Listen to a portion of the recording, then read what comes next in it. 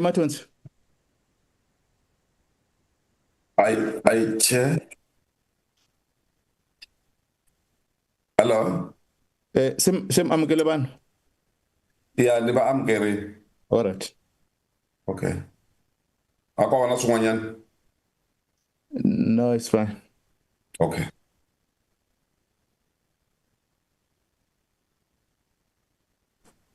Good morning, Chair. Morning, how are you? I'm fine, thanks, and you? What's say, man? Yeah, we are. What's say? Good morning, Chair. Morning, how are you? Good. Fine, thanks.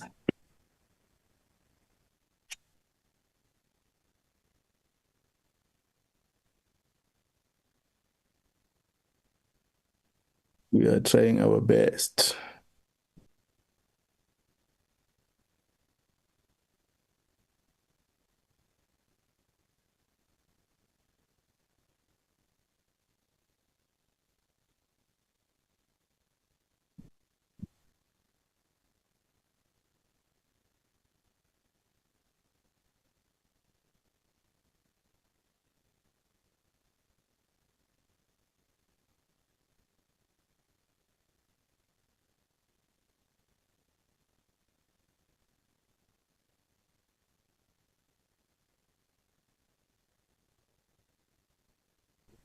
Morning, Chair, and honorable members that are online, Minister and dear. Morning, teacher.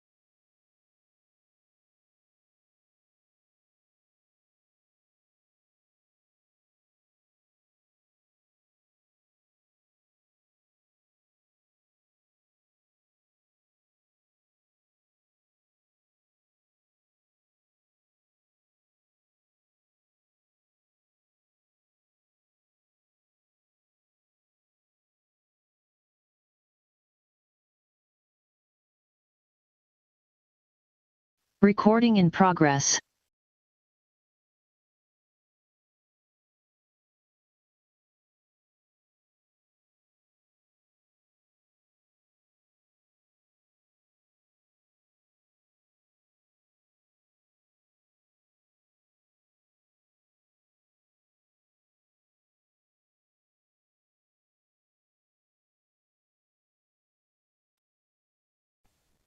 Morning, Chair. Morning, Mr. Matunzi.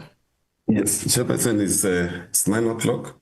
We do have the department, and then I can see also that the Parliamentary Legal Services are in the meeting, and then I'm just admitting the Deputy Speaker, so we can start with the meeting, Chair. Over to you. Okay, thanks very much. Good morning, members, honorable members, and morning, the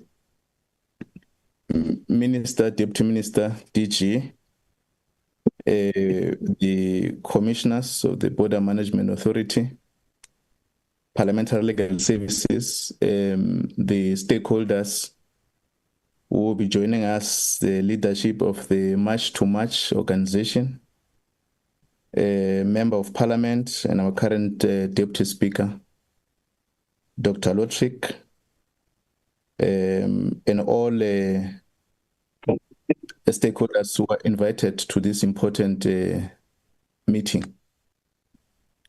This meeting is important because which will focus on the critical issues centered on both the electoral and migration landscape. The committee took a decision to sought a legal advice from the parliamentary legal team on a matter related to Electoral Reform Panel. As you know, members, we have in the last 3 weeks interfaced with the panel that was appointed by Parliament to assist us with the modalities of the electoral system as guided by the Electoral Act. And this is an important area that we observe some of the shortcomings around that conversation which we had in the Portfolio Committee. We also agreed, both the ministry and the committee were at one on the process undertaken by the panel, which was outside the framework of Parliament. And we then resolved to sought a legal opinion from the Parliamentary Legal Service, which they will be detailing an opinion. A report has already been circulated to members of the committee. We've also requested the ministry also to sought legal opinion on the issue so that we consolidate our view so that this report is being presented to Parliament. I must emphasize that neither the committee or the ministry differ with the content of the report, but we're cautious on how the report was processed to avoid court challenges once the matter is sitting in Parliament. So that was the reason we then engaged the Parliamentary Legal Services. During the 6th Parliament, a Member of Parliament, Dr. Lotrick, who is our current Deputy Speaker, introduced the Private Members Bill, and the public or members this Private Members Bill has lapsed in that period and was revised in the 7th administration, the 7th Parliament, with all other legislation that we've been dealing with and other committee legislation that were revised. And thought it was important also to schedule this matter for the Dr. Lotrick to brief the Portfolio Committee. As you know, that the new members in the committee were not in the previous administration, though the legacy report did indicate the process that was undertaken. So Dr. Trolik will be given opportunity to present to the members of the committee and will ask questions or comment. Will not consider the motion of desirability today. Will give members time to consult with their parties, and at the appropriate time will schedule for a discussion. It comes at a time when we're also dealing with the electoral panel report facing the local government elections, the amendments that are also being brought to the committee, and all electoral areas that this committee will be dealing with. So it's important that we interface also and get a sense of the private members bill that has been presented before us. A memorandum from March and March organization, which was submitted to the Speaker and referred to the Portfolio Committee of Home Affairs to consider or to reflect on. We've processed this matter as the committee and referred it to Department of Home Affairs to respond on the details around this subject matter. And the minister will introduce this presentation. We'll also further afford leaders or a leader of the March to March to comment before members of the committee reflect on these issues. These are some of the issues which the mini plenaries last week debated on it. Members of the committee reflected on various issues in relation to migration landscape in our jurisdiction. And we think that ourselves and members of the community, or those leaders who are leading the social organization, will able to appreciate the work that has been done, shortcomings that we need to confront, and able to respond to the questions that are before Parliament and members of the community. Last week, as all of us we know, in relation to the flight that have landed in OR Tambo with Palestinian residents, we immediately engaged the ministry and the Border Management Authority with the intention to draw their attention to update the committee on this crisis. I will call it a crisis given the issues that have surrounded in that period of a day. Given the developments around this matter, the ministry and the Border Management Commissioner has informed by the ongoing investigation by Security Cluster, requested that the matter be deferred to the next meeting to afford a comprehensive details around these issues. As you know, that it involved all stakeholders within the Security Cluster. And already the report on the brief on the circumstances have been circulated to our committee, which also does not give a picture in detail in terms of the issues that have arisen since the departure of the circumstances of their departure to the country of origin, and also en route to other countries without related sufficient compliance in terms of the regulations or the law that they could have been undertaken. And we had then agreed that the minister and the commissioner of Border Management Authority will then able to give a detailed, comprehensive security cluster informed by the issues that will also write a formal letter to both the minister and the commissioner on the key areas that they may need to cover when they bring the report to the commission. Our understanding is that the Border Management Authority also report directly to the Home Affairs, but also interact with the security cluster member departments. And we thought we must bring to the attention of the members of the committee so that we don't deal with incomplete report, but also some of the issues which the team may not able to respond to members of the committee, which lies with other members of the department. So we've taken that counsel to afford the team to facilitate a thorough investigation and bring to the committee. However, I must indicate that some submission or questions that will be sending to the minister and the commissioners of the Border Management Authority in relation to key interesting areas where will require your interaction with the committee. And I'm sure some of the issues that will arise in the report that we're presenting when we deal with the issues of March and March organization. With that said, all of you are welcome to interface or interact with this important session. As I've indicated, that it mostly centered around electoral and migration issues. Mr. Matonsi, I will now invite you and I'll request members immediately the apology to comment on the matter that I've raised as the last one that we've already interacted with both the minister and the commissioner on the approval of the standing off the item, but also if there are any other issues that they will want the minister and the commissioner to highlight in the report that we presented when they come back to the committee. Mr. Matonsi, can I invite you, if there's any apologies, to present? Thank you. Yes, Chairperson, I've got two apologies. One from Ms. Mudisa. She has indicated that she's joining the G20 social meeting, and then also Ms. Ngoveni, she's on leave. Those are the two only apologies I received, Chair. Okay, thank you.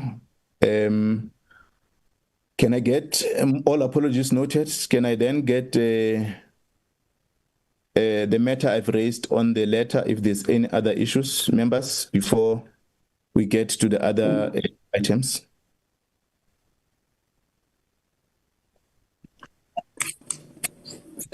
Thank you, Chairperson. Chairperson, good morning. Morning, Honorable Machi. Good morning. Thank you very much, Chairperson. Mine is just to comment the opinion, your opinions to defer, especially that one. I'm just relating to that 160 Palestinians who have arrived here, and then what we have done, that decision of deferring it to the next meeting because it needs thorough investigation. So I would like to appreciate your thoughts. Thank you. Thank you, Honorable Machi. Honorable Ruos. Thank you, Chair. Yeah, we also support the deferral. I think it's important that all the facts have been thoroughly ventilated by NAC joints before we engage with the matter. Otherwise, we can find ourselves engaging on incomplete information and making incomplete recommendations, etc. So I definitely support that, Chair. Thank you, members. We'll take it that we've considered the request by the minister, and the content advisor will request that issues that members of the committee may require that the reports must cover, they will send those issues to you. Then when we draft a letter of those issues, so that at least they are able to prepare for the report. The committee has taken a decision that we are receiving complaints from members of the public. They are sending to members of parliament, either National Assembly members or NCOP or provincial legislatures, on the issues that, or councillors across, on the issues that are directly impacting their lives, but relating to home affairs. So we have taken a decision that those issues will then present them formally in the meeting and update each and every once in a month. We'll table those issues for almost 5 to 10 minutes so that the department and the stakeholders, Home Affairs or Border Management Authority or Government Printing Works or the IEC are able to respond to the committee, because it will appear that these issues have been raised throughout, and there's no appreciation of response on these issues. I can relate a matter which we dealt with in one of the public hearings in Northwest or Free State. I can't recall one of the provinces. And we've requested the leadership of Home Affairs on site. I think the provincial general manager was on site. A member of the committee raised a matter, and we have not received a response today. So we thought we must apply a different method so that we directly assist each other, both as members of parliament and also the Department of Home Affairs through the chief administrator of the Home Affairs Director General, so that these are matters that reside with the officials in the department. I'll invite both Mr. Matonzi and just to give a brief notes on the issues and the progress that they've been deposited. Mr. Matonzi? Yes, Chairperson, these are the matters that I have received. The first one is from Mr. Ndi Matupa, who has indicated that he has got an issue with the issue of the ID, and then the matter was sent over. Chair, there's a hand there. I'm not sure. I should proceed, Chair. Honorable Ross? Apologies, Chair. If I may, I think that this document came at quarter past, but it has unredacted ID numbers in it, and it's being broadcast on the internet. I'm not sure, Chair, whether the matter shouldn't, whether we shouldn't receive the report, for example. But I'm just concerned about personal information matters with unredacted IDs. Okay, let's ground the item. Let's take the item to be a last item on the agenda, Mr. Matonzi. Oh, okay, no problem. Yeah, then rework on the issues that you are dealing with. Thank you. We'll now invite. Can you go to the agenda? Thank you, Honorable Ross, for that question.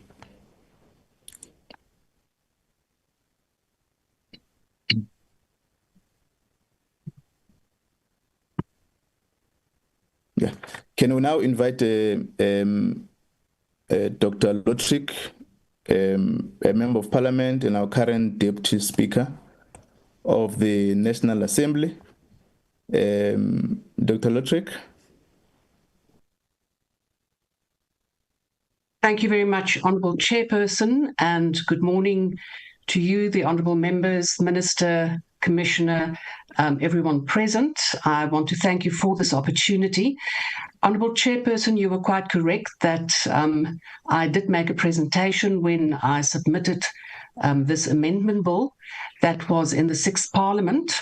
So I do have a very brief presentation for you, and you are quite correct. It is important perhaps to do this presentation as some of the members were not part of this committee in the 6th Parliament. So just by way of introduction, this bill was submitted by myself on 21 June 2023, and I do recall that the last presentation I made was almost exactly 2 years ago to the day. Now, just briefly, the introduction, or rather the objectives of the bill, are the following.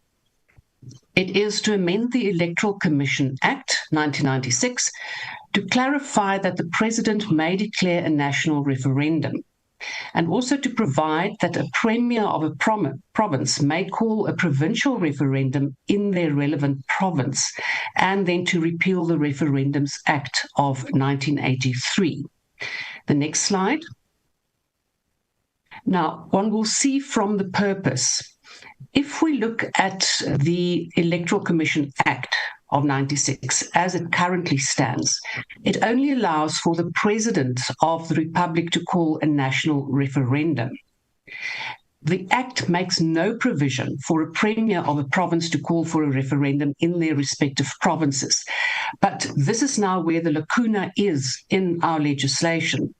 If we go to the Constitution and we go to section 127 to F, The Constitution states, under powers and functions of premiers, that one of the functions and powers of a premier is calling a referendum in the province in accordance with national legislation. Now, the reality is, if we look at what national legislation will give effect to this constitutional provision, we find that there is no legislation. The Electoral Commission's Act, as I referred to earlier, only allows for the president and not for a premier. So the Act therefore fails to comply with the Constitution by giving effect to the Premier's powers and functions. So this bill, Honourable Chairperson, Honourable Members, is simply there to aim simply aims at giving effect to what is already prescribed in our Constitution. The next slide. If we then go to the actual provisions of this bill, it is really not much. It is to fill this lacuna that we do have. If we look at Clause 1 of the bill, it inserts the definitions of voter and voting district, which are both defined in terms of the Electoral Act of 1998. Clause 1 further expressly differentiates between a national and a provincial referendum, because that is where we now have this gap, and determines that both are inferred wherever the Act refers to an election. Clause 2 expressly differentiates between a national and a provincial referendum, and Clause 2 further limits the nature of a national referendum to all 9 provinces and of a provincial referendum to all the voting districts in the relevant province. Specific provision is also made for a premier of a province to declare a provincial referendum, similar to the powers of the president to declare a national referendum, to basically bring it in line with the requirement of the Constitution. And the clause then lastly provides for simultaneous referenda on different matters. Clause 3 amends Section 23 of the current Act, dealing with regulations to provide for the operational matters currently provided for in the Referendums Act of 1983. And that then causes the Referendums Act to be superfluous, and therefore Clause 4 repeals the Referendums Act of 1983. So, Chairperson, that is in essence what this bill is all about. So in conclusion, this bill has been introduced to give effect to the provisions of the Constitution, which gives effect to the powers and functions of a premier. So it is already in the Constitution. Referendums are useful to ascertain the will of the residents of a particular province on key items or decisions. And we also have to realize that the ability to call a referendum is not a new phenomenon. And as I said, it is already contained within our Constitution. So the question or decision on the desirability of the bill should be based on the spirit of the Constitution and the original lawmakers who designed our Constitution at the advent of our democracy. So I do believe that this particular section in the Constitution, in powers and functions of premiers, was not just added for the sake of adding it, and that we now have the responsibility as Parliament to bring it in line with our Constitution so that we do have the necessary national legislation. And Chairperson, I also think it is perhaps important that Parliament acts proactively instead of waiting for a court judgment, which then will ask Parliament and give it a limited time to process such legislation. So I think in this regard, Parliament will be getting its house in order as required by the Constitution. Chairperson, that is my presentation. Thank you so much. Thank you very much, Dr. Lotrick, for the short presentation. Members, we have received this presentation as we have indicated. It was revised, and there were issues surrounding the processing of this bill. We'll get comments from members, as I've indicated, that will then not consider the MOD in this meeting, but given opportunity for members, as indicated, to go and interface with their parties, and will then schedule it in appropriate time. We've indicated that we're going to be ceased to interact on the electoral matters issues in the this committee moving forward, given that we're approaching elections in the next 2026 or 2027, and also in 2029. Members, can you comment? Then we thanks Dr. Honorable Lotrick for this presentation. Honorable Ross. Thank you, Chair, and thank you to Madam Speaker for the presentation and for bringing this to this committee. I think, as you've alluded to, this is really making it very easy for us as a committee to make sure that we address the lacuna in our law at present. As has been mentioned, the Constitution is the supreme law of South Africa. So it's the highest law in the country, and all other laws and conduct must comply with it.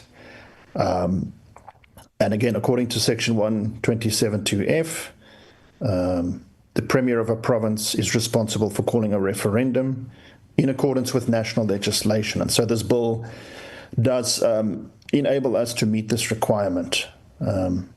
Chair, I think there's some concerns about its misuse. I think we saw, even in the apartheid times, that when a referendum was put out about whether to end apartheid or not, I think it was 76% of the white population voted to end apartheid. So sometimes you get surprising results that you might not necessarily expect with referendums. So it's not contentious, Chair. And I think it's something that we can support as the committee. But as you say, that will be part of a future progress or a future process. Thank you, Chair. Thank you, Honorable Ross. Honorable Ngubane. Thank you very much, Chair. Thanks a lot as well from the Deputy Speaker on the presentation about this bill. And the highlight as well on the presentation that there were sentiments that only President can call a referendum and the Premier cannot. So, Chair, what I would like to know as well with this bill, first and foremost, is that I think in the beginning when you were introducing it, you said it was presented in Parliament on the 6th administration and later on it was abandoned. My question will be to know why it was abandoned and was never taken forward. In which state is it at currently? And secondly, I would like to have an opinion of the Parliamentary Legal Office about this bill, Chair. Safe to say, my concern is already we have this bill being pushed, Chair, and we have people around calling for using the calling of referendum for nefarious means. For example, we currently have people who want to call a referendum for the independence of the Eastern Cape. And secondly, remember, Chair, in the whole of our living in this country, there has never, according to my understanding, there has never an interest on referendum. People have wished to call referendum on many, many things, but we've never seen such interest of a referendum, especially currently with these people who are driving nefarious means on the independence of the Western Cape. So we'd like to know especially the advice from the Parliamentary Legal Office about this referendum and the changes that is proposed so that we're being advised correctly in terms of the law about this bill. I think for now, Chair, I will stand there, especially because we've given us an opportunity that we go and digest this bill with our political parties and get a view of what really this bill of referendum is being pushed for, and what is its purpose, and how it will impact negatively or positively in the lives of all South Africans. Thank you, Chair. Very much. Thank you very much, Honorable Ngubane. Just to recap that all bills that has lapsed in the sixth administration, or some, let me indicate, not all, let me say some, because I'm not familiar with others. They were lapsed as the term of office ended, and they were revised in the seventh administration for committees to look on this this bill. One of the issues is that the committee does not sit with one item. That's why each and every session of the committee, you have an item to deal with. And items, some are being shifted as we interface with the work of the committees. So that's one of the reasons that you may not deal with a matter immediately when it is been presented. It ought to be processed by the committee, give time to interface with it, get a legal opinion. The committee knows, even if we go to legal report, that the matter is being sitting in court, and the representation by Parliament to the courts, and there's a sense that Parliament is interfacing with this subject. That's the reason that it has delayed to be presented. Like today, when it has been presented to the committee, and also give an opportunity, as you have indicated, for members to interface, to sort legal opinion through their consultation, and also in the legal parliamentary legal services. So we will, at the available schedule of Parliament, schedule this matter of the committee and interface with it. That also will give us an opportunity as the members of the committee to then engage on what I think you have already summed up correctly, what impact it will, but also within the framework of the Constitution. What are the lessons we can learn from various jurisdictions in relation to this question that is before the committee? I think it comes at a time where some within our members of society are engaging on this subject, and I think at an appropriate time, our views, all of us, will be expressed when we're going to deliberate on these issues. I must thank you, Honorable Ngubane and Honorable Ross, for commenting on this the subject matter. Is there any other matter you want to close off, Deputy Speaker, so that we move to another item?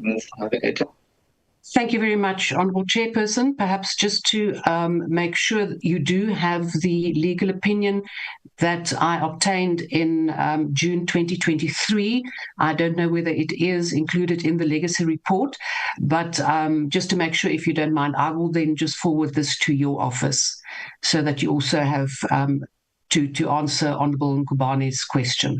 There is a legal opinion, and I'm more than willing to also forward that to you. Thank you. And thank you for the opportunity. Okay. Thanks very much, Deputy Speaker, for giving us an opportunity to interact with your private members' bill. Members will then stand off this item, and if Deputy Speaker want to be released, you can be released, or you can remain to interact with all the matters that are before the committee. Mr. Matonsi will now invite the Parliamentary Legal Services to present the legal opinion, as I've indicated earlier on, the decision that we took around the subject matter. Ms. van der Merwe?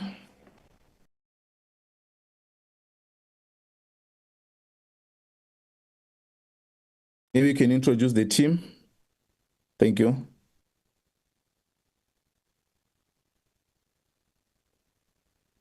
Good morning, Honorable Chair, honorable members. the Ministry, the DG, and fellow colleagues.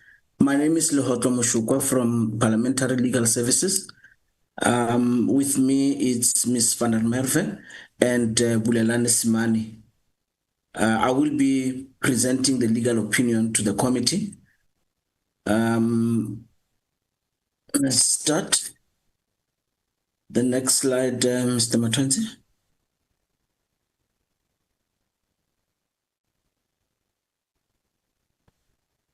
The introduction, our office, which is the Parliamentary Legal Services, the Constitutional and Legal Services Office, was requested to advise the committee on the legal status of the two Electoral Reform Consultation Panel reports, which were tabled in the National Assembly and referred to the committee.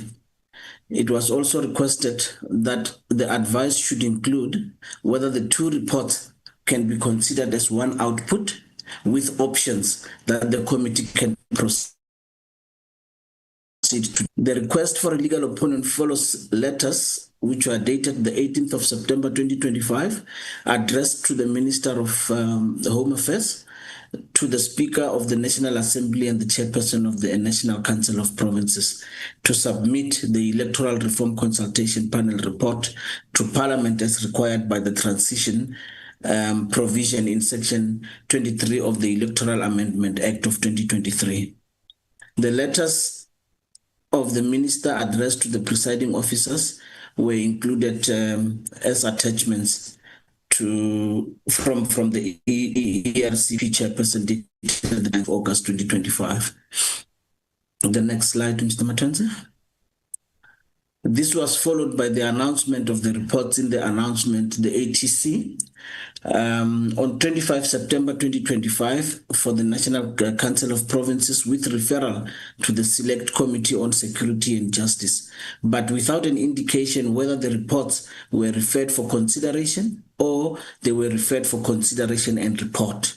And on the 14th of October 2025, for the National Assembly with referral to the Committee for Consideration only, that's absence a responsibility to report back to the House. For ease of reference, we have attached the Minister's letters to the presiding officers, which are attached as annexures. The ERCP chairperson, minister, and all those other annexures directed to the chairperson of the committee by the ERCP chairperson and the majority members. Next slide, Mr. Matwenzi. Now, dealing with the background, on the 23rd of February 2023, Parliament passed the Electoral Amendment Bill, and the President assented to it as the Electoral Amendment Act of 2023. On the 13th of April 2023, it amended the Electoral Act of 1998 to provide for example, the independent candidate to contest the election of the national and provincial legislatures, and to allow for an electoral system review process. The Electoral Amendment Act then came into operation on the 19th of June 2023. Apart from the amendments of the Electoral Act, Section 23, the Electoral Reform Consultation Panel. The Minister established that in May 2024. The panel was mandated to independently investigate, consult on, report on, and make recommendations in respect of potential reforms of the electoral system for the election of the National Assembly and the election of the provincial legislatures in respect of the elections to be held after the 2024 elections. Next slide, Mr. Matwenzi. The panel consequently submitted two different reports, which will be referred to as an original report and an alternative report, respectively. Those were submitted to the Minister, which were subsequently transmitted to Parliament for further processing.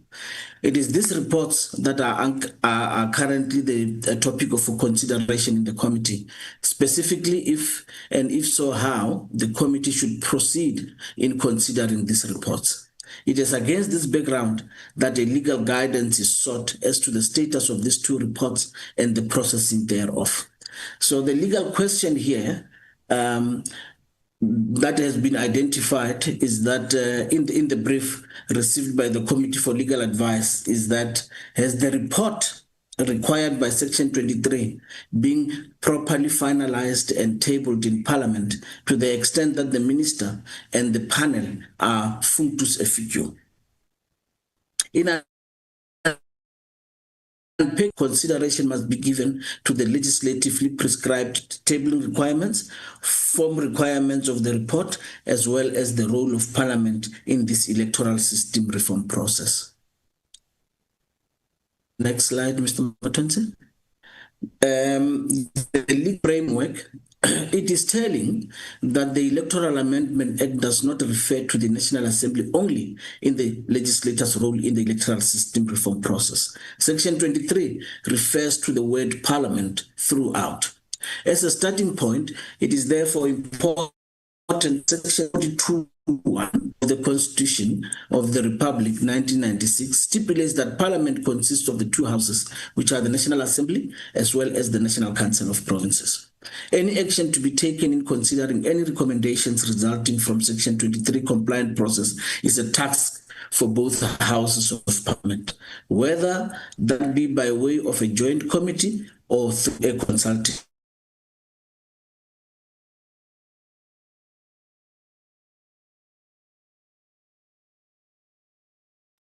Mr. Matonzi? Yes, Chair.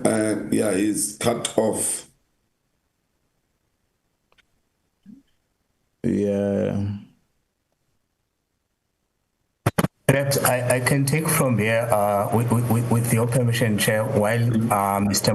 Mushogwa is trying to reconnect. Yeah, no, that will assist. Thank you. Thank you, Chairperson. As a starting point, it is therefore important to know that Section 42(1) of the Constitution of the Republic of South Africa stipulates that Parliament consists of the National Assembly and the National Council of Provinces. Any action to be taken in considering any recommendation resulting from a Section 23 compliant process is a task for both houses of Parliament, whether that by the way of a joint committee or through consultative processes facilitated by the relevant House committees tasked with consideration of any product following from the ERP process, that is the report as prescribed by the Act. At the time of the writing of this opinion, the Select Committee has not yet placed the reports on its program. So for purposes of transparency, we copy the chairperson of the Select Committee on this opinion due to the dual parliamentary task and processing envisaged by Section 23. For ease of reference, we quote Section 23 in full here as it sets out the specific mandate of the ERCP in detail. Next slide, Mr. Matonzi.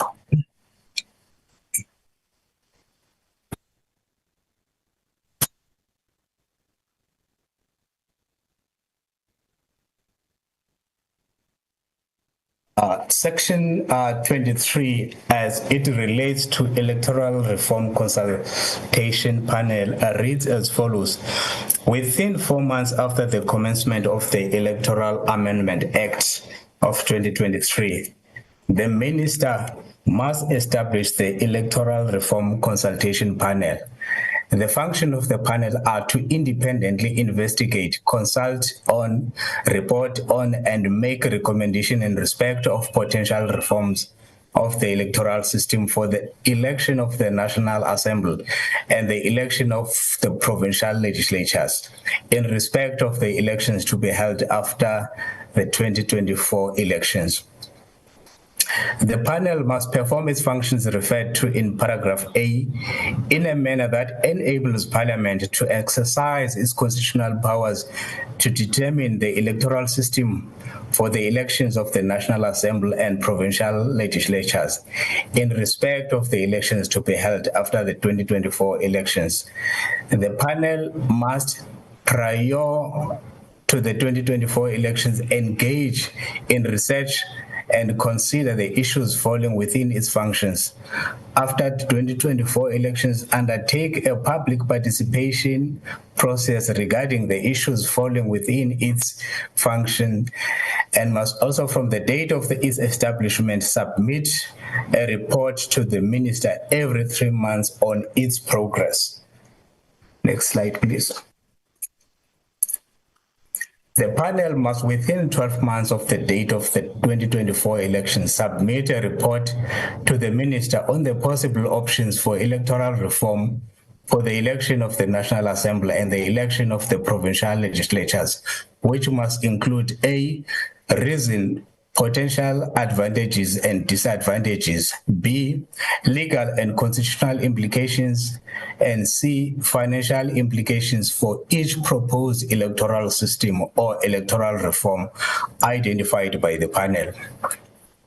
The report contemplated in subsection 4 must reflect views of the members of the panel as to the possible options and recommendations for electoral reform. In the case of disagreement as to the possible options and recommendations for electoral reform, the report may be divided into different sections setting out the different views of the members. In the event that the panel is unable to submit a report contemplated in subsection 4, the panel must no less than 3 months before the date on which the report is due make a written request to the minister to allow the panel an extension of no longer than 6 months to submit the report. The minister may, upon receiving the request referred to in paragraph A, grant the extension on good cause shown, provided such an extension may only be granted once. Upon receipt of the report contemplated in subsection 4, the minister must within 30 days table the report in Parliament for its consideration and publish the report through electronic and any other means.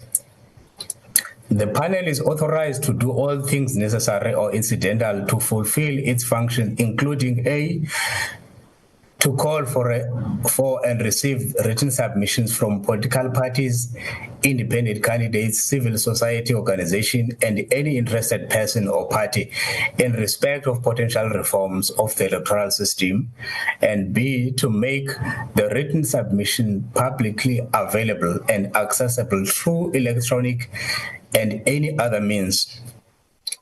In order to establish and constitute the panel, the minister must call on the public and any interested parties to nominate fit and proper South African citizens who have the necessary skills, expertise, experience, knowledge, or academic qualification in the administration and running of elections or constitutional law or electoral systems, who are not members of parliament or of any provincial legislature.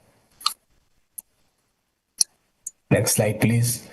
And have not in the past 12 months been office bearers or employees of any political party.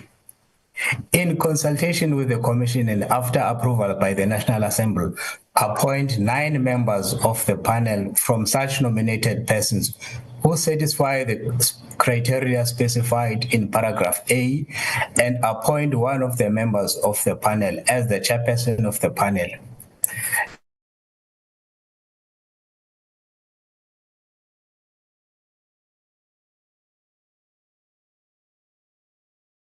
May resign from the panel by giving 1 month's written notice with the approval. After taking the steps required by subsection 12, remove a member of the panel if that member committed an act of misconduct or becomes incapacitated or is incompetent.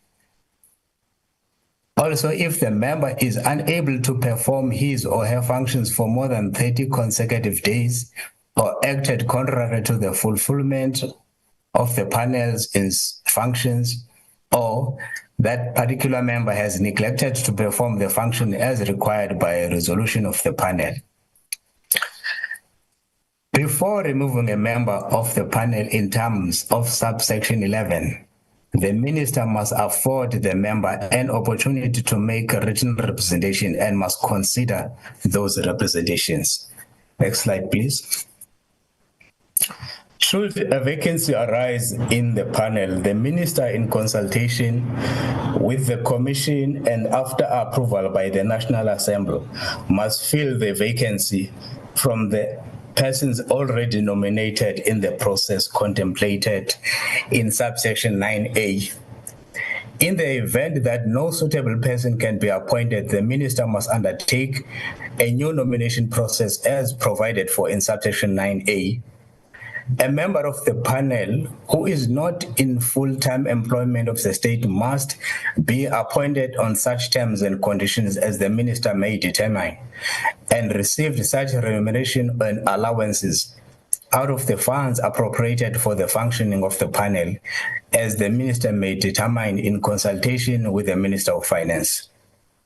The Director General of Home Affairs must, subject to the laws governing the public service, appoint second designate persons in its employ and make available any other necessary resources to assist the panel to enable it to perform and fulfill its functions. Next slide, please. Subsection 16 reads as follows: the minister must dissolve the panel A, after the minister has tabled the report referred to in subsection 4 in Parliament, and once the minister and Parliament no longer require the panel to perform any of its functions. In this section, 2024 elections means the elections of the National Assembly and the provincial legislatures due to be held during 2024. The minister means the cabinet member responsible for home affairs, and the panel means the Electoral Reform Consultation Panel established in terms of subsection 1, which has been already alluded to above. Within the broader scope of section 23, the role players are the panel, the minister, and Parliament. Role players are provided with clear timelines and parameters for the performance of any responsibilities assigned to them within the electoral system review process envisaged by section 23. Next slide, please. As far as the panel is concerned, section 23 prescribes the following functions set out in subsection 2A, which ensures independence and calls on the panel to investigate, consult, and make recommendations as to possible reform options in putting together the required report. Subsection 2B indicates that the purpose of the panel having these functions set out in subsection 2A is to enable Parliament to exercise its constitutional powers to determine the electoral system, which implies that the work to be performed by Parliament is reliant on the optimal performance of the panel of its functions in the provisions of the required report. Subsection 3.6 calls for the panel to report to the minister every 3 months on progress from the time of its establishment. Subsection 4 sets a deadline for the submission of the final product report by the panel to the minister within 12 months of the date of the 2024 elections. And subsection 7 is then in turn triggered, requiring that the minister must within 30 days table the report so received in Parliament, that is both houses, and publish the report through the electronic means. Subsection 5A, read with subsection 4, prescribes that what must be reflected in the panel report, namely the reasons, advantages, and disadvantages, legal and constitutional implications, as well as financial implications, which ultimately must reflect the views of the panel members on the possible options and recommendation, all of which is required to be captured in the final report. Next slide, please. Section 23 does not, in fact, require a unanimous position to be set out in the panel report. In terms of subsection 5B, provision is made for a disagreement between panel members in that the report in singular can be divided into different sections in which any disagreement regarding options and recommendations on electoral reform can be reflected in different sections to the report.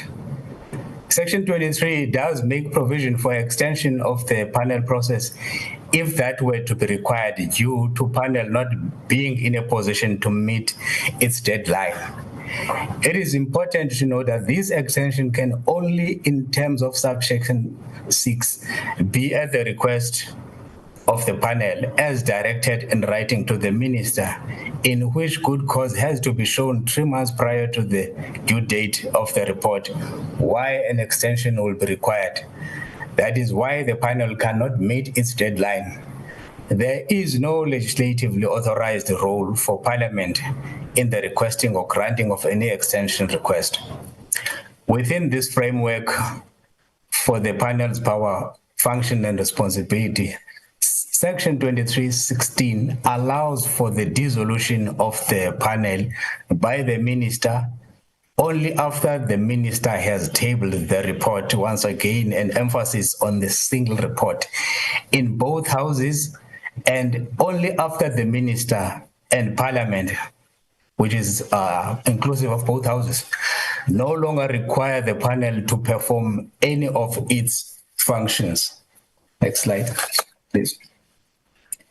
It is important to note that the dissolution may only follow once both paragraphs have been exhausted, that is the tabling, and the Minister, National Assembly, and their own COP no longer require the panel to perform any of its functions. Now, with regard to the legal analysis, we look into the validity of the report, that is the report that were presented to the committee. At the outset, it is important to mention that the mandate of the panel is to investigate and make recommendations in respect of potential electoral reforms.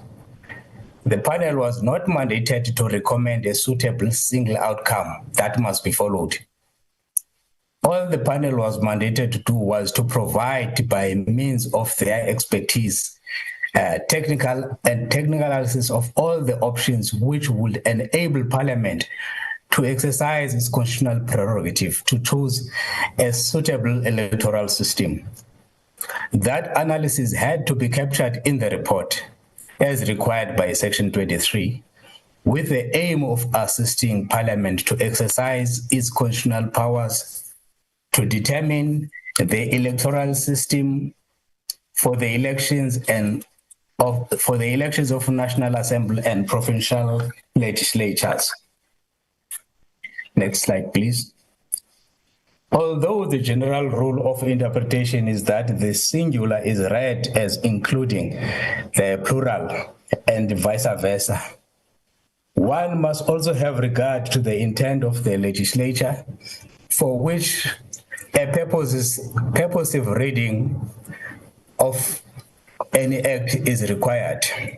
For this reason, the reference to report in Section 23 is not capable of being read as including the option of the plural reports due to the manner in which that section is structured. Section 23, 4, and 5 explicitly direct the form requirements for the report and set out how any disagreements between the members of the panel must be reflected in that report. Where express provision is made for dealing with this agreement in one report, the Act cannot be interpreted to include the plural and thus allow multiple reports. The issue of disagreement for further context will be elaborated upon here below. What is clear from the information provided and the legislative framework set out above is that there is, as to date, no single report as required by the Electoral Amendment Act tabled in Parliament. Section 23 clearly dictates that the report must be tabled by the minister in Parliament to be of assistance to the electoral system reform that is to be considered by both houses, that is the National Assembly and the NCOP. Section 23, the Section 23 required single report has not been tabled in Parliament as legislatively required. What has been tabled are two reports, the status of which is not clear, dependent on the above reference letters from the panel majority members or the chairperson of the panel. The description of these reports can either be a majority and minority reports or original and alternative reports. Next slide, please. Although there is no clarity as to the naming protocols, what is clear is that two reports were submitted to the minister, and the minister submitted those two reports to Parliament without seeking clarity as to the status of either, as there also appears to be a question surrounding which report was properly signed off by the panel. Regardless of the descriptive names attached to these two reports, the result remains the same. The transmission of multiple reports to Parliament is contradictory to the legislative prescripts, as Section 23, both in phrasing and purposive interpretation, clearly require that any different views of the panel should be reflected in distinguishable sections within the same singular report. It is unclear why the minister did not address the issue surrounding the confusion of the multiple reports with the panel before transmission of the multiple reports to Parliament. It should not be for either House of Parliament to deal with the uncertainty as to the status of the multiple reports. Parliament is not the functionary tasked with ensuring the product as required by Section 23 reaches it within the legislatively prescribed format. The transmission of multiple reports, the status of which is not clear from the facts before the committee, does not aid in enabling Parliament to fulfillment of its Section 23 responsibility. Parliament cannot with certainty rely on the expertise of the panel given the confusing multiple versions and views, which also attracts the question of validity absent signatures. The non-compliant transmission of multiple reports to Parliament confuses rather than assists. Next slide, please. It also places Parliament at a risk, as any decision on how to treat one report versus the other, or to treat both the same, could result in a challenge by one or other of the parts of the panel. This risk is apparent from the wording of the letters from the panel to the minister and to the chairperson, as are already alluded to in the annexures. The CLS office therefore holds the view that the submission of multiple reports by the panel to the minister and the transmission of multiple reports by the minister to Parliament is non-compliant within a proper reading of Section 23.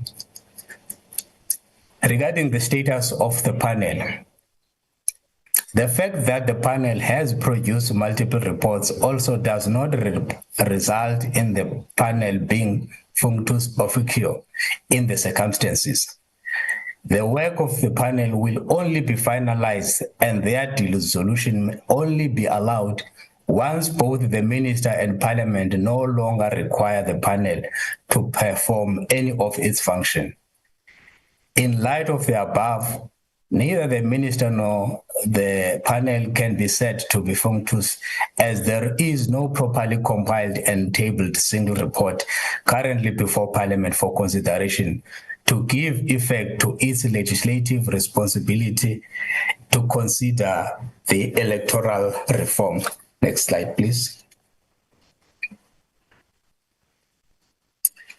We are further of the view that given that the role of Parliament is to consider a legislatively compliant panel report with the aim to exercise its constitutional powers to determine the electoral system as reflected in Section 23, subsection 2B, the ultimate referral of a compliant panel report in future to the relevant House committees or joint committees, if so established, in the ATC should be for the consideration and report.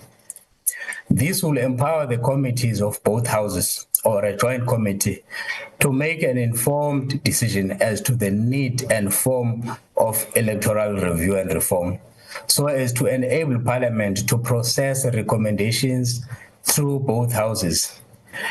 A mere ITC referral to committee to consider without the instruction to report implies there is no duty on the referred to committee to further deliberate and process a substantive report with any clear and required outcome. From this perspective, we note that the referral of the current multiple reports to both the committee and the select committee appears to fall short of the legislative intent as reflected in Section 23. Now, regarding the lack of consensus within the panel, it appears to be common cause that the panel did not reach a consensus on the possible options of electoral reform and recommendation. Hence, multiple divergent reports were produced. Next slide, please. The nature of the allegations that were made to explain the existence of the multiple reports appears to relate to the drafting process, where there are allegations that certain changes were introduced in the process without consensus and approval, and that changes may have been introduced by a researcher who did not have the mandate to do so. It is beyond the scope of our office to make a pronouncement on the accuracy of these allegations. However, what the existence of these allegations do make clear is that the lack of consensus should not be an insurmountable obstacle to the panel to comply with Section 23, as differing views may be reflected in the required report, and should not be a logistical issue that to be left to Parliament to deal with, as it impacts on the enabling purpose of Section 23 in empowering Parliament to perform its legislative responsibility in terms of that section. The responsibility to produce in a timeous fashion a Section 23 compliant report and effect the transmission of such for further processing by Parliament resides with the panel and the minister, respectively. It is not Parliament's responsibility to usurp the mandate assigned to those two functionaries. If Parliament were to do so, it will be acting unlawfully and contrary to the principle of legality. Next slide, please. Our office is accordingly of the view that given the set legislative parameters, the tabling of multiple reports does not meet the benchmark of the consolidated single report, that the panel is legislatively obligated to provide, and the minister is obligated to transmit in Parliament. In light of this non-compliance with Section 23, our office further advises that the committee consult with the NA table and any other relevant communication lines on any procedural knock-on effect that this legal advice may have, and inform the minister in writing that the multiple reports transmitted to Parliament by the minister do not amount to compliance with Section 23, subsection 7, and a fully compliant report has yet to be submitted to Parliament within the required 30-day period. Next slide, please. This can also be pointed out to the minister by the committee in the above proposed written communication to be transmitted to the minister in consultation with the NA table to ensure procedural compliance in addition to legal compliance.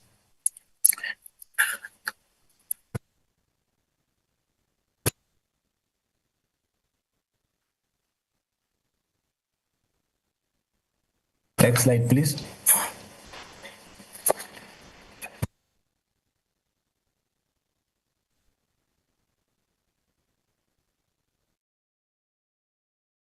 Sorry, Ms. Besan, I wanted to ask whether you've passed the extension of panel period. Oh, sorry, Chairperson, sorry. Thank you. My mistake. Now, another question that came up in our brief relates to the extension of the panel's period. Section 23, subsection 3 provides for that if the panel is unable to submit the report as contemplated, the minister may grant an extension if such a request was made in writing 3 months prior to the due date of the report, and if there is a good cause shown for the extension. The Electoral Act does not expressly grant the minister the power to extend the reporting deadline.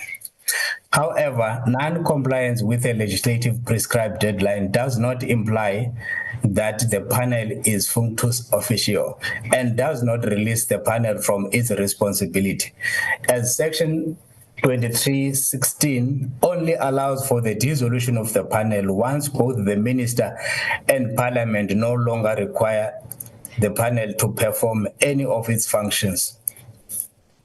Although an extension may not be possible for purposes of compliance with the legislatively prescribed deadline in terms of Section 23(6), the panel has not yet been dissolved.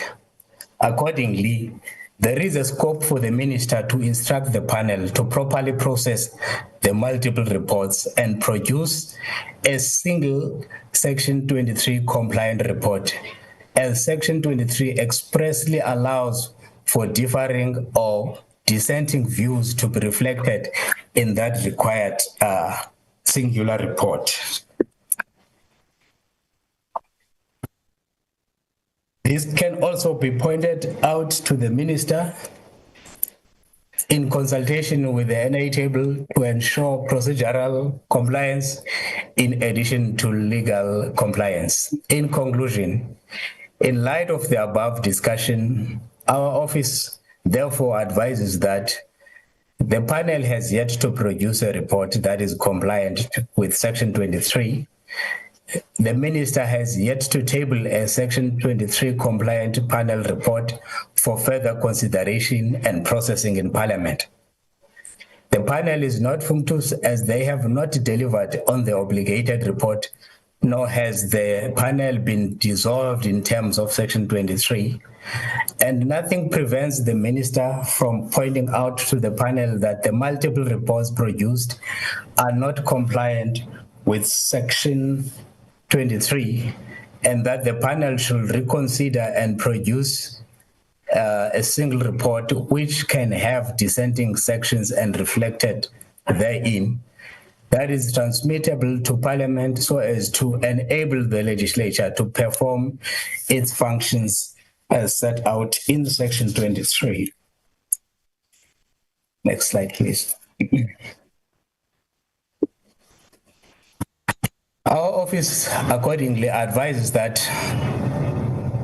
the above non-compliance be communicated to the minister in writing with the assistance of the NA table.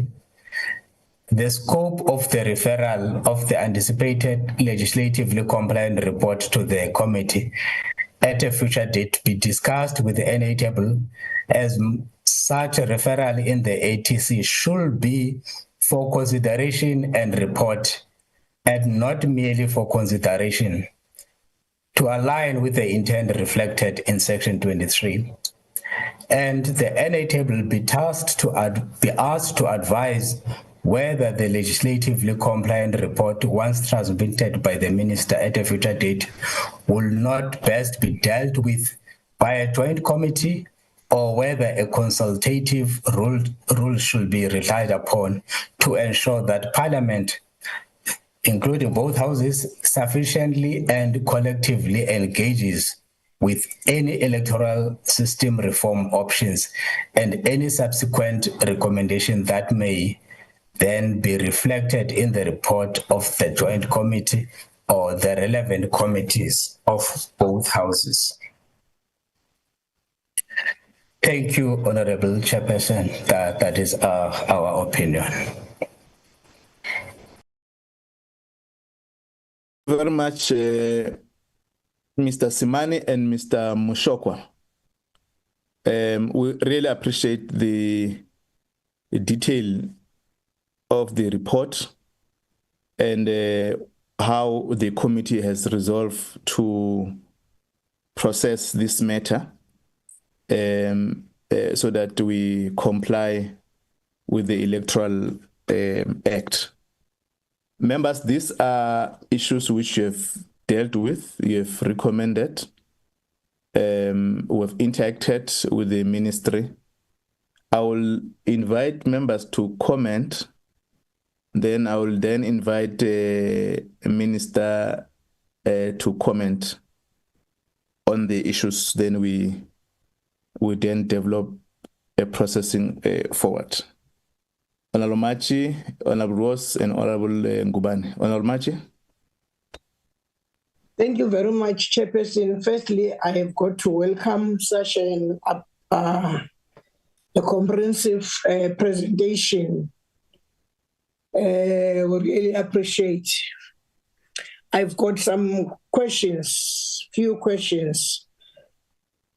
Right, Chairperson, my question, first one, I would like to find out that given that the Electoral Reform Consultation Panel function is not function or functions official and has not been dissolved under Section 23(16), what steps will the minister take to ensure the panel produces a blank complaint, singular report that Parliament can properly consider? The second one, why did the minister not seek clarification from the ERCP regarding the disputed status and validity of the multiple reports, particularly where signatures, consensus, and drafting irregularities were alleged before tapping them in Parliament? The third one, given that the ERCP failed to submit a complaint report within 12 months deadline and no extension was requested as required under Section 23(6), what legal basis did the minister rely on the table the non-compliant reports instead of instructing the panel to remedy the defect? The last one, does the minister support the recommendation that once a complaint report is submitted, its referral in the ATC must be for consideration and report to ensure Parliament can properly exercise its constitutional role in determining the electoral system? If so, what step will the minister take to align future submissions with this requirement? Thank you. Thank you very much, Honorable Machi. Honorable Ross. Thank you, Chair, and thank you to Legal Services for the comprehensive opinion.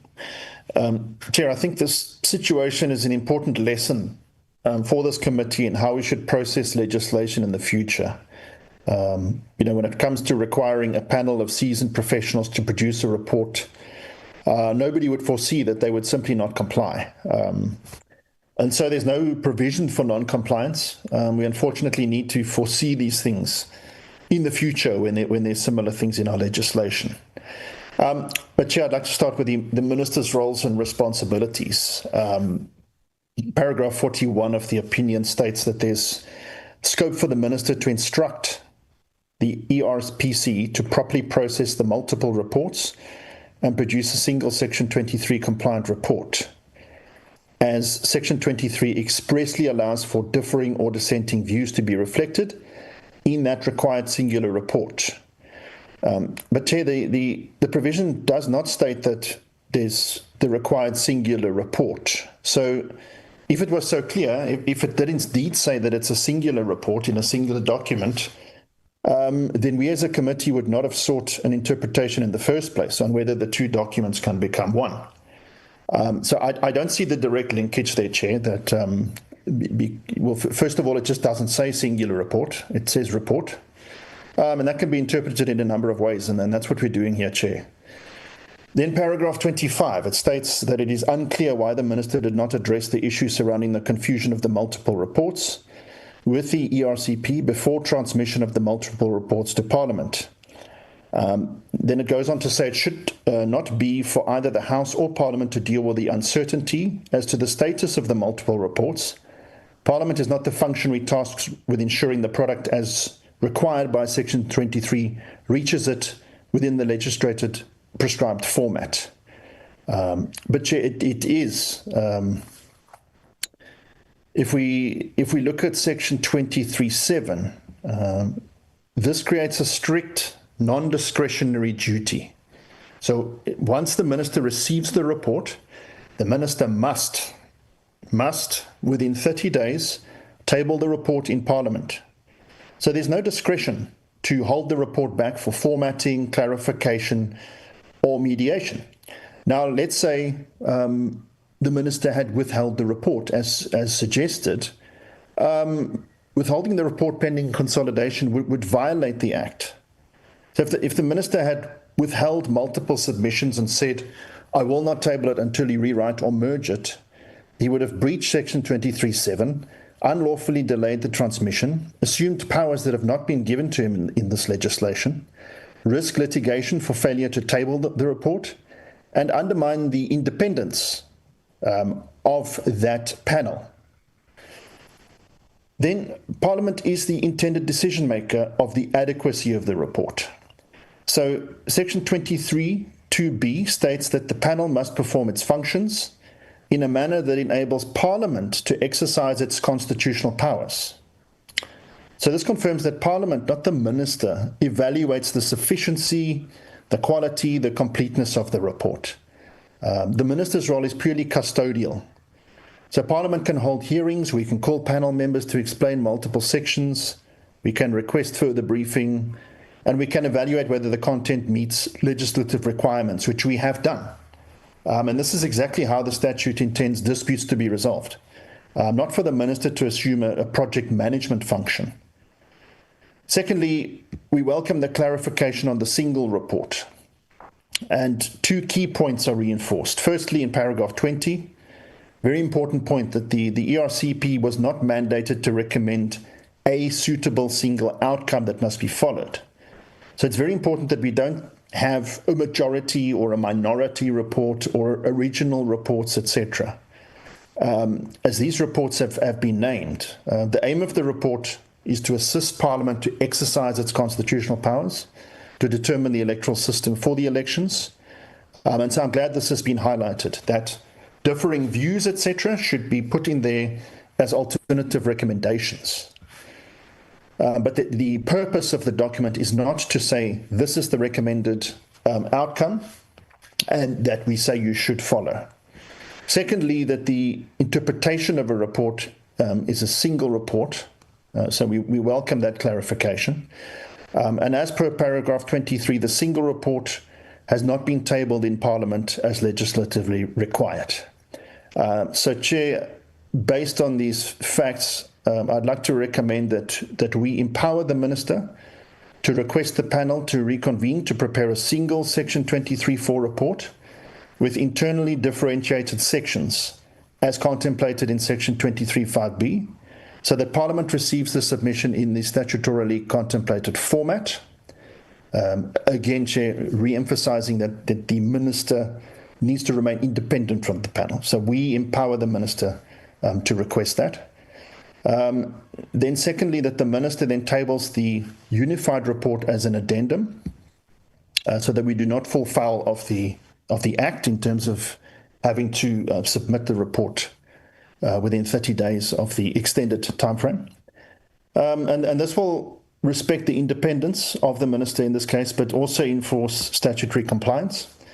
And then finally, Chair, that the minister can direct the DG to assist administratively in terms of Section 2315, which places the DG under a duty to assist the panel to enable to perform and fulfill its functions. Thank you, Chair. Thank you very much, Honorable Ross. Honorable Ngubane. Yeah, thank you very much, Chair. I think, Chair, you will remember as well, last week when we speak about this matter, I did raise my concern deeply on the silence of the chief in charge of this panel, which is the minister, where we didn't even receive a letter for him to say, I did receive these two reports from the panel, and this is my view, hence I'm passing it to you committee to see. But I'll appreciate if but then we stand the chair here. I think it's really important, Chair, that we give on this debate as well the minister's view, to hear his view on the matter, because it's really silence. According to me, he was the one that was supposed to oversee this ERCP, so that it doesn't put us and the Parliament into the quagmire we are being put in now. There's never been a time, Chair, I wouldn't know about 6 Parliament in our existence in Parliament where Parliament is given an opportunity to debate 2 different reports of 2 different views. So, and especially, Chair, I'd like to appreciate as well Mr. Bulelani Simani on his comprehensive legal opinion. It's very comprehensive, it's deep, it's really specified, mention what happened with this whole systems of these 2 report and the ERCP. But what mostly is lacking from the legal advice, I didn't hear loud and clear on say what contributed according to the legal opinion when they were reading these 2 reports and these 2 letters from this panel from ERCP. What contributed for us to come sit here with 2 different reports? Because to me, there is something that the legal advisor doesn't speak to, the influence of the IEC to this ERC report formulation. That didn't come out clear, Chair. But according to me, we are sitting here, Chair, the legal opinion says the ERCP has failed on its duty. They failed to do its duty, which clearly, according to the legal opinion I'm hearing, it says if there's no single report, they haven't delivered what they were mandated to do. They were bickering on differing and they couldn't come to a consensus. And even the chief in charge couldn't say, you guys go back and come back to me and give me a single report so that I pass it on so that the Parliament and the committees can pass on, the Parliament can debate one single report and we move forward with this issue. This is a very critical issue, Chair, where here, according to my analysis, there is a huge stumbling block of a refusal to reform or to change the IEC, my opinion. There is that when I was reading these letters and this report, but that needs not be allowed to have just one entity that will try and manipulate other experts on not wanting to have a change, a good reform that is demanded by the public. So from my perspective, Chair, I would really appreciate if you can hear the views of the minister. And as my colleagues have said here, what I gather here is that we do not have something to pass to the Parliament as this committee. Because the ERC has failed us, they failed to give us one report.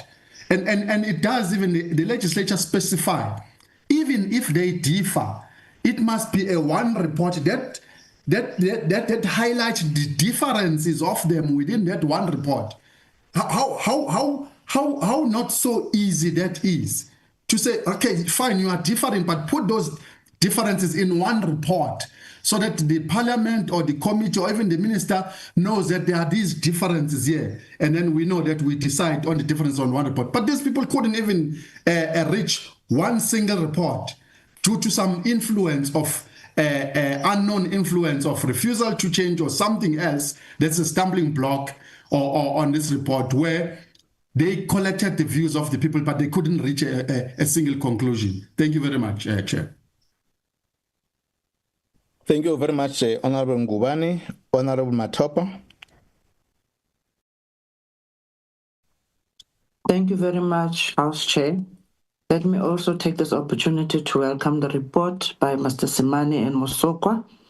Chair, on my personal sentiments, I would have actually also would have loved to hear from the minister first, because on our first attempt when we tried to deliberate on the matter, it had to be referred. However, when you go through the legal opinions advice, the report is really outlining extensively what are the roles and responsibilities of the minister, parliament, and all of these entities. So, Chair, from page 17 up to the last page, we are sitting, like we're working now in cycles, we are sitting with the same situation whereby the report also says and make mention that the obligation to produce a Section 23 compliant report and transmit it properly to Parliament rests solely with the panel and the minister. If Parliament attempts to remedy or mediate the process, Parliament would be acting unlawfully and violating the principle of legality and unsurprisingly mandates assigned to other constitutional functionaries. So, Chair, I'm fairly covered by most of the portfolio members. However, I would like just to make mention in conclusion that Parliament cannot proceed with the electoral reform process until the minister fulfills his statutory obligation to table one compliant report as required by Section 23. The current situation that we are faced with, that we are represented with, it's a failure of compliance, not of Parliament, but of the entities tasked with delivering the Section 23 product. I thank you, Chair. Thank you, Honorable Matopa. Honorable Mutolo. Thank you, Chairperson. I want to welcome the report, Chair. We'd like to retire the position we have raised in the previous meeting in terms of Electoral Amendment Act. The panel is required to submit one consolidated report to the committee with clear chapter outlining its findings recommendation. Chairperson, I want to agree with my colleagues to that we therefore call on the Minister of Home Affairs to ensure that the panel complies with the Act and brings forward a single proper consolidated report. This will assist the committee to engage effectively and to carry out its oversight responsibility in organized and informed manner. We believe that this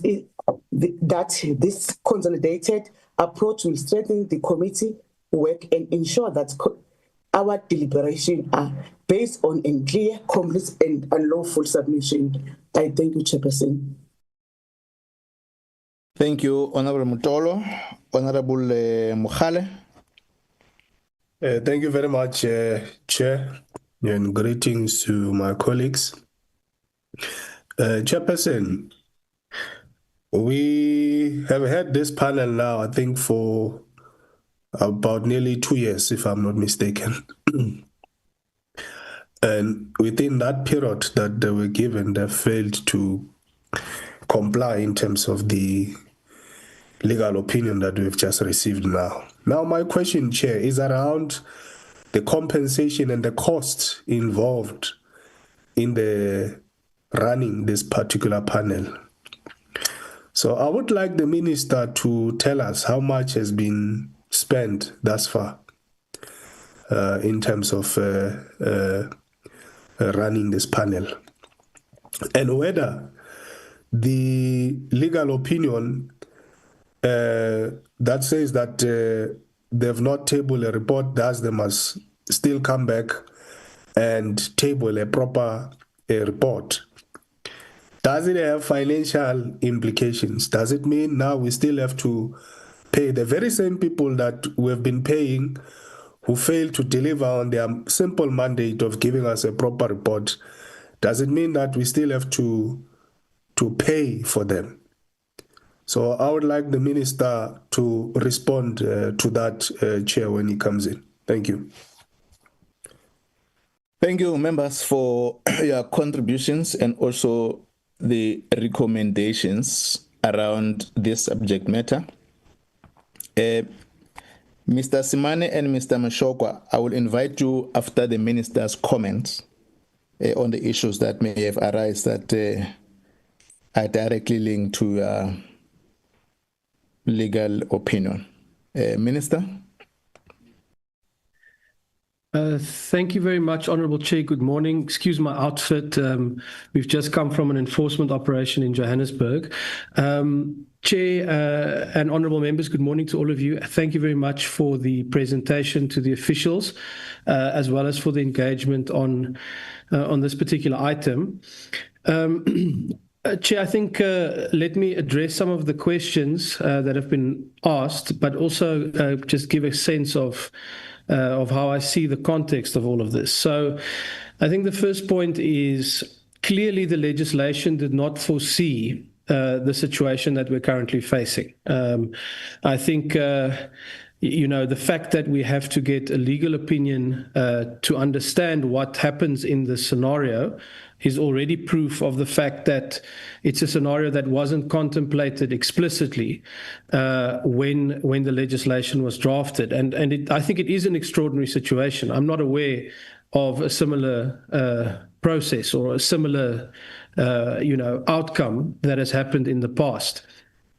So I think, Chair, the first point I would raise or question really is what happens if we now go back to the panel and they still do not find a way forward, if they still deadlock, if they still don't arrive at one single document?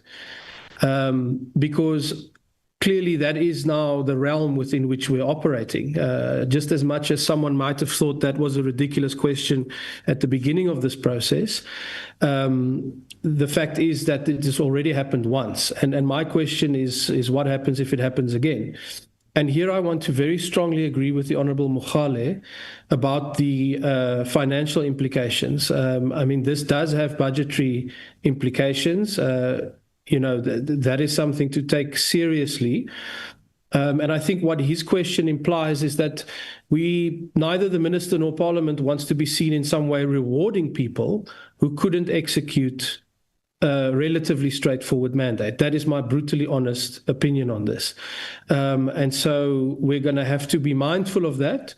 Doesn't mean that Parliament's proposed way forward is not the correct one, but we have to be mindful of both the possibility of this happening again and of the fact that it does have those kind of implications. So I think that's the first thing to put onto the table. Chair, secondly, I'd like to just address the question that the opinion and some of the members have raised, basically saying, why didn't I just refer it back when I got the two documents initially? I think the first point to make is that those documents only arrived on the deadline day for this process. And as you can see from the law, it's quite strict in terms of the minister must submit within 30 days. It uses a must there. And so the fact that this arrived basically at the last second did not leave any time within the work of the committee, of the panel. As you know, they were extended once, and on the deadline day of that second extension, we basically were confronted with this issue. But what I did do, Chair, is to obtain independent legal advice, very similar to the process that the committee has followed, and that advice was the opposite of what the committee has indicated. That advice was quite focused on the fact that this is an independent panel. I think if you look at that same section 23(2)(a), it very clearly refers to the independently investigate, consult on, and make recommendations.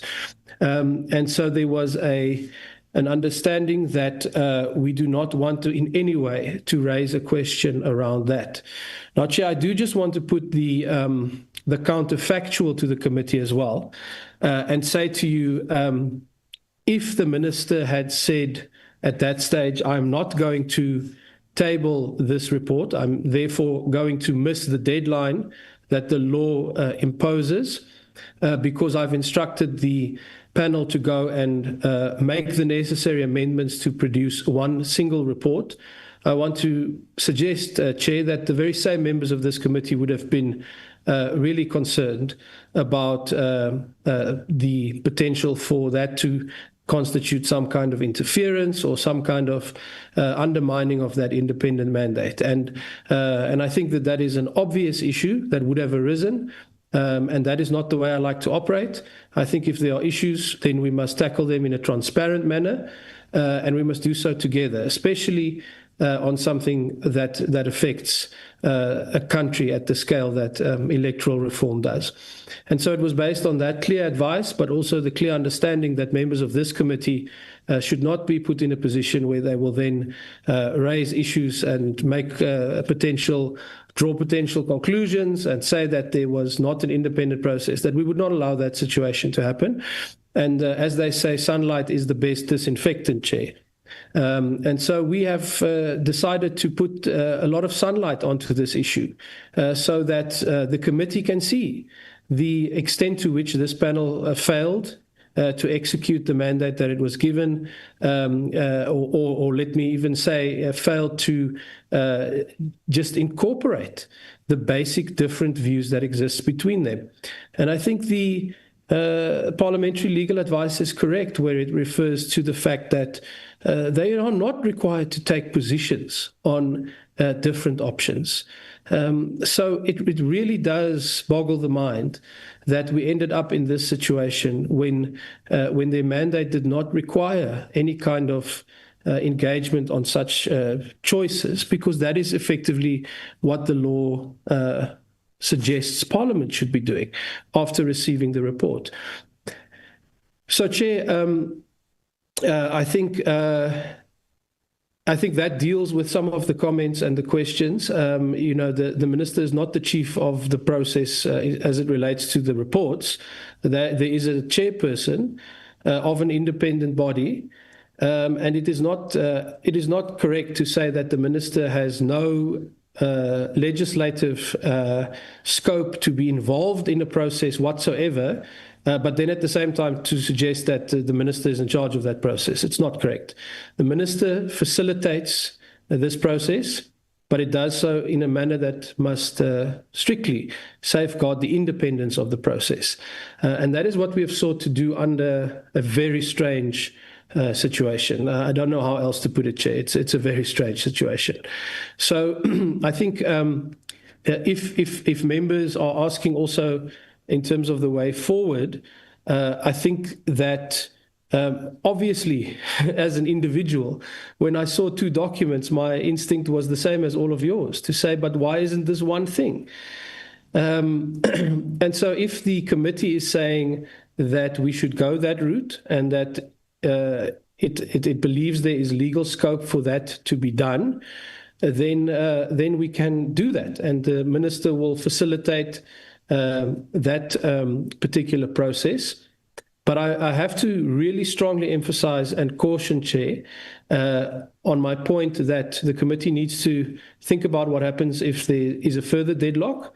And the committee also needs to ensure, in my view, that even if that is the way forward, that the role of the minister continues to be a hands-off role, as that is clearly what the law intends, and therefore cannot say that the minister must ensure that there is one report, because it is the panel that must produce a particular report.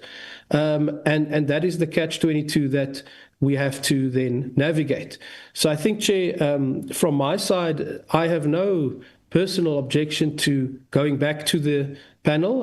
The panel has not been dissolved, and I've done that on purpose, Chair, because I want this committee to transparently engage with the panel. Can you imagine if I just dissolved them?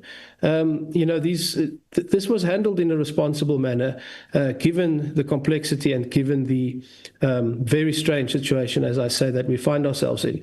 So if that is the view of Parliament and of the committee, that we should go back to them and say to them, take these two documents and turn them into one report, and we do that based on legal provisions that parliamentary legal services tell us enable us to do so, then the committee will have our continued and full cooperation and support.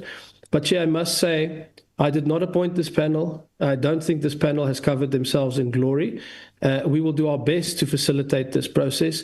But honestly, some of these questions, some of these things should be also directed at the people who have been tasked with actually doing this. And that's not the Minister of Home Affairs or the DG of Home Affairs. It is an independent group of individuals. And I think accountability extends to all of us, not just to elected politicians, but to people who are tasked with doing certain things as well. They should also be held accountable for that.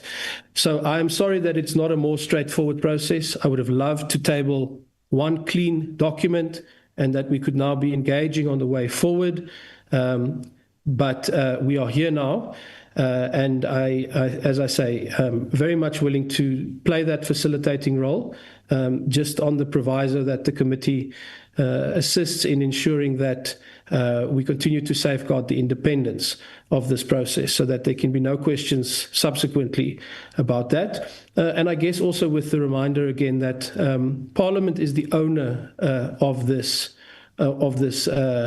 process.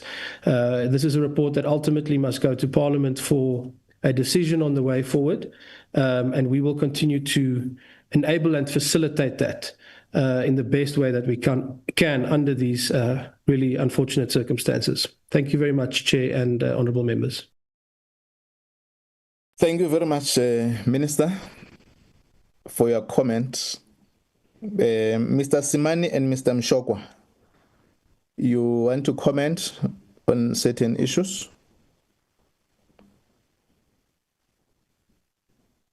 Mr. Mshokwa. Thank you, Honorable Chairperson. I think we noted the comments from the members. Mostly it was mostly the comments, but I think the question that related to a presentation which is directed to legal services is one from Honorable Ngubane, which was along the lines, why did in fact, that our legal opinion is lacking on essentially what contributed to the current situation, which led to the production of two reports by the panel. Honorable Chairperson, I think our mandate was simple to advise the committee on the legal status of these two reports. And we did not go beyond that mandate and dig and probe into the reasons that could have led to these apparent disagreements within the members of the panel. So I think we were restrained, Honorable Chairperson, by our instructions to just consider and advise on the status of these two reports. Thank you, Chairperson.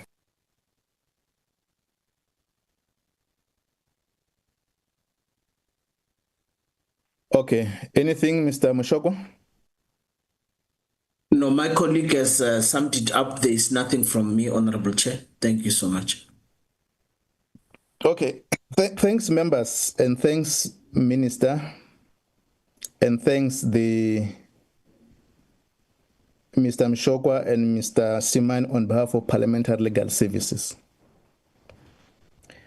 There are a few issues which we must record. One is that all of us were exposed to the engagement with the panel.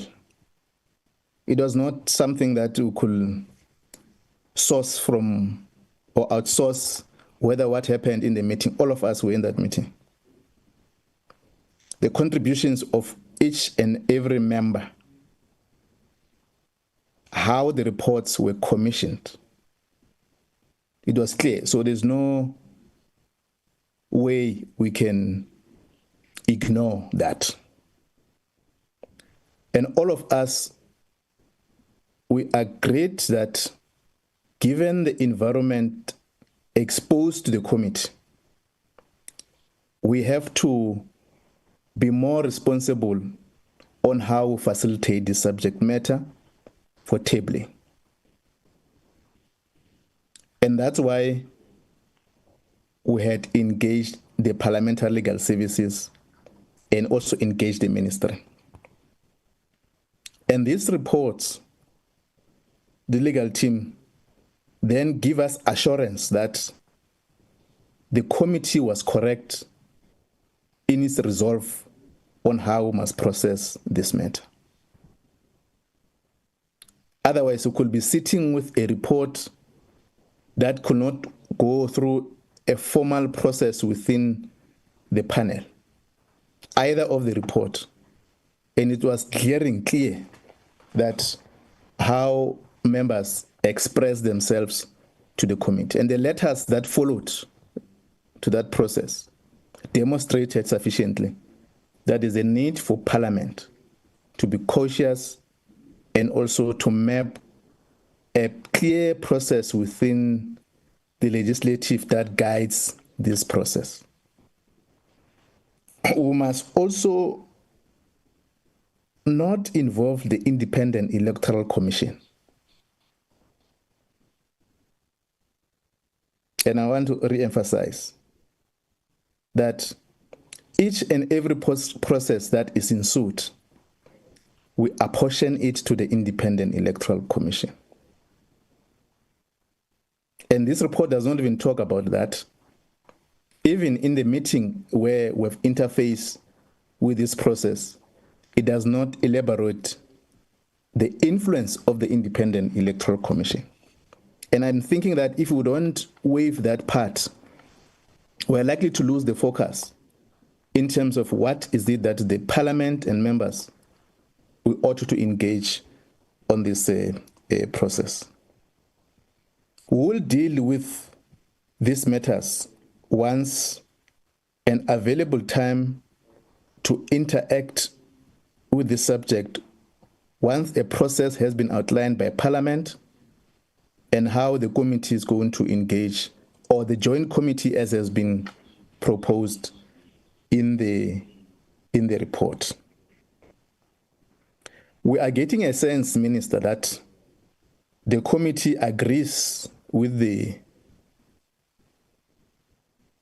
opinion report and also agrees with your sentiment in terms of making sure that the panel as an independent appointed by Parliament satisfy what it has been outlined in Section 23 of the Electoral Act. And it will then facilitate that process through the parliamentary process and formal detailed correspondence to your attention in terms of how we need to reconvene the panel to consider what they could have done in terms of the process that should have undertaken.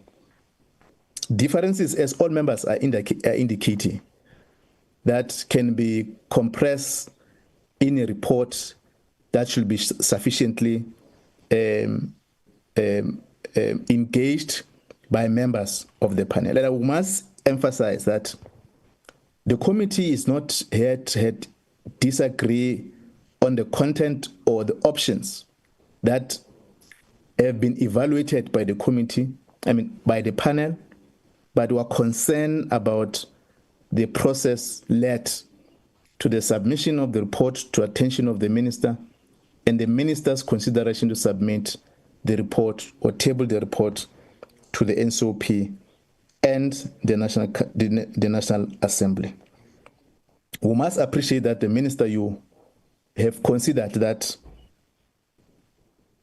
there are challenges and not to ground off the panel. And I think that's a one step as part of collaboration, of working within that framework of collective responsibility, that panel must not be dissolved. Once we've consolidated and sent a correspondence to your attention, you ought to reconvene them to deal with that. You are raising a critical question, but I think it's a responsibility of members of the panel to know that they've been nominated by members of the public. There was a call for citizens to nominate for members of the panel that must assist Parliament to facilitate, to consider, to evaluate current electoral system, make options, submit to Parliament. And that process had to go through the committee, through the minister, and Parliament had to appoint those experts of our citizen to facilitate. None of them declined, accepted the responsibility that comes with the Constitution of the Republic. And I think we must be emphatic in terms of the process that was engaged on, the responsibility that was taken by members of the committee, the responsibility that was taken by ordinary South African to nominate those men and women. And they did accept it with understanding of the responsibilities that comes with what Parliament require them to consider within the framework of the Constitution. So that is the foundation of our clarity in terms of holding that panel responsible to account to the work that has been done. It goes with financial implications. They ought to understand that part.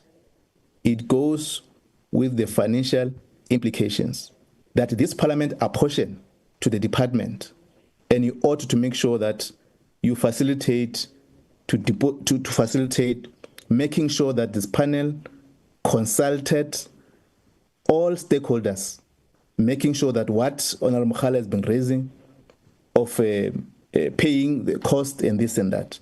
And that should be the principal articulation when they are convened to make sure that they deal with this panel. We will, after that process, convene them again to present the report in the manner that we're supposed to have done in the last committee meeting. In other words, now that there's an intention or proposal that we may need to involve the NCOP select committee, just to present the report as been tabled by the through you facilitating in that report. So that is the position that we all of us taking as moving forward. We'll interface with the legal team of Parliament.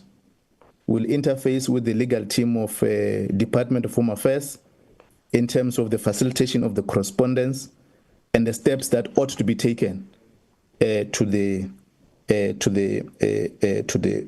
committee. Now that we have clear on how we must proceed, I see hands here from Honorable Mokhala and Honorable Ross. Before we step off this item, Honorable Mokhala? Yes, thank you, Chair. The Minister did not respond to my question around how much has been spent so far on the panel in terms of not just remuneration, but all the other related costs as well. So if the Minister can give us an answer on that. Okay. Noted. Honorable Ross. Thank you, Chair. Chair, apologies for the late input, but it just came to my mind as I was thinking about what the Minister had said. And with your indulgence, Chair, if it may be a question to the legal advisors, should we not consider getting a court order on the matter to ensure that the panel delivers what they are legally mandated to deliver? Because as Honourable Makhali has said, the cost element is something to consider. We shouldn't, it's uncomfortable that essentially that those persons may be rewarded for what has happened. But, Chair, we do need to ensure that they deliver it correctly this time. Thank you, Chair. Thank you, Honourable Ross. Noted. Honourable Ngubane. Chair, on top of what Honourable Makhali has said, I'm worried, Chair, as well. My request, Chair, was that can we request that the Minister as well furnish us with his view on the matter of ERCP, as well as his legal opinion that he said he has sought, so that we are able to compare our legal opinion, because now I'm hearing the Minister's opinion. It says the legal opinion he has sought far differs than the legal opinion we have received. I think we'd like to have all those, Chair, in the table so that we discuss, we make a decision holistically, knowing that, okay, the Minister has went further to seek this legal opinion, and this is what it says from the Minister's side, and this is our legal opinion says, so that we can have all the views, because I did emphasize, Chair, that still my concern was the Minister's view on the matter, or even a writing of even what he has said now, his legal opinion that he has sought. Thank you, Chair. Okay. Two issues that we are resolving in the meeting, that we consider the advice of the legal team, and we've resolved on the processing of the matter. Secondly, we'll, as per the interaction that has been submitted, that we must interact with NA table on how finally facilitate this decision. It will cover what Honourable Ross you have indicating. We'll invite the Minister to forward the legal opinion that is pronounced to the committee and any other issue that members are raising. Thirdly, the Minister, if you don't have details, because we'll need formal details in terms of the cost since this panel has started, and all remuneration, including the facilitation of this panel work. If you don't have it now in detail, or the DG, if he has, or a CFO if he's here, you can respond to that. If you don't, you must then work on that detail and finish the committee with the cost that are portioned to the entire work of the committee. I wanted just to firm up that framework on how we must navigate, including the issues that Honourable Ngubane will have raised. Minister? Thank you very much, Chair and members. Just briefly to indicate, I don't have figures with me, but that is something I think DG is online, that we will just compile and we can submit that, so that's not a problem. And secondly, on the legal opinion, very happy to share that with the committee, Chair, and I think it's again a reflection of the transparency and the disclosure. I think it's correct that we disclose that we did consider this in quite some detail. We did not act rashly and simply do things willy-nilly. So I think it will benefit the committee to have this other view as well. And then you'll see the conundrum that we face is that there are differing views on what is the ability of the minister to do anything further on this independent process. So very happy to transmit that, Chair, as well as your comment on an engagement with the respective legal teams. If you require that from our side, most happy to get the team to sit with Parliament, Legal Services and yourself to try and thrash some kind of legal way forward. So yeah, please be assured of that commitment, and we'll get the response on the amounts that we can then transmit. Thank you, Chair. Okay, thanks very much. DG, is that matter noted? Morning, Chair, morning, Minister, and honorable members. I think when we do provide the legal opinion, we'll also share, as requested by Honorable Mohali, the cost implications. Thank you. Okay. Thanks. Can we then agree that we work on the, if by next week, Tuesday, all these responses or interaction will have facilitated it, including what we are requesting from the Director General in terms of the members' comment. That will assist us to move faster on this matter. We'll immediately, the team of the committee and the legal team of Parliament facilitate the interaction with the NA table. Thanks very much, members, for these contributions. Thanks, the legal team. The item that is following, it will be introduced by the Minister, Mr. Matonzi. Yes, Chairperson, the item relates to the memorandum from March and March. Okay. We've already outlined that this item, what informs the item, how we've processed it, and how we have engaged the department to respond on that. Once the minister is introduced to be presented, members will receive comments from the leader of the March and March who is in the meeting, and then members will comment on that, and then we will get the response. Then we take off the item. Minister. Thank you very much, Chair and members. Once again, I think I'm covered by the process and procedural points that you've raised in terms of the submission of the petition. I think. Yes, it's quite fortuitous. As I said, I'm in my vest here because we were actually just doing an enforcement operation this morning in Johannesburg as part of the Operation New Broom work that is really ongoing. That is one element that is really the flagship of the enforcement side of Home Affairs' work as it pertains to illegal immigration, but it is by no means the only one. I think we've referred to some of the figures previously in parliamentary questions, etc., around the numbers of deportations that are taking place, and I think that we can see a healthy increase in that. I think, Chair, just worth emphasizing briefly in terms of the introduction is also the multi-sectoral collaboration, which I think has massively improved.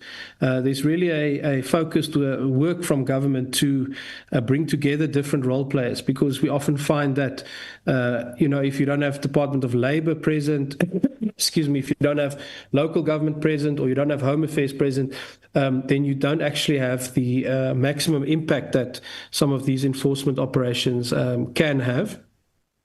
So I think that's being addressed in quite a positive way. The other thing that I think is just worth highlighting, Chair, is of course the focus on digital transformation. And I've often made the point that the fundamental problem we have in terms of enforcement capacity, both at the border and within the country, is the lack of biometric verification for foreign nationals in South Africa. I like to make the point that all of us on this call have biometric verification done when we get a smart ID or a passport, and that is verified against the biometrics that is stored within the population register. But one of the big gaps has been that we don't have that same consistent biometric files stored for every foreigner in South Africa. And that's really where the electronic travel authorization and the automation of entry and exit at our ports of entry is making a huge difference. So the ETA is currently in its first phase, as you know, honourable members, around the G20, focused on 4 countries that require visas to visit South Africa. That's China, India, Indonesia, and Mexico. And the initial indications are very encouraging. This system mandates that travelers to South Africa must upload their biometrics in the form of a photo, of a selfie, as well as their passport. These are then verified for security features. The selfie is matched to the photo on the passport to make sure that it's the same person.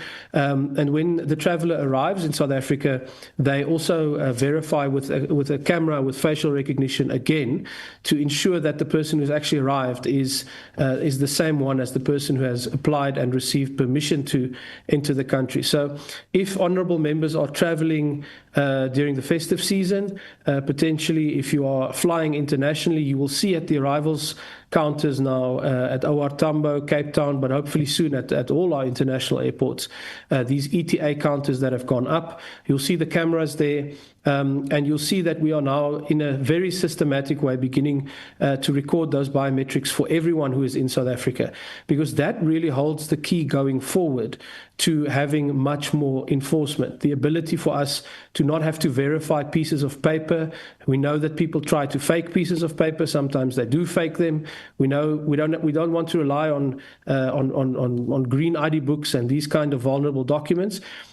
So going forward, Chair, I think this is really a game-changing initiative that will have a much broader scale of enforcement becoming possible, because we simply have the ability to verify using the facial biometric, and that can really do us a lot of good going forward. So obviously we started from a low base in terms of some of these things, Chair. The paper-based and manual processes were really a big issue, but the use of this technology is now really accelerating, and I think is going to make a very big impact as we scale up this program. Chair, there's some noise in the background. Let me leave it there and then hand over to DG and the team to take us forward. Thank you very much.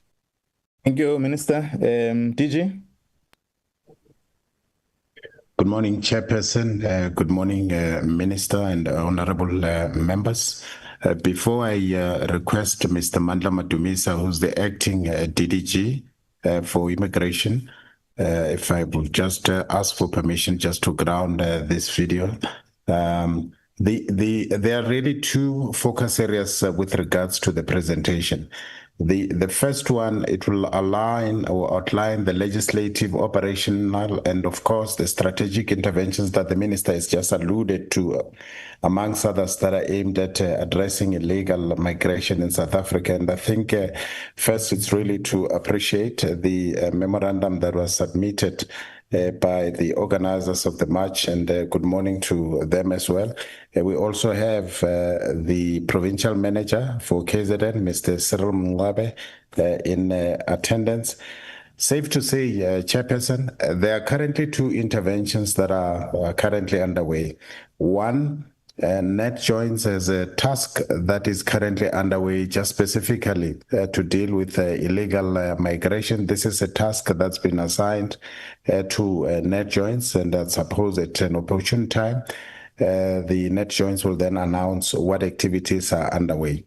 The second one, I think the Minister would have spoken to the white paper on citizenship, immigration and refugee protection, which was approved by the cluster of ministers last week on Thursday.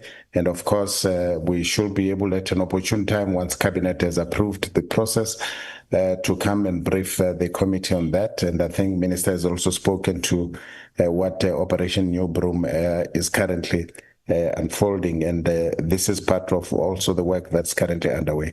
So through you, Chair, if I can then invite Mr. Mandla Madumisa, who's the acting DDG Immigration, to take us through the presentation. Thank you. Thank you, DG. We can proceed, Mr. Madumisa. A good day, Honorable Chair, Honorable Minister of Home Affairs, honorable members, as well as the Deputy Minister and the Director General of the department. I will foreground my video as well to allow the presentation to show if we can proceed to the presentation. I think Minister would have, together with the Director General, had made some extensive overview remarks on what the presentation will outline. And I think that also makes my task easy in terms of zooming into the specifics accompanied with the specific provisions as well as the necessary statistics that supports the work that we would have done as the department in trying to deal with the issues that would have been identified in the memorandum. I was hoping, Honorable Chair, by now that the presentation is flying on my side. It's not. Just advise if I need to fly it from my side, or AD will be assisting me.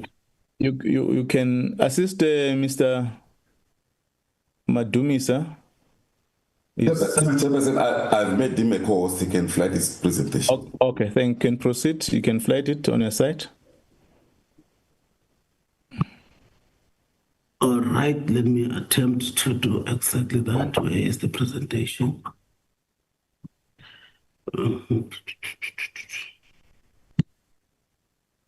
But there we go. Yeah. Is it visible on your side, Honorable Chair? We're proper now. You can proceed. Thank you very much. As I indicated, our presentation will attempt first and foremost to outline what were the issues raised by March and March. We'll then go to the background, to the way we manage the immigration services, the context and the background. We will look at the legal provisions that we are utilizing and the challenges related to that. And we'll then talk extensively in terms of the interventions that the department has made, and we then conclude and also then submit to the meeting. Now, I think the purpose of this presentation, as outlined already, is to indicate the legislative and operational space we're operating at, as well as the work that the inspectorate together with the security cluster is doing, but most importantly to respond to the issues that were raised through the memorandum.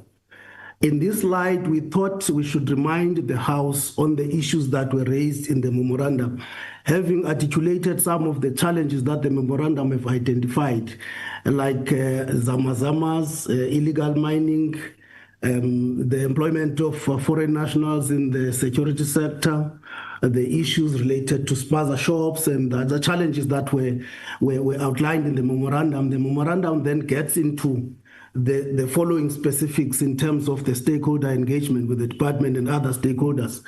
Indicate that at number one, there is a need to strengthen the border security and ensure that borders are more closely monitored to prevent entry of undocumented nationals.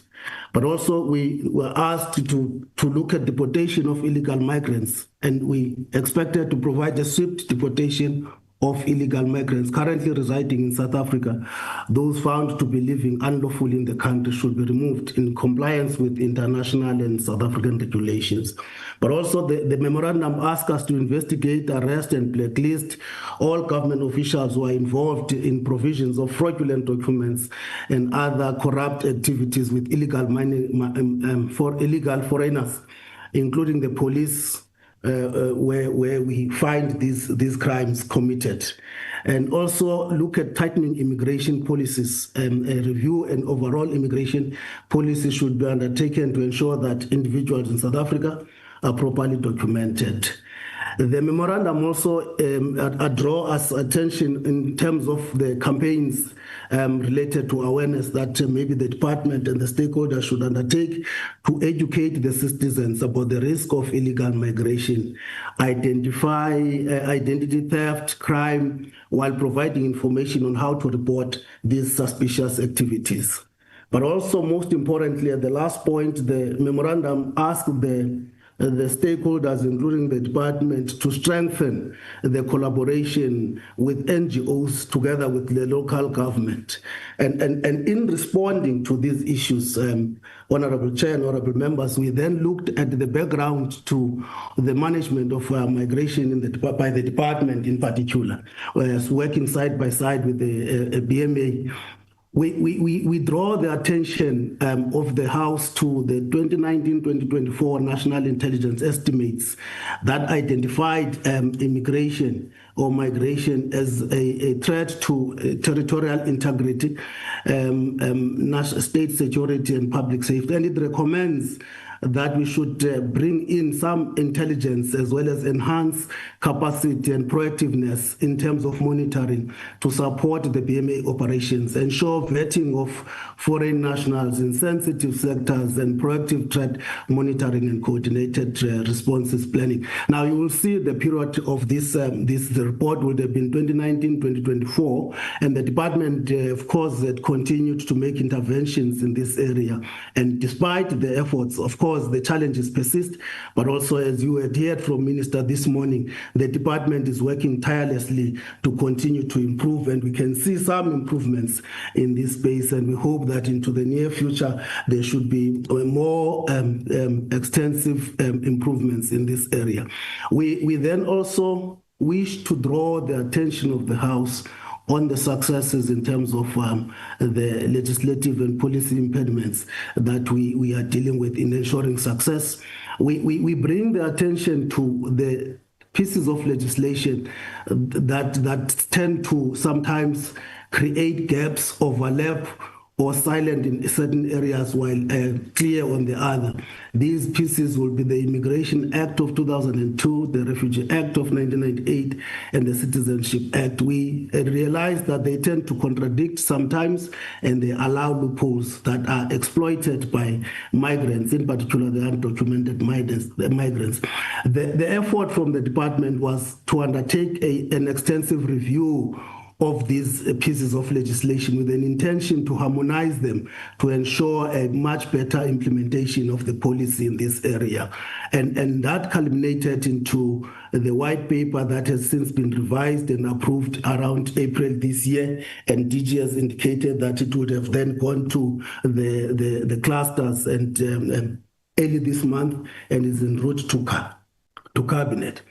Now, constitutionally, in terms of enforcement of the immigration provisions, you find that the Constitution will be clearly defining some of the rights that are enshrined in the Constitution, which are universal, and most critically is the right to equality for every human being, as well as the right to dignity for all human beings. These, while Section 21, subsection 1, guarantees the right to freedom of movement and residence, albeit to certain limitations of non-citizens. And I must say, when we go to courts on these limitations, you will find that the right to dignity supersede any limitation that you can extend to non-citizens, so long as they're going to affect their dignity. And there's very little that does not affect a human dignity. It becomes then therefore difficult to try to then bring in limitations where limitations will trump the right to dignity. And these constitutional protections, of course, while foundational to the rights-based democracy, often create tensions, as which I think I've touched on that, Chairperson. And of course, we continue to look at issues related to detention. Under the Immigration Act, that provides for the detention and deportation of illegal foreigners that you will find in Section 32 as well as Section 34, which also imposes penalties for unlawful entry and unlawful stay. Having provided for that in the Immigration Act, as you attempt to enforce it, you will find that the Refugee Act expects that people are allowed an opportunity to apply for asylum, because there's an expectation that you cannot refile someone who has made a request in line with the international provision of protecting people who are running away from whatever is persecuting them in their countries. And this is provided for in Section 21, subsection 1B, capital letter B of the Refugee Act as amended. And it requires that once that is done, people need to demonstrate good cause in terms of why they would have entered the Republic illegally and now remained in the country illegal. Once they are encountered by law enforcement, they are making claim to asylum. And now this back and forth of the good cause when people are encountered by law enforcement, having stayed in the Republic for prolonged periods of time, and also having entered in the country illegally in most instances, which is the good cause found in the in the convention, 1951 convention of the UN agency for asylum and refugees, which is the UNHCR. This matter continues to go back and forth in courts, and in 2023, the Constitutional Court had pronounced on the Ashebo versus Home Affairs that there ought to be a hurdle where a person would have undermined the domestic laws in the form of the BMA space as well as the Immigration Act of ensuring that you declare your intention to seek asylum. If you have entered illegal, you immediately present yourself to the authorities to make that intention known to the authorities so that we understand that there are people who are seeking asylum. The most recent dispute, legal dispute on this matter, it would have been as far back as last year on the matter between the DSL and others versus the Minister of Home Affairs, where the High Court declared that a mere expression and an intention to seek asylum does not automatically trigger protection under the Refugee Act. And that confirms what I was saying in the previous slide. Instead, the applicants are expected to be subjected to a good cause interview that will determine whether indeed there are good grounds for them to have undermined the domestic laws in entering and remaining in the Republic illegally. Also, I think we also emphasize that the judgment was entered in February 2024 at the High Court in Gauteng Division, and the ruling reinforces the principle that immigration enforcement and refugee protection must balance, but not to be conflated with each other. Now, these just highlighting the impediments that we encounter when we deal with the illegal immigrants and the complexities that the department need to navigate to ensure that matters are brought in front of the magistrate and also confirmed for further processing. And in this slide, we attempt to remind the House that a legal uncertainty arises when individuals exploit procedural protections that relates to asylum, and especially when they are being arrested during operations. And of course, the judgment that clarifies this does not apply automatically as some of those interventions that have been triggered by us insisting that for us to be able to do our work, there has to be a good interface between the Immigration Act as well as the Refugee Act. And we continue to try to deal with this ambiguity in this space. Now, how do we respond to illegal immigration as the department?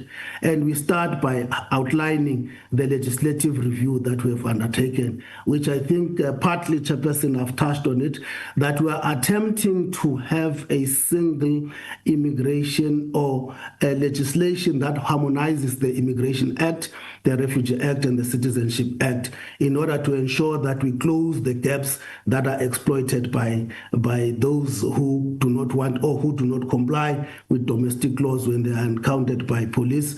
And this work, DG would have touched on it, was approved by Cabinet in April last year, and a revised white paper was processed to the JCPS cluster, and it got its approval or support in November. This month, on the 13th of November. It's now en route for consideration by Cabinet, and these for the department are the attempts to try and close the gaps and smoothen the processes of people entering as foreigners or migrants into South Africa using different pieces of legislation up to the level of citizenship.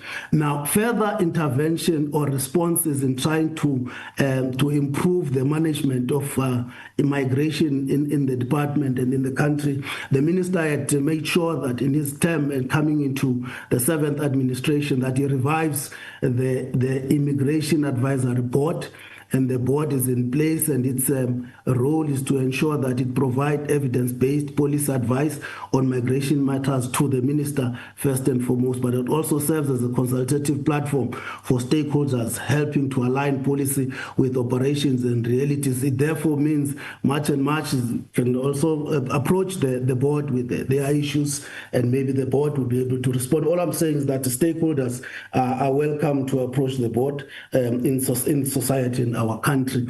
The board has said several times that it has advised the minister on certain decisions that the department has taken in the recent past, and is therefore work in progress, because you will understand that, Honorable Chair, that there are a lot of issues that need to be dealt with within the immigration space, and therefore one by one the board would have taken those that are critical and had provided minister would have communicated to the Republic, so that we are able to get the relief where we need, where we require such on certain areas. Border Management Authority is one of those interventions as well that would have started on the 6th administration, and we continue to improve capacitating Border Management Authority. We improve on the relationship between SAPS and SANDF in terms of running the operations on the border.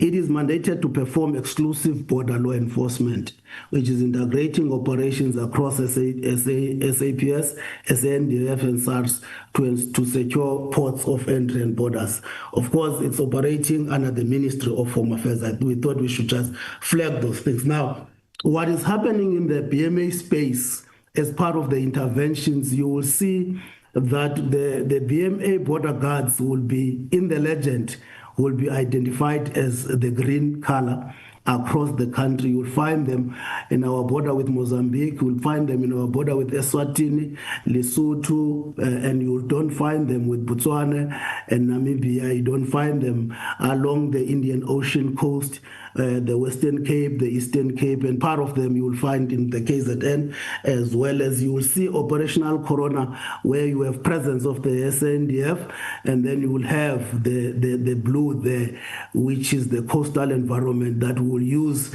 rather than border guard, will use the coastal guard, which will be trained and equipped different from those that are operating in inland. Or land borders, because of course you need different expertise. Now, we have undertaken interventions in this space, Honorable Chair and Honorable Members, and we start by 600 border guards that have been deployed in vulnerable segments to enforce, of course, and deter and intercept illegal movement into the Republic, and working very closely with the South African National Defence Force in these regards. You would have recalled that the Minister of Home Affairs had announced the introduction of drones in this area to assist in high-risk areas to detect illegal movement and support the operations that are related to operational response team that have been established and deployed to respond to legal movement through the utilization of these drones. And therefore, you have a response team once the drone is identified in a particular high-risk area that there is a movement taking place. Part of this operation response team also utilizes off-road motorbikes and quite bikes to reach impenetrable areas along the land border law enforcement areas to intercept illegal migrants. Other intervention, of course, will be to mitigate against illegal facilitation of persons within the port and port of entry and border. Body cameras that are utilized. These body cameras are trying to discourage the relationship or the interaction between our officials at the ports, as well as those people that are assisting clients, touters, and people that claim to be assisting clients with their luggages and all that, because eventually a facilitation of some sort usually is identified to be taking place. We hope that with the introduction of body cameras in that space, we'll reduce issues related to corruption and crime in that space. This is one of those new interventions that are in place already. The access control is also introduced at the ports of entry to enhance within the border guards to verify traveler documents prior to travelers presenting themselves before immigration officers. Those without the requisite documents are denied access into the border control environment. Minister has spoken extensively about the introduction of ETA in the main on the three major airports, which is the OR Tambo, Cape Town International, and Lanseria. The rollout, of course, is expected to get into all the international ports before we can look at land borders as well as the marine environment. We expecting that the automation that has been introduced in this space will reduce the risk related to fraudulent documents, fraudulent activities, also will assist in identifying through the capturing of biodata of travelers and storing it, will assist in also red flags where necessary, but also for future use. But most significantly, we are making these interventions to try to improve the client and the customer experience at the port, but also reduce the human interference that will assist us, of course, to have, in a way, address or deter matters related to corruption and other corrupt activities. Further interventions include the Operation New Broom. The Operation New Broom would have yielded deportations and as well as inspections over the last 6 months. And Minister, as you see, is just adding on the number of operations that would have taken. How you will see on the next slide, we were talking about 17 operations this until the end of the financial year. You will subtract that, subtracting the operation that took place this morning and leave the number to 16. Here we launched this operation. It's a DHA-led operation, and that intends to identify and remove undocumented foreign nationals that are residing in the Republic illegally. The operation relies on biometric verification, which for now we are using a tool called the 10P search that will extract a person's fingerprints, read them against our risk engines, and be able to come back with a report whether the person indeed has a document or not in the Republic. It seeks to, of course, support the work of the BMA as well as the police, but of course, the Home Affairs being the lead department. It is intelligence-driven. It relies on community support, and it's a multi-agency coordinated, high impact enforcement operation. The DHA plays a central role in coordinating enforcement, verifying identities, and initiate deportation procedures. On the next slide,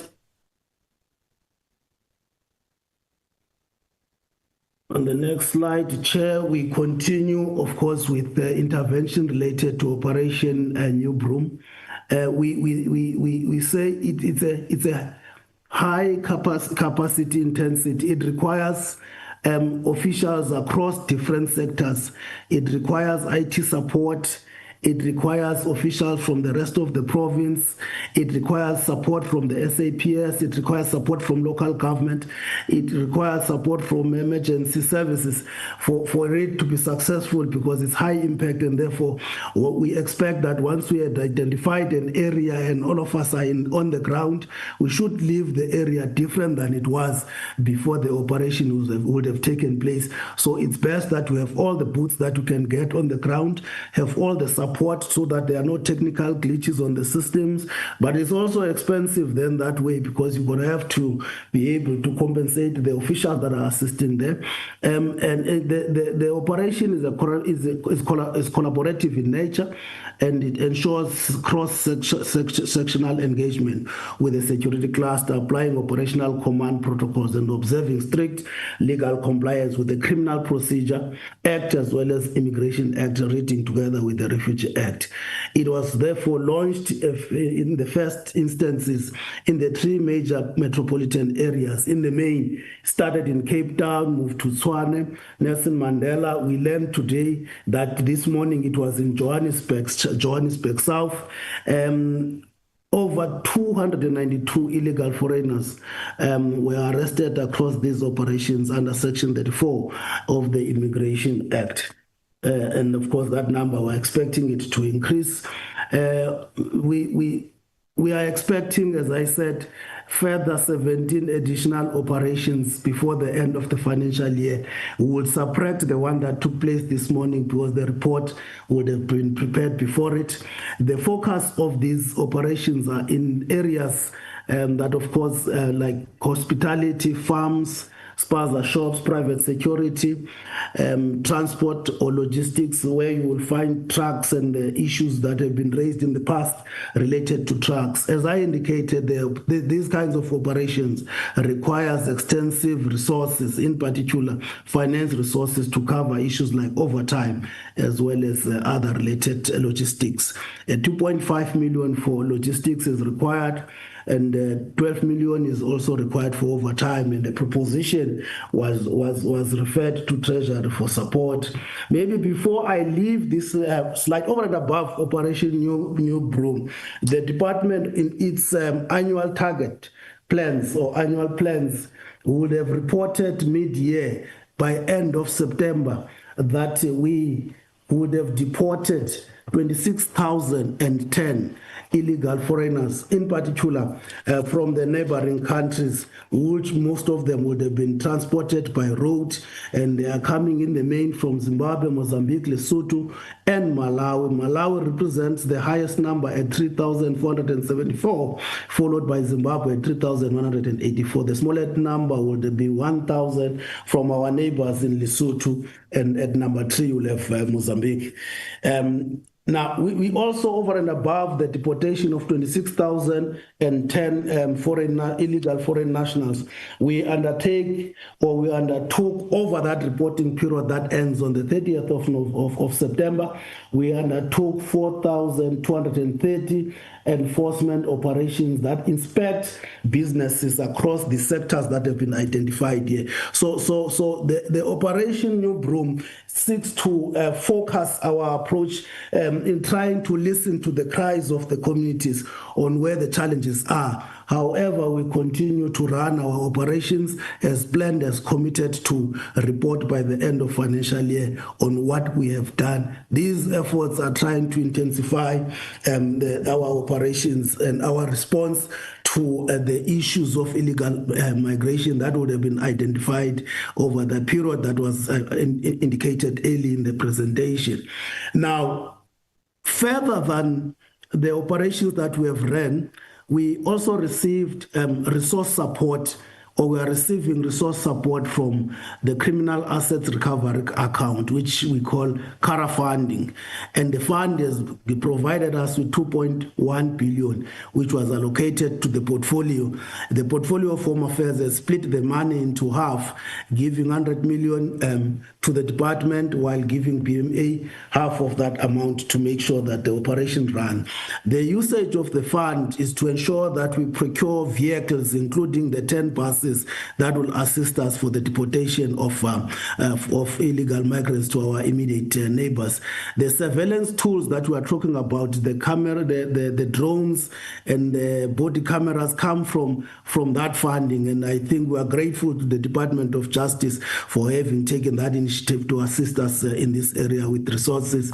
Of course, we are equipping the inspectorate environment as well, and as I indicated, with the vehicles as well as the buses.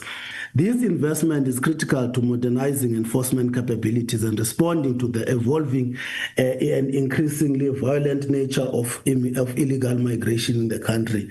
And of course, as I say, the neighboring country deportation would have depended, largely the numbers that we have achieved dependent on the buses that we have procured. So that is a great improvement. At the international level, starting with our immediate region, which is the SADC region, we are promoting a one-stop border post arrangements with the SADC partners. And in this case, the National Assembly has already approved the one-stop border post bill, and this will provide a single clearance point for both countries in real-time handover on unwanted persons, and ultimately reduce congestions at our ports. We continue well to engage at a bilateral level or binational level commissions with our countries, especially the sending countries, both in the region as well in the continent, to identify and to find working relations in relating to returning people that will be coming from their territories, but also encouraging them to encourage their citizens to find legal ways of visiting South Africa than coming the way they come, and also ensure that those who come, because if you look at our undocumented or illegal foreign nationals, you will find that in the majority they are coming from the SADC region, and in the majority they would have entered legally using a passport that is stamped, because as part of the SADC free movement, SADC neighbors are expected or allowed to come to the Republic on the 90-day stamp, and once they are in the Republic, you find that it's very difficult to trace them to return, and they don't intend to return to their country as well. So it is these discussions that takes place at the level of the binational commissions with our neighboring countries. And you will see, Honorable Chair, and the committee, that in the next slide, you will find that we have yielded some positive progress and results in these binational engagements. We're done with countries like Kenya, we're done with countries like Ghana, and we are in discussions with Lesotho, Tanzania, and we will add more countries in ensuring that there are formal agreements of migration cooperation with South Africa in relation to the provisions to return their nationals that would have entered the country illegally, but also assist us once we have detected and detained their nationals, assist us to confirm them through the identification process, and they take full responsibility of their return to their countries of origin. The agreements with Kenya and Lesotho are already signed, as I indicated, with Uganda. Uganda and Tanzania are in the process of being finalized. And these efforts, of course, are efforts to support continental efforts of free trade areas as well as free movement. And that brings me to the second last slide after our interventions, Honorable Chairperson, in trying to deal with issues of illegal migration into the Republic. We conclude, therefore, that while illegal migration presents complex and evolving challenges, South Africa has clear opportunity to strengthen its enforcement and policy response. By leveraging on advanced technologies, the DHA can enhance detection, streamline processes, and improve operational efficiencies. The strategic partnership, including the strategic partnership that March and March had identified, these are some of the tools and critical interventions at the strategic level to ensure that the cluster, as well as the region, as well as bilateral engagements, are used as essential tools of enhancing our intelligence as well as enforcement protocols. These enforcement successes validate the department's strategic shift towards intelligence and intelligence-led, and underscore the importance of sustained funding and intergovernmental coordination. And I think Minister touched on this, and I also touched on this in my presentation, that you need all spheres of government, but you also need all critical departments: labor, your health, your education, you need police, you need home affairs to run a successful sweeping operation. Otherwise, things that are done by the other department cannot be understood by the other if we are not working as a collective. Of course, investing in capacitating this area is some of the areas that we've identified as a need. I invite Honorable Chair, therefore, to note our response and the presentation we have made as an intervention in dealing with illegal migration in the Republic, and also responding to the issues that were raised by March and March. I submit, Chair. Thank you. Thanks very much for the detailed response on the issues. I'll give you the opportunity for the March and March, and I'll request Mr. Matonsi to introduce our stakeholders who have attended this meeting. And after, I will invite them to comment on the issues. The memorandum has been circulated to our attention, hence we're facilitated for a response. We don't need to read it again because also there were highlights on the issues that were raised. But we're not limiting a leader of the March and March to outline some of the issues, but also comment on and respond and perhaps offer possible solutions that we may need to consider moving forward. We understand that they represent a March and March organization, and I think demonstration has been observed in various parts of the country. The DG have indicated that you have a provincial manager of Home Affairs in KwaZulu-Natal. Will before you and the Deputy Minister, if he has a comment after they've commented, invite him to comment. Then members will comment, and then after that, we'll request the DG and the Minister. I'm advised that the Minister is requested to join another meeting. Thanks very much, Mr. Matonzi. Yes, Chair. From my side, there was Ms. Ngobe's Zuma. I can't see her in the meeting anymore unless if she has used a different gadget or any other member from March and March is in the meeting. Oh, okay. No, she's here, Chairperson. Okay. Thank you, Ms. Ngobe Zuma and your team. We really appreciate for responding to the invitation on the matter you have raised with the Speaker of the National Assembly through the memorandum, and it was referred to us. I'm sure you have captured how we've processed this subject matter. It's an opportunity to comment or raise some of the issues as a result of this response. Ms. Zuma, thank you. Thank you so much, Chair, and greetings to the honorable members. I'd like to firstly thank you all for affording us this opportunity. We had submitted this memorandum with the hopes that we would get a chance to actually be given this platform, and it is very much appreciated. I'm just going to give a quick outline of who March and March is, just so the members can understand who we are. March and March is actually a movement that started on social media where South Africans were raising a number of concerns when it came to illegal immigration and the effects of it. We gained traction when there was the spaza shop deaths for the little children, and also there was a number of kidnappings that were continuously being reported every week. That is when we decided that it's not time for us to sit back and it's time for us now to do something, and we wanted to act. We wanted to march, but we realized that marching doesn't give much of an impact if it's a one-day event, if I can call it an event. We have gone across the country trying to forge relationships with the police, with border management, with home affairs departments, with schools, with hospitals, the health departments, etc.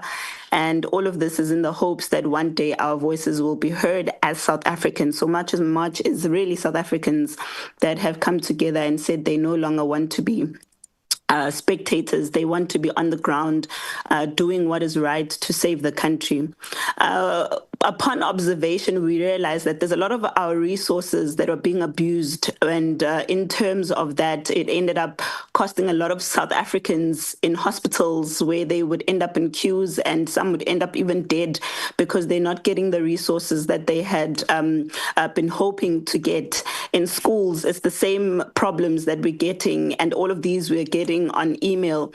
In SASA and grants places, it's the same when it comes to social grants. I mean, we've even received complaints from people who are at homes, these homes that keep children, that a lot of people who are illegal immigrants just go there and they drop their children in the hopes that those children become documented South Africans. And it's a common thing now. People can come from certain countries with certain illnesses and just walk into our borders and get help or get the documents that they want, especially with the assistance of Home Affairs officials.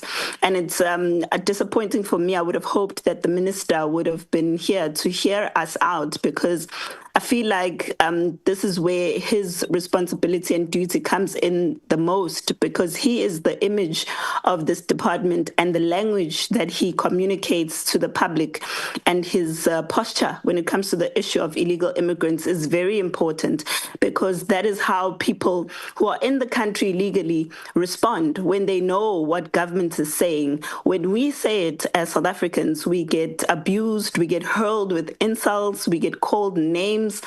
It's we are labeled as xenophobic, because currently in the country, it seems that South Africans are the ones who must be oppressed for other people from other countries to come and thrive in this country.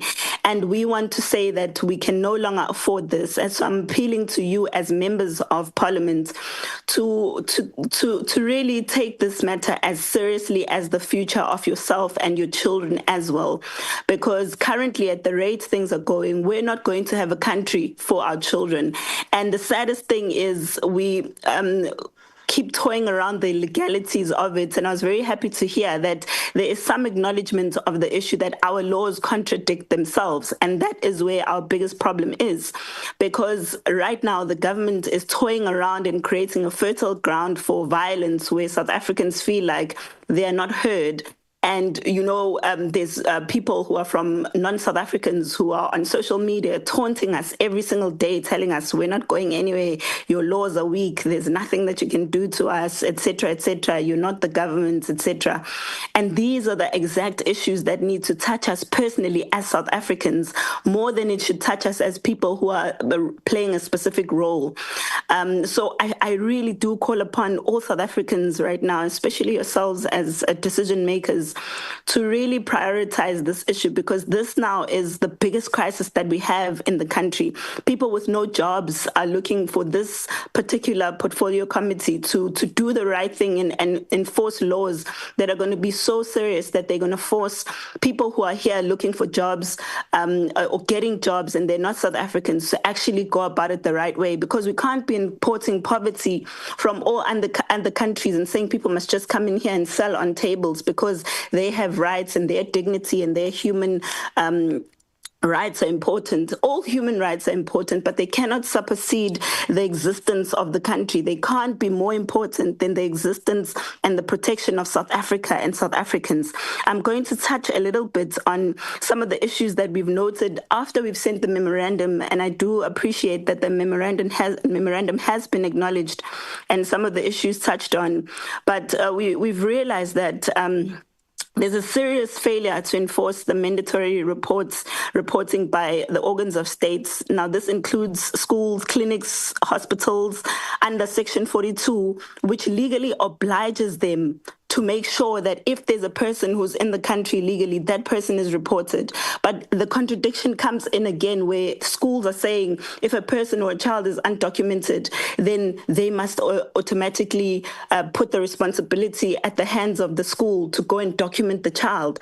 How did the child come into the country is not questioned anymore, because suddenly the rights of the child are more important than the rights of a South African child who could be very well not getting a space in school because this child came from this other country and just decided to start a life. So that is very important for us, for the effects of these laws and the emphasis on people who are not South Africans getting their human rights prioritized over that of South Africans. We have children today who don't have spots in schools, teachers complaining that they're teaching 70 children, other parents complaining that they have to go to other places and other parts of where they live in order to get a school for their children because there's no space. It's being occupied, it's been taken. Even people dying in hospitals because these organs of states have a duty to report these people. But they also complain. They say when we report, we get told that they have rights and their rights are important to be protected. So maybe it's time that all organs of states now are told what is the right way to go about reporting people who are illegal immigrants. And there's no way to monitor them at the moment. How are hospitals reporting illegal immigrants? You get there, nurses are saying, no, we can't report them because we're told that ethically we have to serve everyone. But at the end of the day, it also says that they have a duty to report them. So how are we choosing what's the right thing to do and what's not, and what is more important legally and what's not? So we've got a serious crisis when it comes to that, and we'd like for the department to answer on how are these organs of state reporting people that they see as non-South Africans who are not carrying the right documents, or fraudulently occupying other people's IDs, etc., which is something that we've seen because it's becoming a normal thing.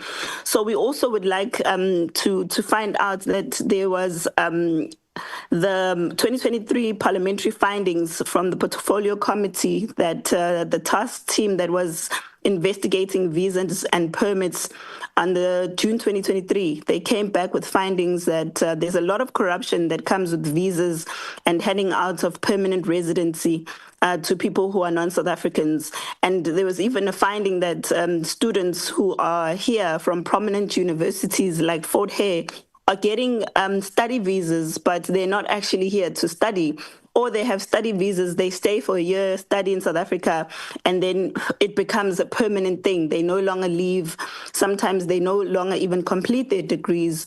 And we haven't heard a report on what was done with these universities, what is done with the entire concept of visas and residency and permits being handed over to people here in South Africa. Is there a limit? Is there a cap? It goes back to the same issue of refugees and asylum seekers. Is there a number that can be limited to? Because remember, we cannot have a country that's currently sitting on poverty, unemployment, overstretched resources, and we keep on extending our refugees and we keep wanting to feed everyone who's got problems in their own countries. In as much as it's a good thing to have Ubuntu, but we cannot run the country on Ubuntu. We have to run it by prioritizing these people who have no other country, and that's us as South Africans.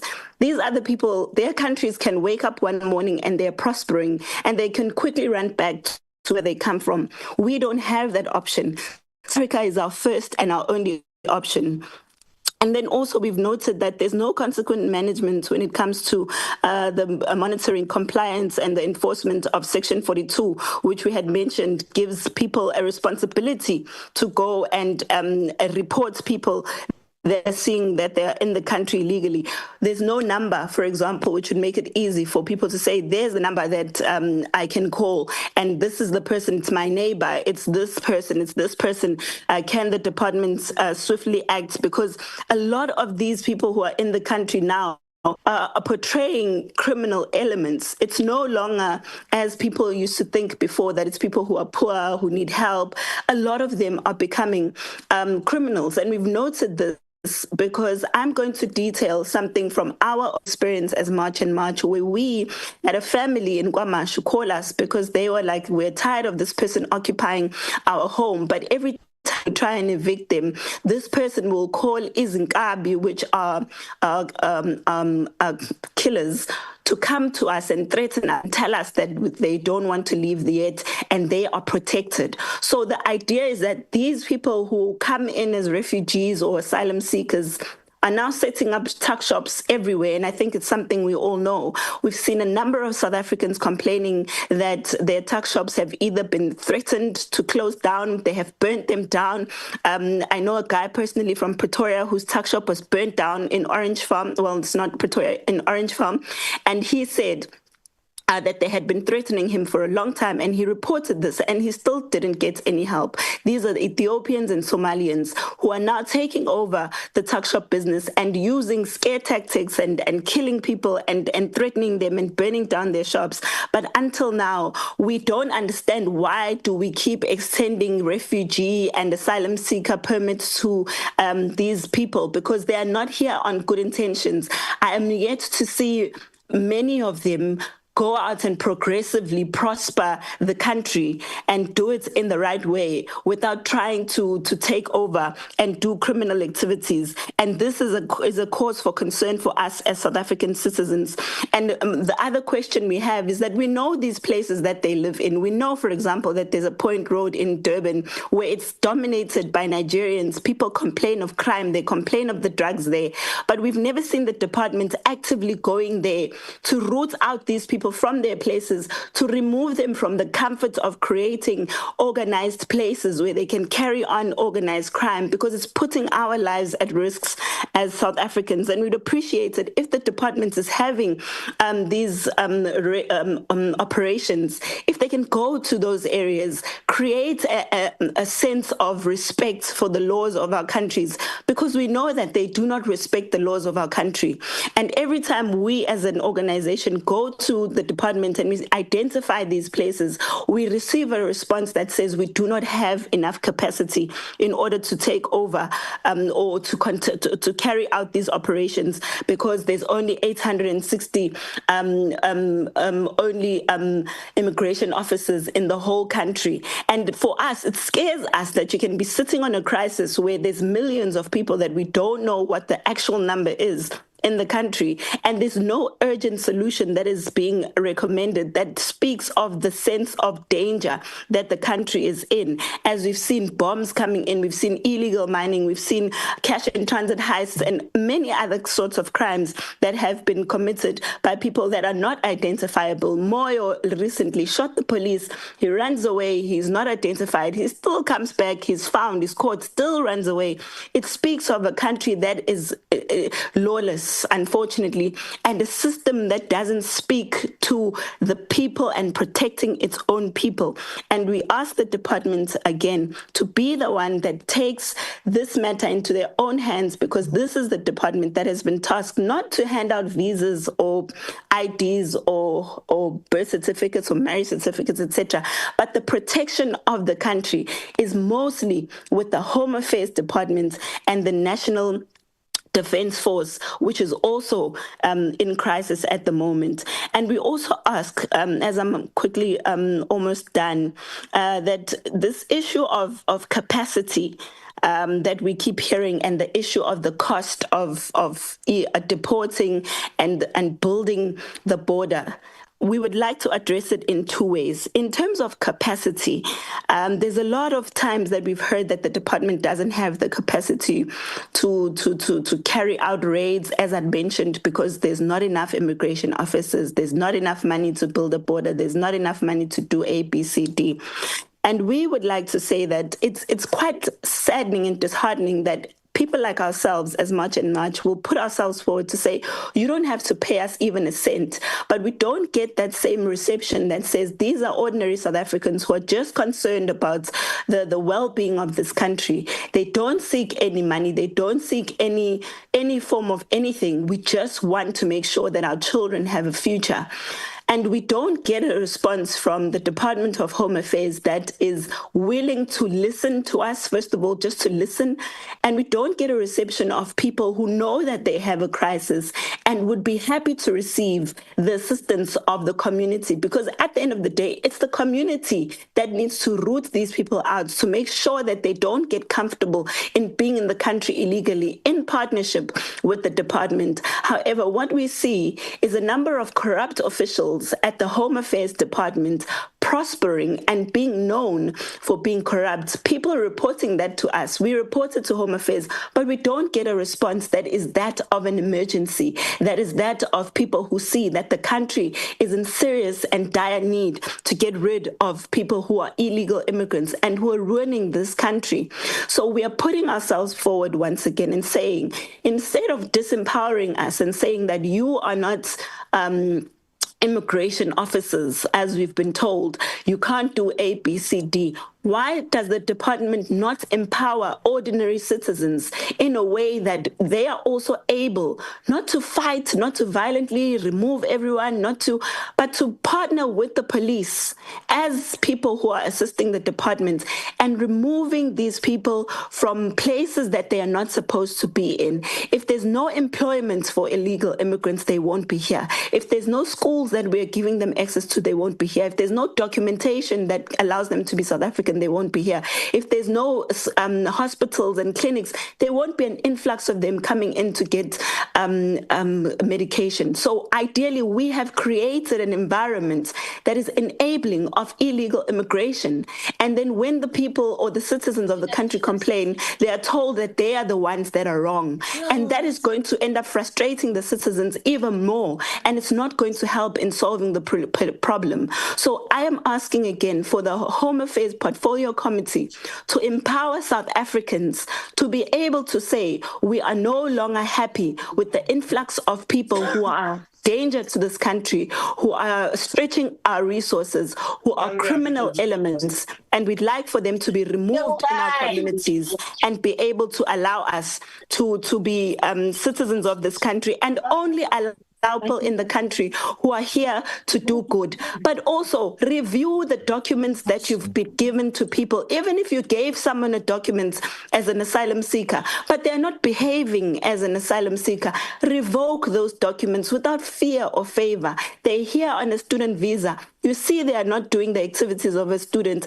Remove those documents from them. Do not give out documents to people to walk around and do as they please, because currently we even have a March and March group overseas who are complaining that their visas of South Africa, the passports of South Africa, have become an element of fear even to international countries, because it's in the hands of Nigerians and it's in the hands of Zimbabweans or whoever is in the country and is doing wrong things. But when those people are caught, they have a South African passport. Therefore, they are identified as South Africans. And it makes us the country that is going to be at risk of being sanctioned, of being stopped from coming to international countries because they perceive that behavior to be that of South Africans, when in actual fact, it's not. It's just a department that's given it to the wrong people, and our passport is in the wrong hands. So in the last and final closing, the issue of the cost of deportation and the border, our country has made it so sad to have a constitution that we once hailed as the best constitution in the world is now actively the one that is destroying us as South Africans. We as South Africans are oppressed by the very constitution that was meant to be for South Africans, because somehow, somewhere, people wherever decided to interpret it to be a constitution for the whole world, when the constitution of this country was meant to please the people of this country. So I'm asking the portfolio committee today that when there are certain laws or things that are being passed in terms of immigration or things that will affect the country, example, the one that uses the surnames of South Africans, where you can marry your husband and take your wife can take your husband's surname, or the husband can take the wife's surname. In a case like that, there are four couples that wanted to have that because they wanted to prosper their relationship somehow. I don't know. But it wasn't a thing where two couples wanted to take each other's surnames. Now, in hindsight, that sounds like something that's fine, where two people are loving each other and want surnames. But the ripple effects of it are now affecting our own cultures, our own tradition, our own values, where we know very well we already had a crisis of South African women selling off our citizenship to foreigners. Now it's even worse because now they get to take our surnames. I'm saying the department did not even argue in that matter, the Home Affairs Department, because when we read the papers, we saw that the minister did not make much submissions or oppositions to that. But we as South Africans, we didn't know that there was something like that happening. We were not given an opportunity to consult traditional leaders and our culture and whoever to have a say in the matter, because I'm telling you, in millions of South Africans, we would have rejected that, to say, you can't be doing that because there's no culture in the world that says that people must be allowed to do that. And yes, of course, it is a choice. But the choice, remember, also opens up a floodgates for people who are here to do criminal activities to now be identified as South Africans with South African surnames. If that had to be done and people wanted to marry each other, there should have been a limitation to say it must be people who are married and who are South Africans and who are not seeking citizenship. There should have been rules in place that say, even if we give you that right, but here are the terms and conditions. We can't just have a blanket approach on everything when we know we've got an immigration crisis. It's not fair on South Africans. It's not fair on our culture. It's not fair on our practices. So I ask that every time we also have an issue that is of immigration status and can affect the whole country, can we as South Africans be given an opportunity to have a say in the matter? Because we are very unhappy about this issue. And also we are very unhappy about the documentation of children who are in schools. What about the South African children? Do they not deserve a proper education while we're trying to please people from other countries who've got their own governments? And if we are saying we want to take immigration seriously, currently foreigners and illegal immigrants in general disrespect our government because they know they will always pay their way out. They'll go to Home Affairs, they'll pay people, they'll pay. And then also, when we are out on the streets, they'll tell us you're not immigration officers. They know there's no immigration officers. So I'm asking, is there no way that as a committee, we can find a way to say anyone who is found in the country illegally, and because they are repeat offenders, especially when it comes to the 90-day stamp, they go to the border, they get a stamp, they come back. They even now send the visas to the border to get stamped without the person actually going. But it's not meant to be a repeat stamp. It's meant to be a stamp to visit and go. But we know they're not visiting, they're staying. So in those cases, can we not find a way to find people who continuously break our laws and who continuously break our immigration acts? And these people have money. So that money can go towards fixing the border gates. It can also go towards deporting them, because we are currently paying for them to get free transport home and come back. And it's to the expense, again, of South Africans. People who are here in the country legally, they must be here for a reason. They are not broke, they are not poor. There's something that they're doing in the country that's making them to continuously stay in South Africa. They have money. And them having money ends up being to the detriment of South Africans, because now they feel like they're more entitled than we are. Can we ask that people who are in the country legally are fined? Even if it's a repeat offender, you fine them even more for being caught the second time, being in the country legally. Take that money, use it back to the South African department, and we're able to build a proper border, and we're able to be able to deport them with their own money. That's where I will end the chair. I think I've said a mouthful, but I really need to use this opportunity because I know a lot of South Africans have been bleeding internally when it comes to the issue of illegal immigration and illegal immigrants themselves, because they also have become a problem to us. It's no longer just the law. Even they themselves have become arrogant, they've become rude, they've become brazen, they've become criminals. And it goes on and on and on. And it needs to end, Chair. South Africa needs to be for South Africans. Thank you.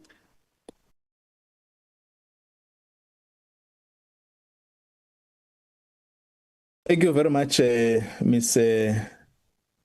Ngobese Zuma, for detailed supplementary issues on the memorandum that you have presented before us. This platform is also appreciated that we engage directly with stakeholders.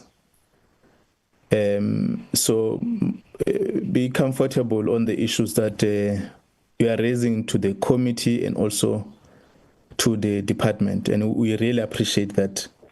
Joint efforts are important to navigate complex issues that require the attention of Parliament.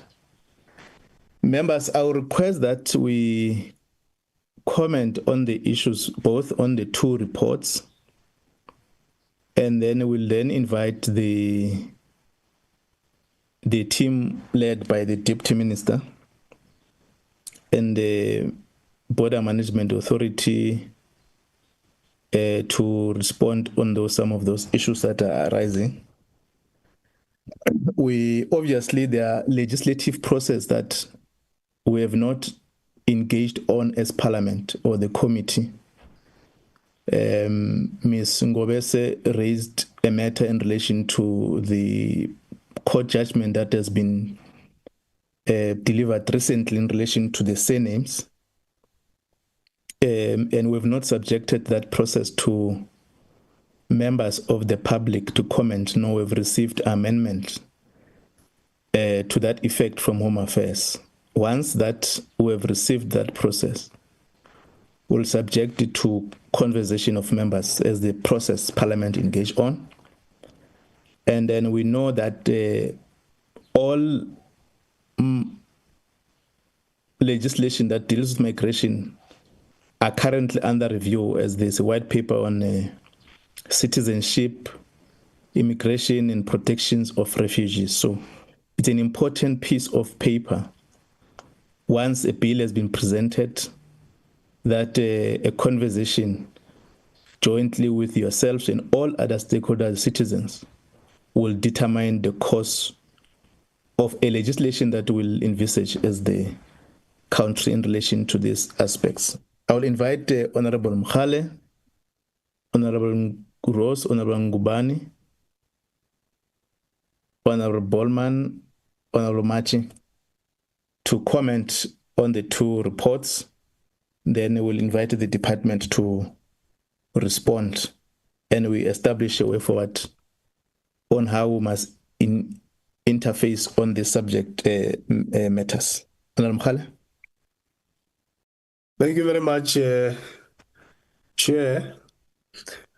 I want to start off by saying that, Chair, last week we had a debate in Parliament which was introduced by Honorable Maki on this issue of illegal immigration and its impact on the government departments.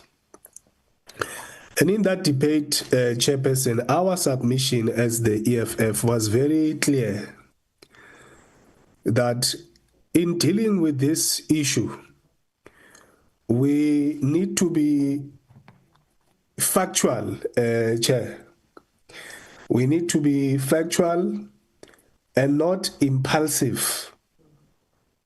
Not impulsive or driven by political convenience to try to take advantage of the growing anti-foreigner sentiment which is rising in the country.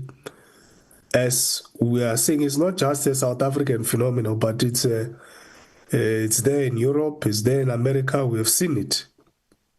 But we need to be grounded in facts. First of all, Chairperson, on the issue of the burden of illegal immigrants on the health system, are there statistics available that we can rely on to say this is the statistical evidence that demonstrates, that shows that indeed these people are having they are impacting the quality of service to such an extent that South Africans are no longer able to enjoy quality health services because of the burden of illegal immigrants? That is the question that we have asked. And Chairperson, I can tell you now that there's no evidence, there's no data that the Department of Health can give us now to demonstrate that. There's no evidence anyway. We've also said, Chair, Home Affairs does not have the data on the number of illegal immigrants who are currently in the country. Stats SA does not have the data. No government department or entity has the data in terms of the number of illegal immigrants who are currently in the country. So we're all guessing, all of us, we're in the dark. None of us has an accurate, true reflection of this issue of illegal immigrants in terms of how many of they are currently in the country. We have submitted questions. We have asked the Minister of Home Affairs here on this platform and also in the form of written questions that we submit to Parliament. We have asked the Minister of Home Affairs whether he can guarantee that the illegal immigrants who are being arrested and deported out of the country, can he guarantee us that those people don't find their way back into the country? And you have heard the responses, Chair, that the Minister gave. There's no guarantee. But we are spending millions of rands to deport people who find their way back after a few months or a few weeks. So we have consistently said that it's a self-defeating exercise that we are engaged in. If the deterrence measures in place, such as in the form of the Border Management Agency, if the deterrence measures are weak, Chairperson, the deportation, we will continue to spend millions on deportation, but we will not resolve anything. Because the very same people we deport, they will find their way back into the country. But we know the challenge, Chair. The challenge, at the end of the day, is with National Treasury. The failure of National Treasury to allocate sufficient funding, not just for the Border Management Agency, but for other government departments within the security cluster. And, of course, the social services cluster. And that has a real impact, Chair, in terms of what we're discussing now. Because as we speak now, Chairperson, the Border Management Agency, the organizational structure was supposed as 11,115 posts in terms of the organizational structure. But only 2,566 of those posts are filled. So how are you going to have an effective deterrence measure when National Treasury is not providing the funding that is needed to address this particular crisis? So that Chair, we want to highlight so that people don't opt for the easy targets, because it's very easy, Chair, to wake up and start attacking foreign nationals and blame them, when in fact it is the failure of government departments, and at the center of that failure, the failure of National Treasury to allocate the sufficient funding that is needed for the entities like PMA to be able to effectively discharge their duties. Having listened to Ms. Zuma make a presentation, Chairperson, my concern, Chair, is that they seem to be very much focused and obsessed with the African immigrants in particular. And that does not bode well for some of us, because it creates the picture, or it creates the image that this is is not really here to deal with the problem of illegal foreign national, but is mainly focused on fellow Africans who are here illegally in the country. Yes, we have them, Chairperson, they are here, they are illegal. We have them in the country, they are here, they entered illegally. But when the movements like this one and Dudula's chair are seen to be focusing solely on African people who are here illegally. It's something that is very difficult for some of us to accept, Chair, because we know very well that there in Cape Town, there are a lot of these Europeans who came into this country, Chair, and who have overstayed their visas. Some of them have started businesses there in Cape Town, they are operating.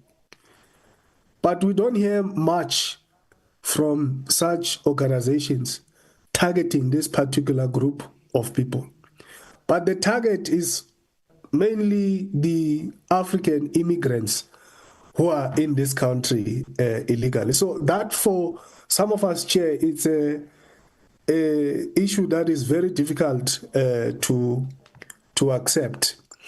But in conclusion, Chair, the issue of illegal immigration, particularly in the SADC region, is not going to be resolved, Chair, if South Africa, and in particular the ANC government, continues to support the neighboring dictatorships that have plunged their countries into crisis. In Zimbabwe, in Tanzania recently, in Mozambique, and other parts of SADC.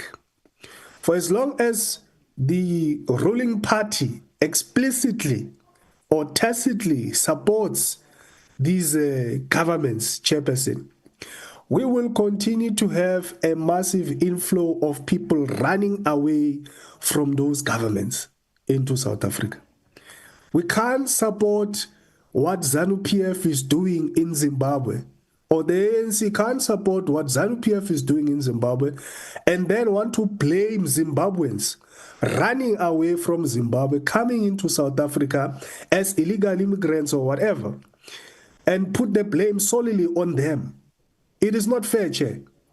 The problem is with those who are in support of those governments, who are failing to deal with them at the appropriate forums where they are supposed to communicate the displeasure of the South African people and the government on some of the issues that are happening there. So that is my contribution, Chair. Very much, Honorable Mohale. Honorable Ruas.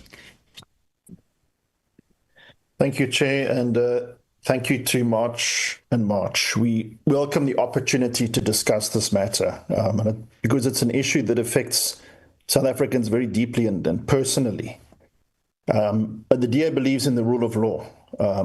So as such, we stand firmly against illegal immigration as a violation of the Immigration Act and other laws. And we also reject the scapegoating of migrants in general or the use of violence against them. And so the DA and government is already combating illegal immigration with urgency by enforcing the rule of law, but also encouraging legal migration of tourists and investors. So what March and March has presented and requested of this committee is the debate on this matter as a priority issue in the parliamentary agenda. And we thank Honourable Marchi for bringing this to the National Assembly last week. Then there's a request for a committee to discuss border security failures. I think, Chair, we as a committee have extensively engaged with the BMA and on immigration matters, and we'll continue to do so on Friday with the South African Police. Then to address fraudulent document syndicates. So we've had an update on the Lubisi report and the tremendous progress that is going on there with the SIU. As well as what we're seeing for the first time now in many a year, and that is not only the termination of employment of corrupt officials involved in syndicates, but also their arrest. So actually following up and making sure that they are arrested for these crimes. Then the other request was about compliance with immigration laws, and certainly we've deliberated these in a lot of detail. With the Immigration Amendment Bill and the One-Stop Border Post Bill. And I think, Chair, there's a number of engagements that we've put in our midterm plan that addresses these things. In terms of the issues of children, what was mentioned about how foreign children of illegal immigrants often get assistance from social development, whereas South African children don't necessarily get afforded that same assistance, as well as so the issues of children in these cases, and the issues of ensuring that our borders are better protected. And then also, again, the other request was to summon the relevant ministers, including Home Affairs and Police, to account for progress. And this is happening on Friday, as I understand it. So, Chair, I think as a committee, these are matters that we have been seized with, all of the requests that have been made. We've had the meetings in this year, and we've engaged in a lot of detail. It's something that we are seized with and we are engaging on a regular basis. Chair, I'd like to just touch on the two recommendations that were made. And the one was the strengthening of border security. And it was to ensure that our borders are more closely monitored to prevent the entry of undocumented individuals. I think, Chair, we've spoken at length about the strengthening of the Border Management Authority and the need for funding in that regard, as well as the encouraging progress that we see with some of the allocations in the adjusted budget, which is coming shortly. And Chair, we've also discussed we've heard about the 5-pillar strategy, which integrates intelligence gathering, visible policing, rapid response investigations, and interagency coordination. And I think we've seen a remarkable improvement in what is going on at our borders. For example, a 215% increase in the prevention of illegal border crossings in the last festive season. So 200% is not double, it's triple. And then the adoption of advanced technology. So the introduction of drones at 5 key points of entry to monitor irregular crossings and smuggling routes. And so the minister with the resources available and partnerships is introducing technology-driven border management. So this contributed to a further 63% increase in the prevention of illegal border crossings. Chair, but I think part of the matter is that the urgency of the Minister of Home Affairs is not being matched by other government departments. And this, Chair, as you know, is an issue that we will discuss on Friday. The 4,354 SAPS border officers that were supposed to be transferred to the BMA almost 3 years ago. And I used the analogy in the debate of Bafana rocking up to play Nigeria, but instead of fielding the 11 players that they could have, we field 1.5 players. So the number of border patrol persons that we have to help deal with this problem. And the question was, how on earth do you expect them to win? So we're expecting Minister Schreiber to tackle illegal immigration with 672 border officers when he's supposed to have 5,026. And so the issue has been raised in terms of the strengthening of border security. And I think this committee has been seized with that and taking SAPS to task in terms of ensuring that we are adequately funded, not only in terms of funding, but having the significant number of personnel to help to deal with issues on our borders. And then secondly, the deportation of illegal immigrants. So the swift deportation of illegal immigrants currently residing in South Africa. And Honourable Mogali has touched on that. I think we look at Operation New Broom, and this is taking the important step of internal immigration enforcement, especially in our metropolitan areas and our townships. So internal immigration enforcement operations surged from 383 before the minister came in to 1,415 in the year after he came in. And this is a 4-fold increase with the same number of officials that were there previously. And it shows that Minister Schreiber is serious about tackling illegal immigration. It also shows an opportunity loss. I mean, because this is what it looks like when there's a political will to fix the system. And if you extrapolate that over a year, we would have had an extra 4,000 operations per year. Over the last 10, 15, 20 years, would have reached a lot more places. But we can say would have, could have. And we have to look at the progress now and say that it is tremendously frustrating to know that there are a number of areas that are crying out, that are saying that Home Affairs must come. I think Operation New Broom has been a tremendous success where it has been rolled out. It does cost money. There is the will to do that. But I think the Minister has shown how much the department was capable of doing with what it had.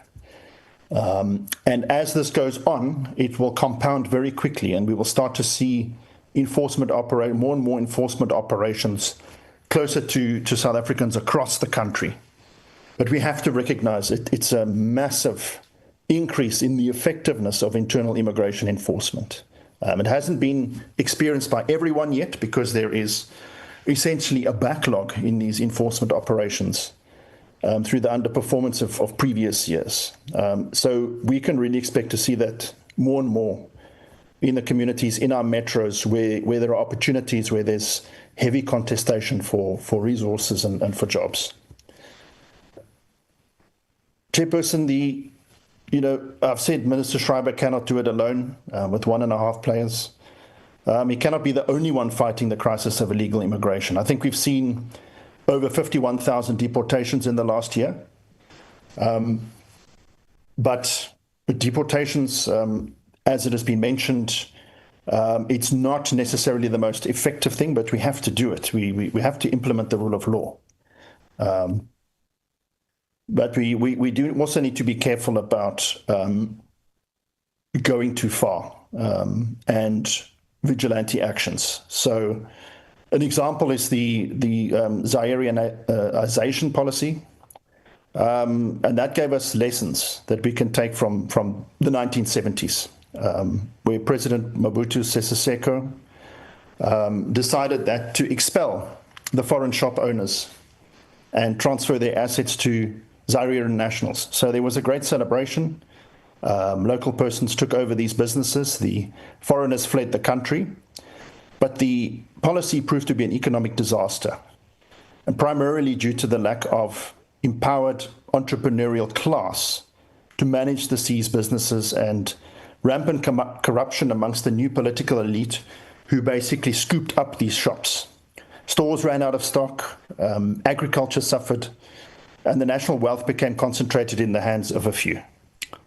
So by the mid-1970s, facing economic collapse, the Mobutu government had to call the foreigners back between 1975 and 1976. So that collapse took only 2 years, Chair. So I think we need to learn from that lesson as well in terms of saying we need to address illegal immigration, and we need municipalities to check trade licenses, to advise if a shopkeeper is illegal. We need our health departments to check food quality. We need the enforcement of bylaws. And as we look at Operation New Broom and this rapid increase in internal enforcement, I think the message is clear from Dr. Masiapata that these are much more effective when multiple stakeholders get together and get involved in these operations. So, Chairperson, I think we are making a tremendous amount of progress. We as a committee are touching on all of the issues that have been raised by the persons that have submitted this petition. And so we should monitor the progress that we're making, Chair. That is my recommendation of a way forward, that we are addressing each of the issues that have been raised here, and to make sure that we keep up the pressure to ensure that we see the kind of successes that we've seen to date. Thank you, Chair. Thank you, Honourable Ross. Honourable Nguban.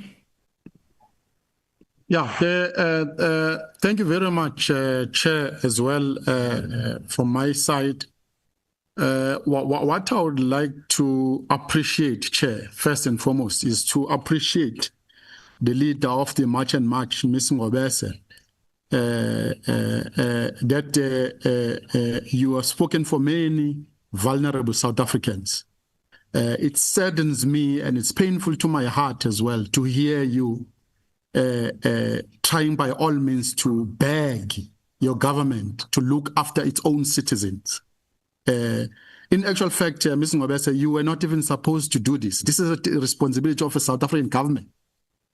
But we have failed you as a South African government. We have failed the citizen of this country as Home Affairs specifically.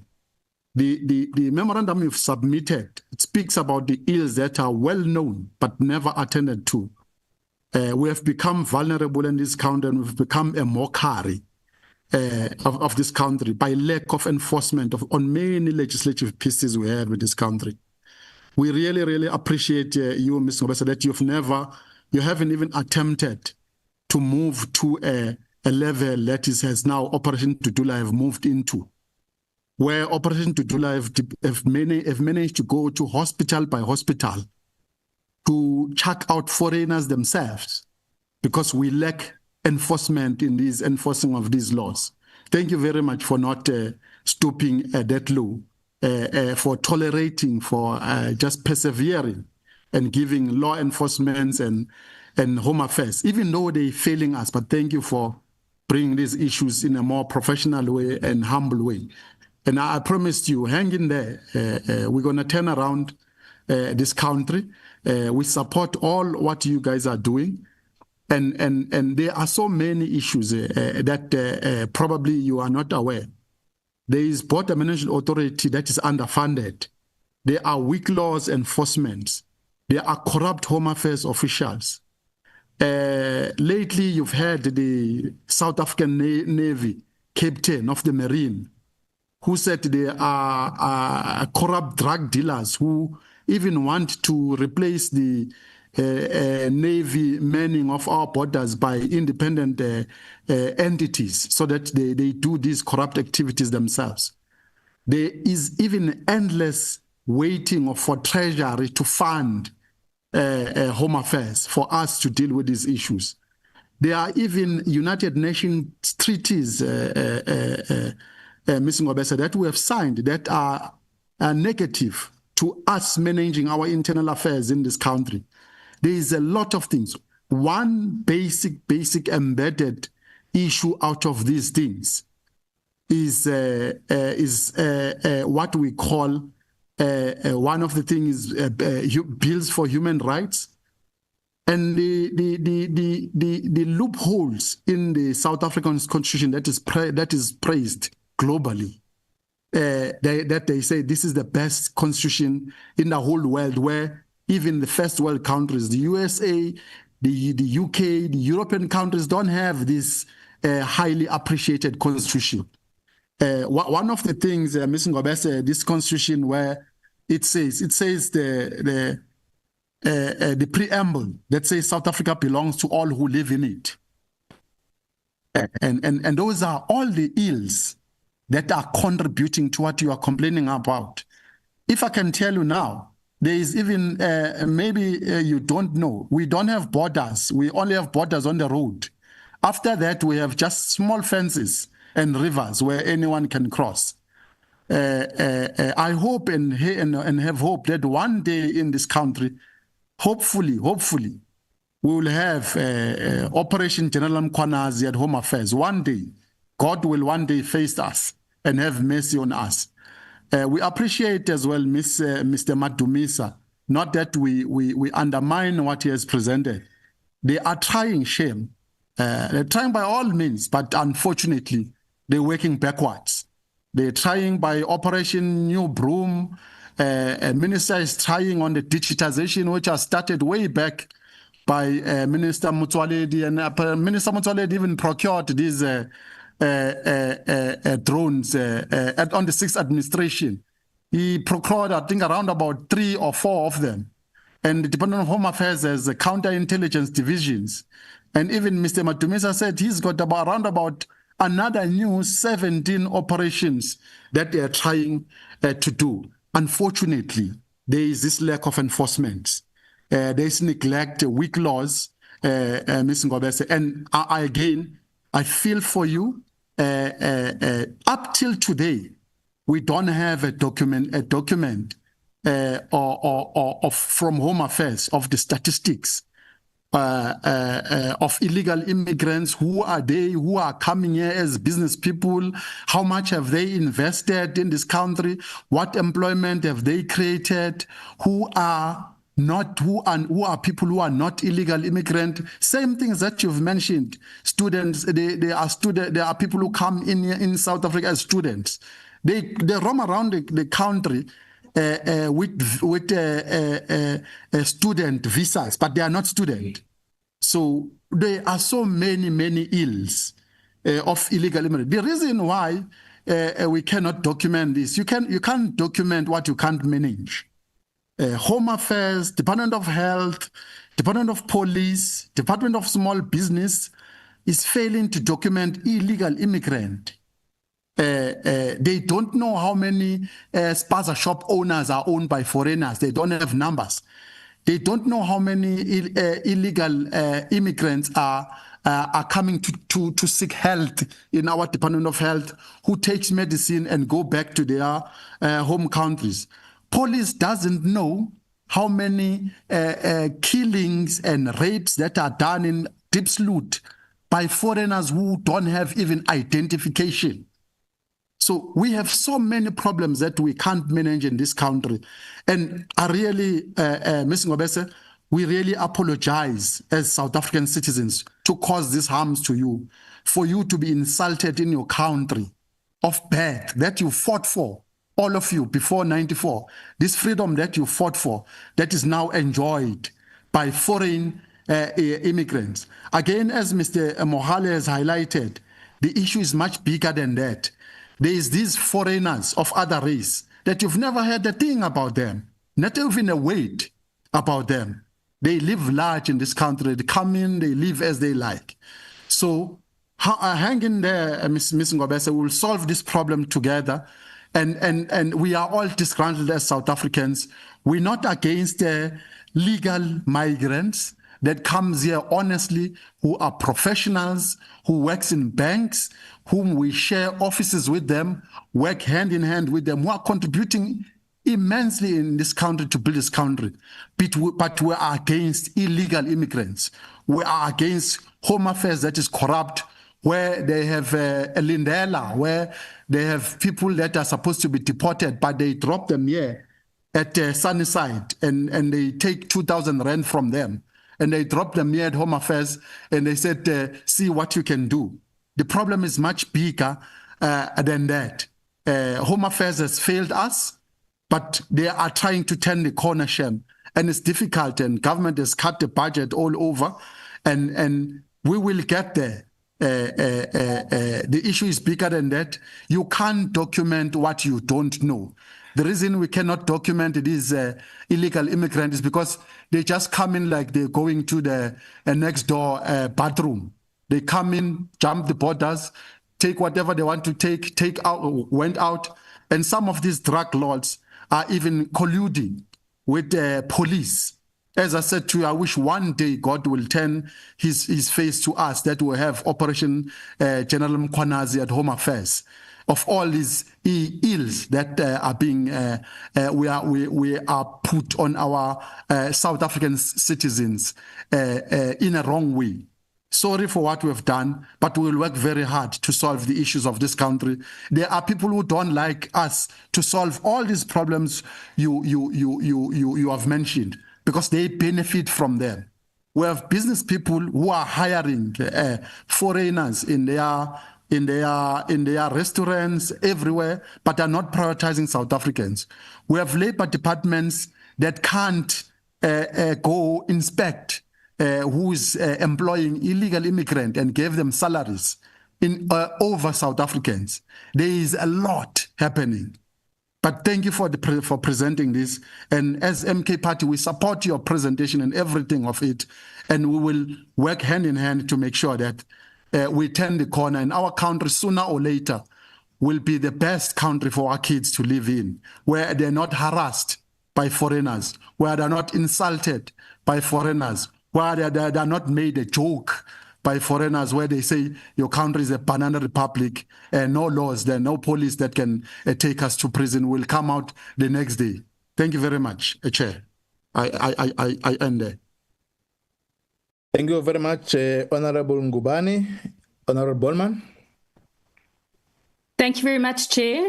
I would like to begin by recognizing that while we might not all agree with every claim made in the March and March Memorandum, we must accept and respect that these are genuine concerns from members of the public about crime, about safety, and the presence of undocumented individuals in our country.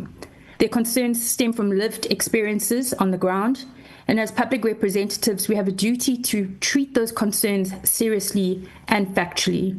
I would also like to, at this point, take the time to thank Ms. Ngobisi Zuma for her passion on the issue, raising her voice. I think the more people speak up on issues that affect them and they feel are important, the better it is for us in government to prioritize these issues. I think, secondly, Chair, we have recently been reminded that illegal immigration is not the responsibility of a single ministry. As I said in my last speech in the House, if everyone leads, no one leads. And without a coordinated multidisciplinary operation, and I include here, Chair, all three spheres of government, we create gaps, and those gaps are exactly what people exploit as weaknesses in the system. Chair, this is not a new issue. It is the result of more than 30 years of institutional erosion, capacity decline, and fragmented enforcement. And like any vortex, the problem tightens the longer it spins without proper controls. And that is precisely why this issue raised in the memorandum cannot be addressed by Home Affairs alone. A coordinated multi-departmental approach is not optional, it is essential. We must also acknowledge that the problems we currently are facing in the immigration environment are directly linked to decades of poor financial allocation to Home Affairs. The department cannot be expected to manage 21st century migration pressures with outdated systems, with insufficient personnel, and a budget that has not kept pace with its mandate. If we do not increase expenditure to Home Affairs urgently, these challenges will worsen and will not improve. There is also a clear and urgent need for legislative review, and we are encouraged that the department is already driving some of these reforms. But legislation alone will not solve the problem. We must also remove the incentives that make unlawful entry appealing to these folk. International research consistently shows that closing access to illegal employment opportunities is far more effective than large-scale deportation operations. In the United States, for an example, it states that implemented mandatory e-verification, requiring employers to verify the legal work status of every employee, saw vastly higher compliance, fewer illegal sent entries, and far fewer repeated crossings. And when employment is no longer an easy option, unlawful entry becomes far less attractive. South Africa is moving in this direction. Of course, we have the digital identity system currently being developed under Minister Schreiber, which will enable the department to eliminate fraudulent documents, stop multiple IDs, prevent ghost beneficiaries, and ensure that every person, citizen or foreign national, can be accurately verified. However, identity verification alone is not enough. It must be supported by municipal enforcement of bylaws. It must be proper resourcing of border management, including transferring SAP's border units to the BMA, as my colleague Honourable Roos mentioned earlier, and then the strong intergovernmental cooperation and a commitment to uphold the rule of law without fear or favour. Chair, in closing, the concerns raised in the memorandum deserve a clear, coordinated and factual response. Strengthening immigration control requires cooperation across all levels of government, supported by modern systems, adequate resourcing, and legislative reform. Thank you, Chair. Thank you very much, Honourable Bolman. Honourable Matopa.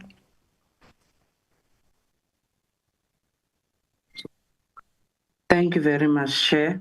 let me also take the opportunity to appreciate Mrs. Ngobeze Zuma's presentation, and let me also align myself with Honorable Ngubane in his opening remarks.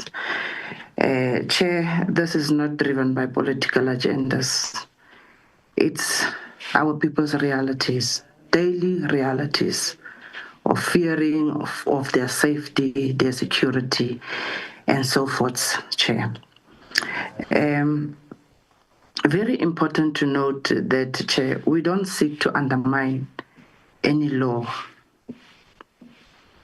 Honorable members, this is about protecting citizens, enforcing the law and ensuring accountability. We need measurable outcomes. The challenges remain. Citizens are still affected heavily. Chair, I wish we could see much more improvements than what the department is already doing, with the challenges that the departments are also faced with. I wish we could really see a lot of improvements. Because we don't actually see the difference. They are trying their best in implementing interventions, changing the policies. However, there's still much more that needs to be done, as this is not only affecting the people of South Africa, it's also affecting our departments, correctional services, our health system, our local social economic developments, and we really need a lot that needs to be done, Chair. And going on the presentation that was given, Chair, it states that the right to dignity. The right to dignity should not surpass the law. And then you would ask the question, what about South African people's dignity? When we look around us, how our people are living, is that the dignity our people has fought for?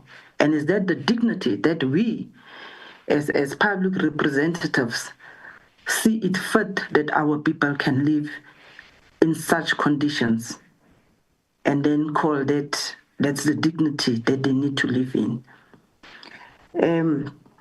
Also coming to the legal contradiction which create loopholes exploited by undocumented migrants, Chair.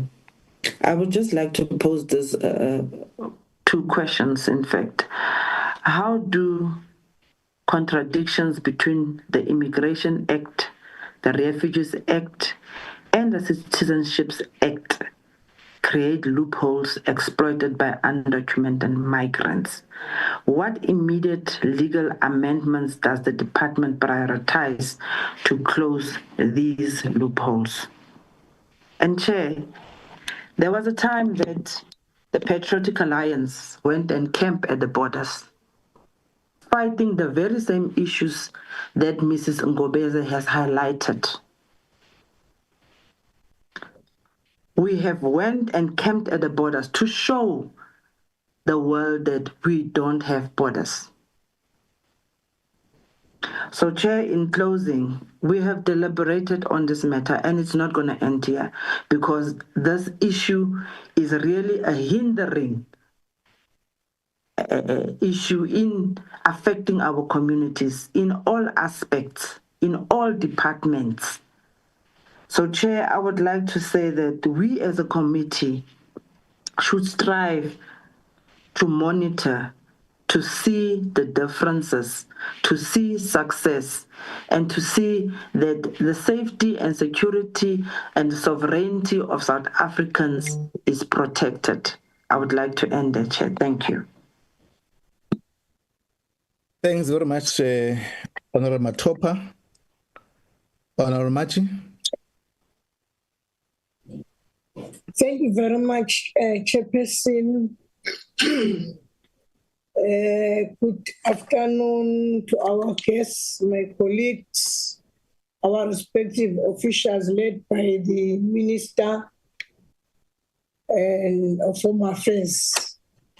I was having some questions, but no, I'm just to talk to these very shortly to these two presentations. I'll start by appreciating Mr. Tumisa for his presentation, which was carrying a little bit of the hope at the end. And what I like most is that of working together to our country will be saved if we can work together. Even talk about unity. If we can be united, we can make it a point that our people are being saved. It is not a one-man show, but it needs all of us. When it comes to maybe to the last debate, I think it was on Thursday, where I stated that everybody should note that these concerns that we are getting all over are not only being shared by millions of South Africans, but also acknowledged by the Minister of Finance, who has recognized the growing strain that illegal immigrants places on our already barren focus. Thank you very much also to Miss Ngobese Zuma. Your presentation left me crying. It left me crying. If by a miracle I can be maybe forwarded or given an opportunity that tomorrow or this afternoon I'm given an opportunity to renew or to review the constitutional or the Constitution of South Africa, I can start by this one, the Bill of Rights. Bill of Rights. When they used to say South Africa belongs to everyone who lives in it. So they came here, they stay here. When they're just here, they used to say, no, we're free in this South Africa. I remember, maybe Chair and colleagues will remember, the other time we were dealing with this issue when there was Professor Tuli Madonsela, who is now working, I think, in one of the universities. We're talking about this issue. In my last debate, when I was closing debate, there was a last sentence which was saying South Africans should come first. That was my last sentence. When I was closing that debate, Ms. Ngobese, it's very unfortunate, my dear sister, that we female, especially female Africans, are also contributing to these immigrants to stay here in South Africa. They don't want to go back to their places. They came here, didn't even know one another. We fall in love with them. Tomorrow, they are getting married with them. They don't have real love. They want a citizen. So then if now they want the citizenship, after that, they will stay with us. I'm very sorry. But concerning this issue of sponsorship also, it's we as Africans who are giving these illegal foreigners the places to rent. Others used to build the two room as if it's the room for his own children or his or her own family. Thereafter, you see that the sponsorship That spaza shop is being rented by the illegal foreigner. We are also contributing. So I'm just going back to the first one, I'm very sorry, Mr. Madumisa, who said it's not for one person. We should be united.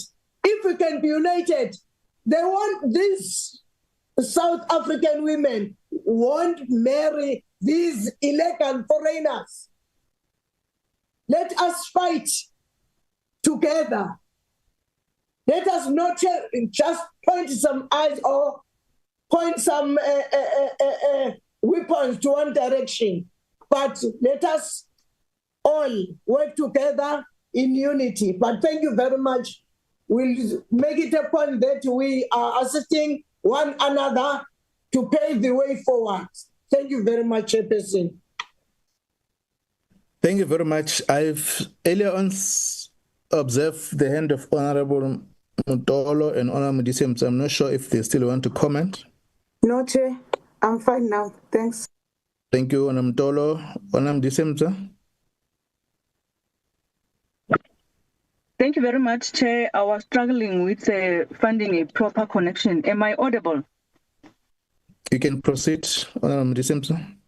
Thank you very much, Chair. Let me also appreciate the two presentations from the March and March organization representative and from the Department of Home Affairs.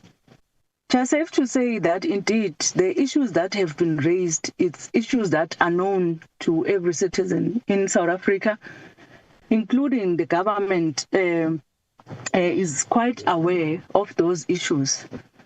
And hence the presentation that has been done or the responses that we received from the Department of Home Affairs would have outlined the strategic interventions that they are currently undertaking in order to curb those concerns that have been raised.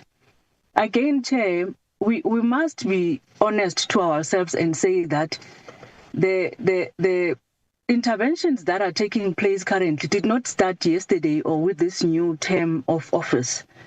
We are quite aware that we have an establishment of the BMA that has been put in place in the previous sixth administration, precisely to deal with the issues and the challenges that we have in our borders. And I think members have also cited the challenges that are faced by the department with regard to the lack of sufficient funding.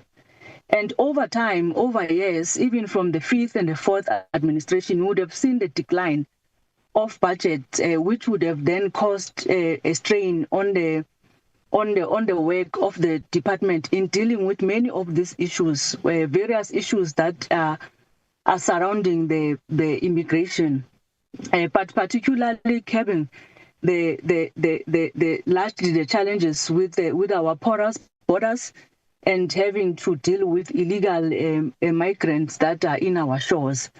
And the more they enter our shores, the more a financial strain or a burden it becomes to South Africans, including South Africans having to then scramble for job opportunities, for business opportunities, simply because we have an influx of foreign nationals who come to our country also to seek for such opportunities. But because there's limited opportunities of such, it then leads to many of these people also committing crimes in our shores.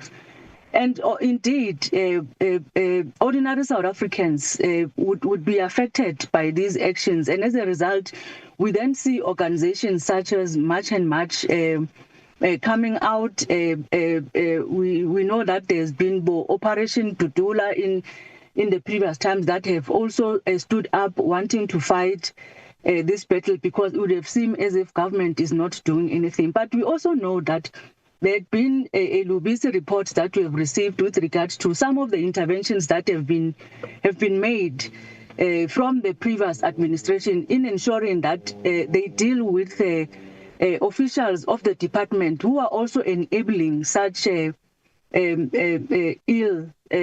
conduct or enabling these illegal migrants to succeed in their illegal conduct or actions. But we must appreciate the efforts that the department has continuously been putting in place despite the limited resources that they have, including the BMA largely. We would have seen that in the 2023-24, there had been improvements, even with the limited number of boots on the borders, including the equipment that is necessarily required for them to be able to conduct their operations effectively. But they had put in a lot of work because they are committed in ensuring that there's law and they curb these movements of illegal persons, including the illegal goods that are able to come in and out of our country. Now, as a committee, we need then to strengthen those engagements, and we are quite comfortable and happy that on Friday we will be having a joint committees meeting, which will then deal with these issues. You are quite aware that in the previous month we would have had engagements also with other committees that deal with issues of Treasury, the committee that does oversights to Treasury, also to request an agent response from Treasury with regard to the funding to the department, but quite extensively to the BMA, because we recognize the work and the efforts that they put in wanting to assist the country and ensuring that there's law and order when it comes to the movements of persons and goods in and out of our borders. Therefore, Chair, I think with those efforts that are already in place, we can only give support and strengthen what is currently in place so that we can then see a much desired change that we want to see on the efforts that are being made in the country. Thank you very much, Chair. Well, thanks very much, honorable members, for responding and commenting to the reports that was presented by Ms. Ngobese Zuma and the Department of Home Affairs. I will invite the team to comment on those issues, but I want to raise few issues that align with the views expressed in this meeting. I think the first point which Honorable Matopa raised is that this is not a political stance to demonstrate how or where to apportion blame on this or the other. And I think in her introduction, Ms. Ngoben did not even identify her strength of association in terms of any political party. And I think that is the responsibility as members of parliament, and also to engage on a subject matter that has been brought to our attention. And I'm fully agree with all members that it is important at all times that we engage with members of the public, because this parliament is constituted by a facilitation of a vote of the electorate, and the policy legislation that we pass in parliament and the policy that the departments implement seeks to, in this case of the security cluster, including Home Affairs, seeks to protect the jurisdiction and our people and promote economic growth. So those are the principles which this engagement brought by March and March should be embraced. We don't need to shy away from challenges that another arm of the state is facing in terms of navigating the critical matters that are raised by March and March. And this does not affect only South Africa. It affects other jurisdictions. But we're happy that and welcome the issues with good spirit that are raised by March and March. What it means is that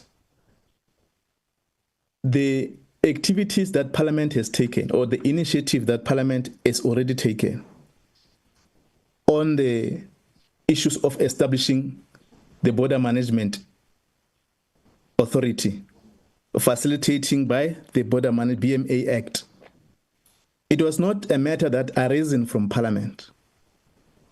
It's a matter that arising with the same process that this March and March and members of the community were raising on our porous borders. And Parliament ought to initiate with another arm of the state, the executive, a legislation that will then enable us to establish the Border Management Authority with the objective reasons to continuously respond to these challenges of nationals who cross to our country without formal documentation. Again, we had also considered to establish the one-stop border post within the same framework of responding to the issues that are continuously being raised by us members who are representative of Parliament, councillors, and all members and stakeholders. And elevating this matter, Ms. Ngobese Zuma, give us more opportunity to make sure that what we have decided as the Parliament to initiate through the ministry in the 6th administration, that there must be a review of all laws that governs migration. Hence, there's a review, and that paper, as I've indicated, once it's presented, it will give more opportunity to determine the course of action on how we manage our migration landscape within our jurisdiction and other jurisdictions in the globe. And I think that's the most important area that we may need to appreciate these discussions that has been raised. You all know that the correctional services, just to add to the presentation of Ms. Ngobese and Mr. Dudusani, is that you know that the Correctional Service Portfolio Committee has presented a comprehensive stats and articulation on the overcrowding of foreign nationals. And that also contributes to the financial capacity of the another arm of the state in terms of managing this problem. The problem of deportation and all these issues are rising for a discourse for this country in a legislation that, once the bill has been presented, will able to interface with it. There's a proposal on the other Committee of Correctional Service to make sure that serving in prison of these foreign nationals, they must serve the term of their office or not term of in the prison in their country of origin. And even that amendment, when it's been tabled by the Correctional Service Committee, it will then be subjected also to members of the public and stakeholders to enhance the discussion and determine the course of action.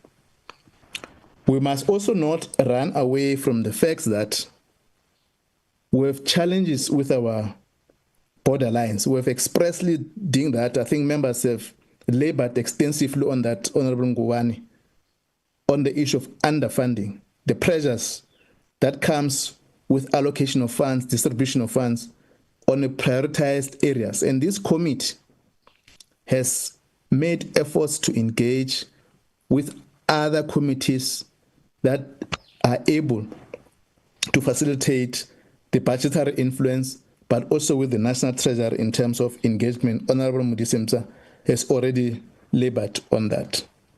So this issue of the presentation and the work that have been done over the years, post-1994, in relation to this question, Parliament has put legislation, but also has continuously amended in order to meet the realities of today. We have taken a conscious decision that there must be a review of a single statute of this white paper that will be able to deal with all these matters that are before the committee. And I think the solution is to work together as members and the community to make sure, and all the institutions that have been identified by the report that the Home Affairs has presented, and also the report that Ms. Ngobese Zuma and the team has always framed in order to make sure that we are able to respond to these issues. Members, I would want to request that we give the department to comment on some of the issues that are arising from the presentation. We have engaged and are continuously engaging with the department, ourselves as the members, to respond precisely on the issues that Ms. Ngobese Zuma and the team have raised, but also give the team also to comment on some of the issues that are raising.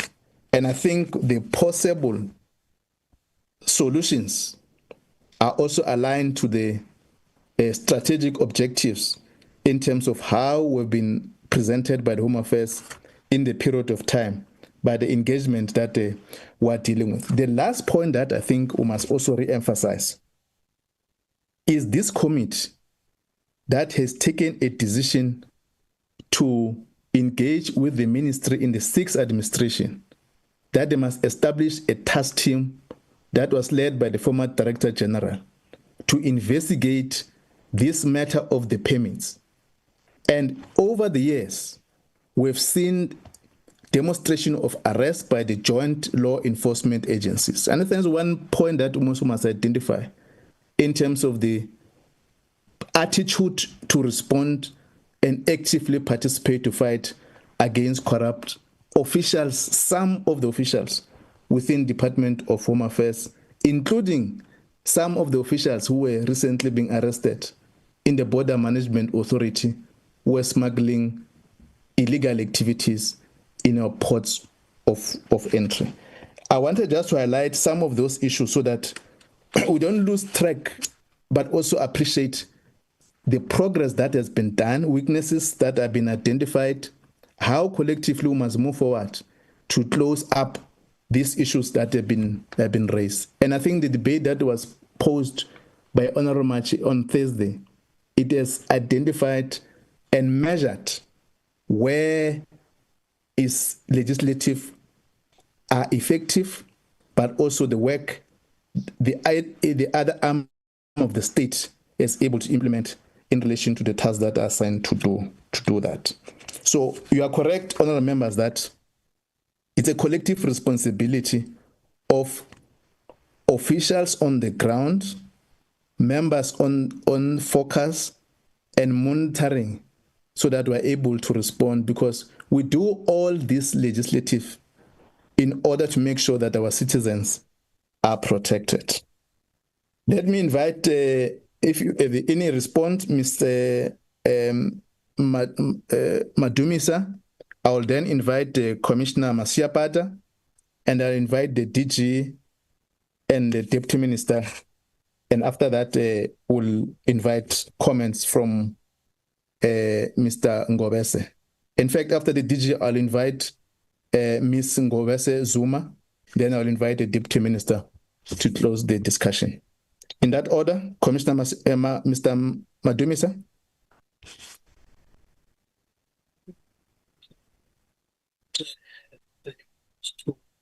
Members with the questions, I think in the main, these were the inputs confirming some of the things that we are dealing with, but also a special a word of appreciation from Ms. Ngobese Zuma.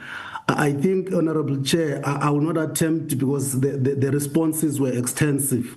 to try to go step by step. Maybe my principal in the DG and the Deputy Minister, when they come, they will touch on some of the areas I've missed. But I wanted to make this emphasis as a response, Honorable Chair and Honorable Members, that usually we come to the Portfolio Committee to account on what we're doing, whether we're doing right or doing wrong, and we prepare ourselves accordingly. We came this morning with the same understanding and the same attitude that we put all the cards on the table on what we are doing, and so that we can get some guidance. I must appreciate, Honorable Chair, that this meeting today has been completely different from the meetings that we had with the Portfolio Committee, in such that the members have taken lead on some of the issues that we have raised. The importance of bringing Intergovernmental Relations Act into this space to make sure that all spheres of government, all stakeholders, but the whole of society, our communities and our community structures, including our traditional leaders, need to have a significant role in trying to assist us to make sure that Home Affairs provide leadership in rooting out illegality in the country. Having said that, I think, Honorable Chair, there would have been one or two specific questions that were posed to us, and I feel it's important that at least I touch on that the issue of loopholes between in particular between the Immigration Act and the Refugee Act. Of course, those then will contribute later into how people end up with citizenship. And the citizenship, you will realize that there will be issues of kids born into the Republic who would have not been documented by their parents, and the court will expect, once they reach the age of maturity, that because they have not been given any documentation, and Home Affairs should consider processing them for documentation at the age of maturity, which is something that should have been done by the parents when the kids were born, which is the responsibility and obligation of each and every parent. That burden is then transferred to the provisions of Home Affairs. At the entry level, you will see that the expectation is that people comply with the laws of the country when they come to South Africa. They should not use the arm of international protection, which is the 1951 Convention, to undermine the domestic laws. But however, under the very Refugee Act, there's an expectation that when someone says, I'm seeking asylum, there's an expectation that we process them. Now, on the side of the Immigration Act, there's an expectation of enforcement of anyone that is illegal in the country, including people that are seeking asylum. How do we bring the balance? What processes are we bringing in place to make sure that genuine asylum seekers are attended to, while immigrants that are not deserving of protection do not use the Refugee Act as a tool to remain in the country and prolong their stay after having undermined the domestic laws in the form of the BMA Act as well as the Immigration Act when they enter the Republic. So I think, Chairperson, just having reflected on those, generally, I feel that the submissions made post my presentation, as well as Ms. Ngobese's presentation, Ngobese Zuma's presentation, were more empowering us in a way, indirectly saying to us, you need to just go back and do more than you have already done. And I think we will take the submissions in that spirit, that there's a lot of room for improvement from our side. We need to be innovative. We need to think hard. We need to find sources of income to generate resources for interventions like the drones that we have procured, the enhancement in the system. We believe that issues of interfacing with other departments, sister departments, in particular those that are in the front line of service delivery, like your health, like your education, for the enforcement of Section 42 that was mentioned, it's very important that Home Affairs work on a platform that is responsive to their needs. As things stand, if we continue on manual processes, it's very difficult for the other departments to carry their responsibilities. As much as we have an expectation on them to ensure that they declare migrants into their space, as well as declare whether they are continuing with their studies or they are receiving medication and any other, we also carry an obligation to make it easy for them by putting these sources and solutions and processes into automated platforms where they can update a central system that is accessible by sister department, sitting in the comfort of their offices and their departments without having to drive from a province like the Northern Cape to come to Gauteng because there's no refugee center there, or there's no Home Affairs that is dealing with permits and visas. You must then drive to Pretoria and to get assistance on a manual process that can take the rest of your day, where you could have done easily within seconds within the comfort of your... So the development of the verification tool is in full steam, Honorable Chair and the members. We are hoping then, as we automate in the ETA platform, we introduce the verification, and that will be rolled out and engage other sister department and institutions, including private institutions, in the space of health and other services linked to government. That the enforcement of the need to account for the foreign nationals in your space, especially as institutions, is a non-negotiable, but it's a norm that everyone is expected to comply with. Let me submit, Honorable Chair, with those remarks. Thank you very much, Mr. Madumisa. Commissioner Mashapat.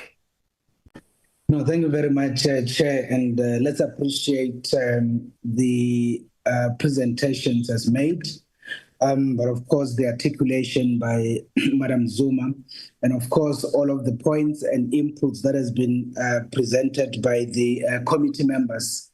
Honorable Chair, I suppose on the basis of time, I wouldn't want to go into any of the details. The DM will touch a bit on some of the work that has really been done by the BMA, and also reflect a bit in terms of some of the quantitative articulation around the interceptions and all of that. What I just want to do, Chair, I just want to contextualize the ecosystem. And I'm talking here within the context of the work done by the Border Management Authority. And I want to start by what you will call your border gate as the first point. And I want to indicate, Honorable Chair, that at least I drive into all of these ports all the time. I have just come back from Beit Bridge. A week before that, I was in Masero Bridge. A week before that, I was in Oshoek and in all of the other ports. I will be going to Koopfontein quite recently and all of those issues. Now, I'm saying when it comes to a port of entry, we have done our best to make sure that the leakage that has been the norm is at least addressed. And how have we done that? So in those top ports, and I'm talking here about key ports that actually move in terms of land, around 80 to 85% of the people, we have actually sealed the gates to indicate that nobody enters the port until and unless they are a legitimate traveler, which effectively means that we put in the border guards in the respective gates, the gate to the nearest to the country and the gate that goes into the country. So what that thing has done, and I think this is very much practical on the basis of contextualizing the ecosystem, what that has actually done, it has actually assisted us to remove individuals that used to facilitate illegal migration inside the port. That's number one. Number two, it has also assisted us to make sure that our immigration officers are not exposed to actually interact with people without requisite documents, because they are not going to be allowed in the first instance to enter the port.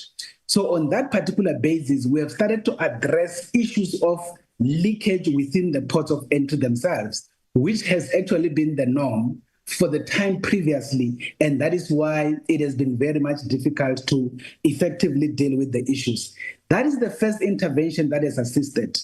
And I want yourselves to just imagine a situation, and I think this is very much practical because social media actually assists, even if normal media doesn't pick it up. You will remember previously on the N1 corridor in particular, coming from the north, Beit Bridge side, the police will keep on intercepting buses with loads and loads of people. You will find that where there were 60 people, around 50 of them won't be having documents. All of them will be destined to Gauteng. Now, with this intervention that we've made, you will realize that those incidences are starting to disappear. It doesn't mean the police are no longer intercepting or are no longer on the N1 and all. They are there. but those incidences have disappeared. And the question is why? The key point is nobody is actually allowed, which is what has been the practice. Individuals will arrive at the port with a bus on the Zimbabwean side, on the Mozambican side, on the Lesotho side. Then they exit the bus and they go into the bush. And then they allow the bus driver with documents and 3 or 5 other people with documents to enter the port to be processed. And when they have finished processing, then they move into the country and the people will emerge in the bush on the other side and enter the bus. And that is how they used to enter the country illegally. So now, because at least we have drones in these particular spaces, when we put them on air, we are able to monitor all the conveyances. I'm talking here about taxis and buses in particular, even as they approach our side from the other side. And we are able to make sure that nobody exits any of those to be able to go to the bush. So those are some of the issues that I wanted to just bring to your attention to say, at least from where I sit and from where the team sits, when it comes to inside the port, we can confidently indicate that we have actually started to deal with the leakage that has been the problem. Now, over and above that, what have we been doing about general corruption, particularly if we talk about sealing the entry point by the border guards? So that is where what we call the body cams assist, because those border guards, as they stand in those particular areas, they are actually having body cams. So we don't have enough. We only have 40 because that is the only ones that we can afford. We are looking at getting more money and getting more of the body cams. So when those particular border guards interact with these travelers, we are able to follow through in terms of what they say to them, and we're able to see the people that they're interacting with, meaning they are on both audio, but they're also on visual. That on its own is a deterrent. Nobody can start to do any kind of corrupt activities when they know that in the operational center, in the back office, they're actually being listened to, but we are also seeing what they are doing. So those are some of the interventions in as far as the port is concerned. The reason why I'm starting there, Chair, and the committee members, including Madam Zuma, is to say that the biggest problem we are sitting with now is now outside the port, particularly a few kilometers outside the port. Now, what is the area of vulnerability? The area of vulnerability is because there is not any physical barrier. And that is why I heard the Chair at some point indicating that there is going to be a conversation with the Department of Public Works and Infrastructure so that we can start to look at bringing some element of barrier around our key ports or around our borderlines so that we can have some kind of a barrier so that when we talk about a vulnerable segment, we mean an area maybe where there is no a fence, but currently every part of the borderline is vulnerable because there is no fence at all. And that is the key challenge that we have to be dealing with. And I suppose if we can be able to move in that direction, then we will be able to deal with the issues. The last thing that I wanted to say, Chair, and this is one of the fundamentals around the issue of addressing corruption, because that is one issue that kept on being raised. Now, the Minister of Home Affairs, actually, Dr. Schreiber, launched what we call the Border Management and Immigration Anti-Corruption Forum. This particular forum is chaired by the SIU. What we then did, we brought in the SIU, we brought in the WOCs, we brought in the Anti-Corruption Unit, IDEC, that is in the NPA. And they are part of this particular forum. So what we have started doing, we've been in Beitbridge, by the way, doing this. We actually started doing awareness sessions with the intention of being proactive in dealing with corruption. In that particular session, we had 3 inmates that came from the Department of Correctional Services that I spoke with the Commissioner of Correctional Services to bring the 3 inmates. These are individuals that used to be working in this environment. I remember we even had a former lieutenant colonel who used to work in the police. So they came to speak and talk to the colleagues that are working in the space to say, I used to work here at a port and I actually was caught taking a bribe of 200 rands. As we speak now, as part of the charges that I had to go through by the Hawks, who basically came to take me on, as I'm talking to you, I'm serving 5 years in prison. I've lost everything, lost the family, lost the house, and lost every other thing.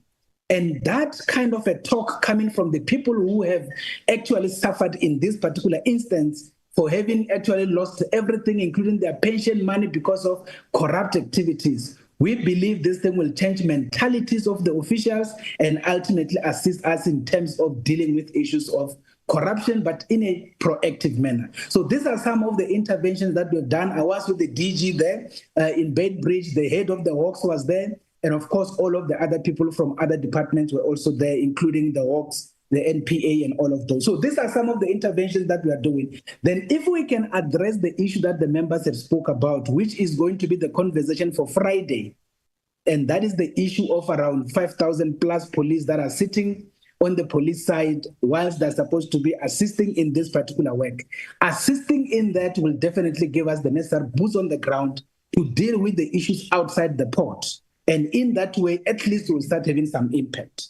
So let me then stop there, Chair, and say those are some of the little things that I wanted to just add on. And of course, I think the DM will add on other things. Thanks.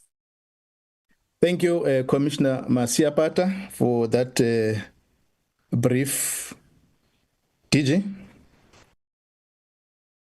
No, thank you so much, Chairperson, and thanks to the honorable members for the comments, the inputs, and in particular, Ngobese Zuma and the team that has accompanied her. I think firstly, Chair, it's really to appreciate the presentation or narrative that was shared by Ngobese Zuma as a department. We really appreciate and welcome, Chair, the community support, and would like to really commit ourselves to continue to engage with these stakeholders with regards to how we can improve in the area of law enforcement. But I just want to indicate that as we welcome and support this work, I want to align myself with what Honorable Mohale, Honorable Ruos have indicated, that we need to act within the confines of the law. That is a starting point. We need to avoid acts of vigilantism, acts of xenophobia, because these activities that are raised, some of them arise because of our commitment in various international or global commitments, such as your UN conventions, and of course in our own Bill of Rights. The second area will be the issue raised by Honorable Mohale and Honorable Rose around capacity. Currently, the operation that the minister was leading in Johannesburg, it's a limited number of inspectorate staff, which we hope, as all colleagues have indicated, when Treasury does provide the necessary resources, we should be able to bolster the area of law enforcement. Just want to raise the issue that was raised by yourself, Chair, and Honorable Lorato, with regards to the contradictions in the three pieces of legislation that I think the DM will be able to deal with. You will recall that we've had numerous Concord challenges that have either said your Citizenship Act is in conflict with your Refugees Act, or it's in conflict with the Immigration Act, and therefore the Concords have directed us to ensure that we repeal most of these parts of legislation. That is why the white paper is now in process, which was approved by the JCPS ministers last week on Thursday. And of course, Ngobese Zuma, there will be, and I like this opportunity, there will be a process for public consultations once a cabinet has approved. In the initial white paper, we went to almost all the provinces and inviting various stakeholders to present. And again, there will be that opportunity that will then arise.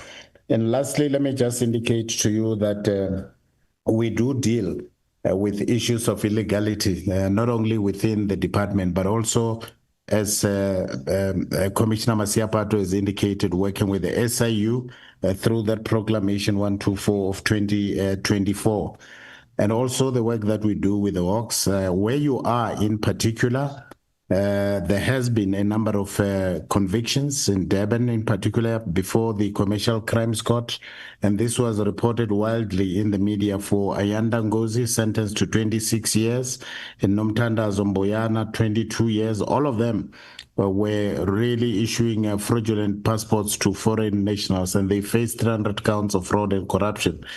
And secondly, in the last 2 weeks, we have suspended an office official there in the KZN that was issuing fraudulent birth certificates to members after, and this was after members of the public had alerted us. And I think DM will deal with issues related to dismissals and arrests. But we do welcome the inputs also from members of the honorable members from Honorable Bolman around the coordinated approach that is required to Honorable Machi, and I think similarly with Honorable Nkubane. So these comments are welcomed. So let me pause for now. Thank you so much, Chairperson. DG, for the response. Can I invite Ms. Ngobese Zuma to comment also? Thank you. Thank you so much, honorable members, and really appreciate your responses and the insights that we have been given. And for us, it really is heartwarming to know that our voices have been heard. We've been kicking and knocking on doors, especially for this department and for this day to finally be here is really, I think it's a sense of relief for a lot of South Africans. But I must say that it's disappointing that we have members who are here in Parliament and they are trying to glorify illegality, blatantly stating that we know they're here illegally, but use the racial or the race card to kind of spare them of any blame. When a person leaves and comes into a country illegally, you can't blame the government only. That person also took a conscious decision to come into a country illegally and break that country's laws. So they are as much to blame as the government of that country. And for statistics, I can safely say that I'd like to invite members of Parliament to come to the ground. I know sometimes the temptation to speak about things from higher up is easier when you don't know the experience of people who are down there. So maybe just those who would like to get the data, leave your cars, leave your high walls, come with us on the ground. Any day we will take you to people with real lived experiences. I can take you just downtown here where every single shop is owned by people from outside. Every single salon is owned by people outside. People of South Africa are working for them. And in those salons, they're dealing drugs. But you report this and the police are also working with them. And the police will tell you, we arrest them. But when we get to the police station, a certain so-and-so will call us and search them. These are things that we live on an everyday. So I'm not sure if people's everyday lived experiences do not compensate as data. Maybe that would help as well to highlight some of these things that we're not targeting Black migrants, but unfortunately we are importing very poor people from outside of South Africa and coming to South Africa to compete with poor people. That is why we've got such a problem with resources that are meant to be for public and not for the public. They are instead being used by people who are not South African. And we've got a problem with schools, we've got a problem with hospitals. And if these people are not poor and they were these other race that you are saying, maybe we wouldn't know this, maybe we wouldn't have them in our communities. But unfortunately, we live in poor communities. We live with the people who are not in your higher class. So unfortunately, I think it'll take someone of higher class to identify those that are illegal immigrants and are of different races from higher class. We don't mind also going to target them, but we were just trying to help the poor in this country because we do know that majority of the poor and relying on the welfare of the country, same welfare that is being paid by those in the high class. So it's really, what do I call it? but it's a system that's integrated, because if we take care of the people and make sure that their lives are sustainable, eventually they will eat into your pockets, because we are the ones that are going to be paying for whatever is going on in those communities. And we're going to pay not only in terms of money, we're also going to pay in terms of the violence that's going to erupt when poor people are competing amongst themselves, the poor little scrams that they have. Currently, we had the city of Joburg forcing them.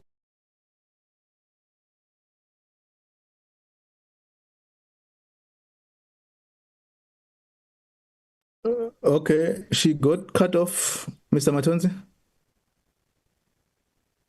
Yes, Chair. I think she got cut off. Let me just check. I think we've made our point, all of us. I'm so sorry, I got cut off. Yeah, if you can wrap up. Yes, I'll wrap up quickly. But some of the stats do highlight that 70% of files, for example, in hospitals in Johannesburg are foreigners. And there's also 15% of prisoners in prison are actually people who are foreigners. And that's a huge number. The Hawks said 60% of all organized crime is done by people who are foreigners. There's a number of teachers who've come forward and they've complained that the overcrowding in schools has led them to a language barrier where they don't know how to communicate with children. So it's really not a target of any individuals. It's really the reality of people who are facing every day, and the poorest of the poor are the ones that are suffering. And we also have people who are benefiting from illegal immigrants, as mentioned, in terms of cheap labor. And these people don't pay taxes. And I'd just like to respond to Honorable Ruiz in the mention that foreigners and tuck shops and there was a loss that happened there. Unfortunately, or luckily for South Africa, we won't experience that because tuck shops have always been an economy that was owned by Black South Africans. We grew up, there was Ntombela shops. All these tuck shops were owned by South Africans. So we're just taking back the economy of South Africans back to South Africa. And I don't foresee us as a country failing to do that, reclaiming what we had lost to people who are not South Africans. And also, I just want to say that I hear a lot of people every time we raise issues of concerns for South Africans, they talk about the law, which is very important for the running of the country. We need to be a legal country. We need to work on the confines of the law, but the messaging is not the same because it seems like the law only applies to South Africans. It's South Africans that must respect the law. It's South Africans that the law must be enforced to. Currently, we had a march in Point Road, and there's a guy who poured paint on people who are marching peacefully. Until this day, the police have never attended to that person who was a non-South African. And so on, and it goes on and on and on because there were cigarettes found on the same day, kidnapped children same day that were found.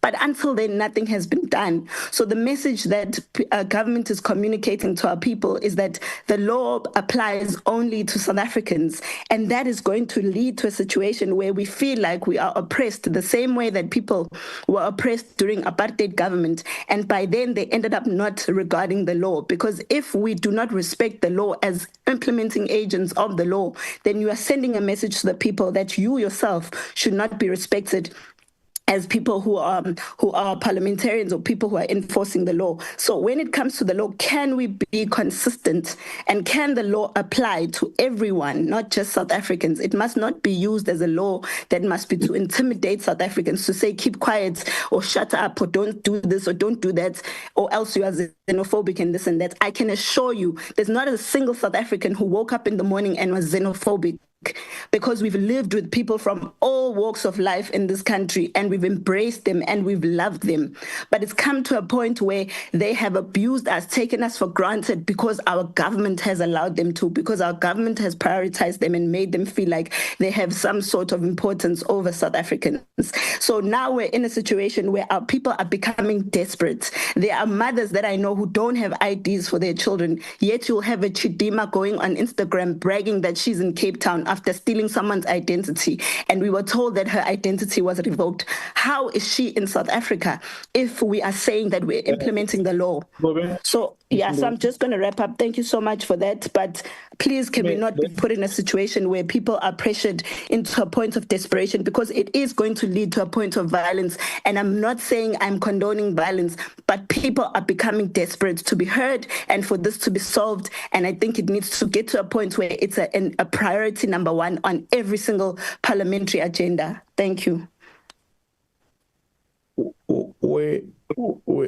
What we thought we are assisting all of us, and I'm sure you listen carefully to all members of Parliament or the committee and the department in terms of the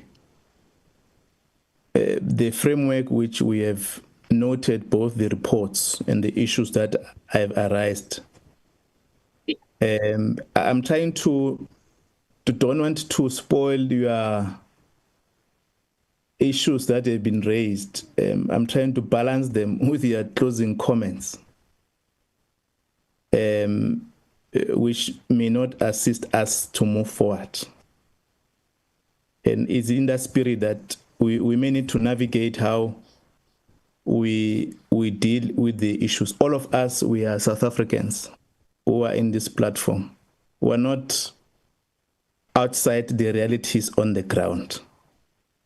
We have different experience, and we do support the call that it has been open for March and March to engage with us.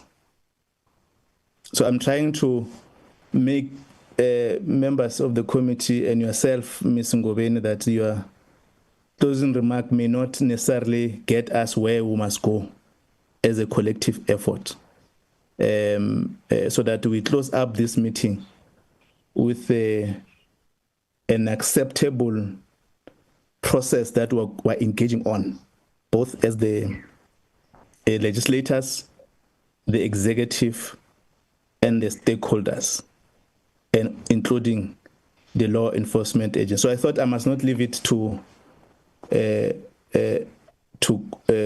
go out without, as the chair of the committee, being firm on how we must interact on the issues. We now invite Deputy Minister. No, thank you very much, Chair, and greetings to yourself, the members of the Portfolio Committee, and the members of the public who have joined us today. Now, Chair, that you have seen my face, I would like to ground it for purposes of better bandwidth. Chair, let me firstly appreciate the presentations that have been made in the main by Mrs. Ngobese Zuma from March and March. I think we have interacted with them in the past in the province of KZN. They came to us to submit a memorandum, and I think I'm quite happy that today we're making these deliberations here in a proper platform of Parliament around those issues. Now, Chair, I understand that time is against us, but I would just like to labor on a few points so that we get the issues into proper perspective.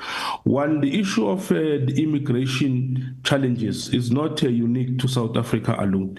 It's a very topical issue around the world. And there are different views on how it must be managed and handled. And I think even from this portfolio committee meeting, you could have a sense of those particular views on how it needs to be handled. But what is driving this problem of immigration? And I will be bold to say that at the core of it is the issue of the scarcity of resources and the state of the global economy. So we're not just grappling with the issue just because because, people decided to wake up and come to South Africa, wherever they are coming from. They are driven away because of the economic challenges they face in their own countries. In terms of our asylum-seeking regime, we've been saying that we are not dealing with people who are seeking refuge, who are coming here because they are looking for asylum, but rather we are dealing with economic migrants. And as such, we have raised this issue in various international platforms at the UNHCR level and all various platforms. Now, for us here, it's not an issue of us to be pointing problems around immigration or who says the problems the most or who becomes more articulate about raising the problems. The issue is about us working together to provide solutions such that we stop illegal immigration, we attract people who must come into the country, those who are able to contribute in the growth of the country, who do not become a burden to the fiscus of the country, who do not become a burden in our healthcare systems and all that we have to offer. So it's very important that our immigration laws as well as policies, they are able to balance that. Let's get people who are here to contribute and encourage those who are coming illegally, discourage and in fact stop anyone to enter the country illegally. So as a department, we then have a responsibility to make sure that we enforce the law. And we would like to reaffirm our commitment here that the Department of Home Affairs is not in any way in favor of any illegal movement of people or illegal migrants moving into the country. It is our responsibility to not just commit, but to actually action issues that will deal with illegal immigration. And the first part of dealing with the problem starts with law reform. We all know that, when before 1994, South Africa was not open to the world. We did not know what is happening in the world. And we really thought that the world was this beautiful place and South Africa was a bad place. And when we passed our laws, we then said, no, let's welcome everyone from everywhere without understanding the nature of imports that were bringing into the country, and we made it easy through legislation for people to come into the country. So what we are doing now, Chair, is that we are doing a law reform process, and that law reform process starts firstly with the white paper, as the DG has indicated that we've recently taken it to the JCPS cluster of ministers. We had to make some amendments on the white paper. That's why we call it a revised white paper, to deal with issues of digitization and other human rights aspects. That white paper at some point will soon go out to the public, and I hope that organizations like March and March will be able to come and contribute in that particular process so that we facilitate the law reform, because all issues that are coming from within the law that seem to have been opening gaps, that will be a time for us to strengthen them. So we're really looking forward to partnership in the part of law reform. We have also reintroduced the issue of the Immigration Advisory Board to advise the minister on issues of immigration, and that will help. Part of the law reform that we are doing is that we just recently in Parliament passed the One-Stop Border Post Bill, which really deals with the issue of formalizing movement of people within borders, which makes it easy for people to enter the country rather than want to enter through illegal posts. So that particularly helps us to promote legal migration of people so that we have the right set of people. So that is part of the legal or law reform that we are engaged on. But it will not be a single event that will deal with that will just change everything. It's going to be a process, Chair. And all these processes, we must just make sure that we move with speed. And that is exactly what we are doing as Home Affairs. Even with those law reform processes still underway, it doesn't mean that there is no work that is being done to avert illegal immigration and the illegal movement of people. I think one of the greatest things that came from the 6th administration building to the 7th administration is the issue of the introduction of the Border Management Authority, which was a good milestone. I mean, we are talking about 495,000 interceptions within the border environment. Those are people who will have entered the country illegal. So I don't think we must downplay the work that is being done by the Border Management Authority. There's still a lot more work to be done. I mean, if they're able to intercept about 114 facilitators, these are people who are actively engage in making sure that they legalize the movement of people from outside the country to the country, facilitating crime. So just by taking out these 114 facilitators, you will have actually capped out quite a number of people from coming into the country. And yes, we are doing this with limited resources, with only about 600 border guards, 50 coastal guards.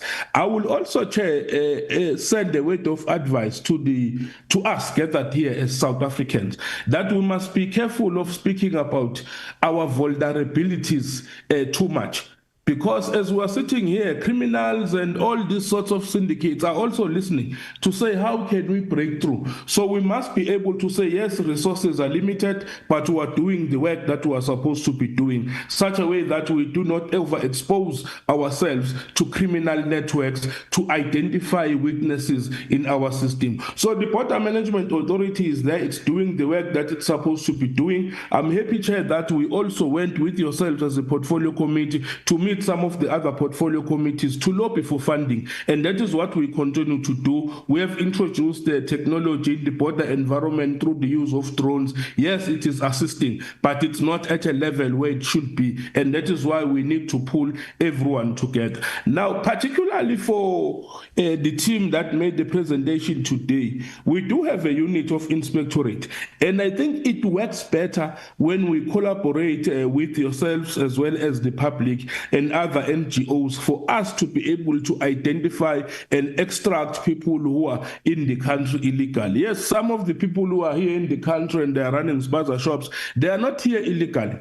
Some of them, they've come in through the system, through the law, because they say they are asylum seekers. We can question whether they are asylum seekers or economic migrants and so on, but the law recognizes them as such, and that is why we are doing reforms. So we need to deal with that issue of the law. The other part in terms of inspectorate that I think we need is a strong collaboration. If you say you know of a police officer who releases people once they are arrested, share the information with us. If you know of a corrupt Home Affairs officer, share the information with us. We have shown that we actually act when we have the information. We just had about 30 arrests most recently around issues of corruption. We established a counter-corruption unit within Home Affairs that deals specifically with the issues of criminal people. If you look, even now in KZN, we've had the cases of people who were selling our passports and so on and so on. And we made sure that we arrest those people. Some of them have been prosecuted. Some of them are spending time in jail.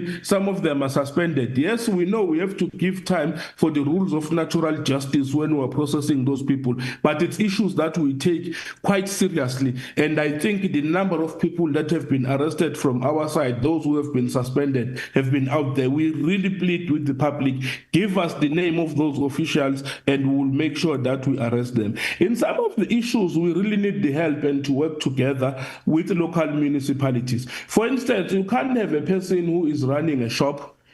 They wake up in the morning and bath in that shop. They get dressed in that shop. They cook in that shop for their supper. They sleep in that particular shop. If a person does that, it doesn't matter whether they are a foreign national or a South African, they are already impeding in our laws, and the municipalities must also act there. So we need those partnerships in order for them to implement their own bylaws, and then we must arrest those who are illegal. We have been carrying out operations, Chair, with the Department of Labor. It's untrue that operations are not ongoing. I think over the past 2 months, I've physically participated in about 4 or 3 inspections myself, let alone the team that is always on the ground. So we do those particular inspections. And we can never at any given point, Chair, say because deportation is expensive, therefore we must not deport.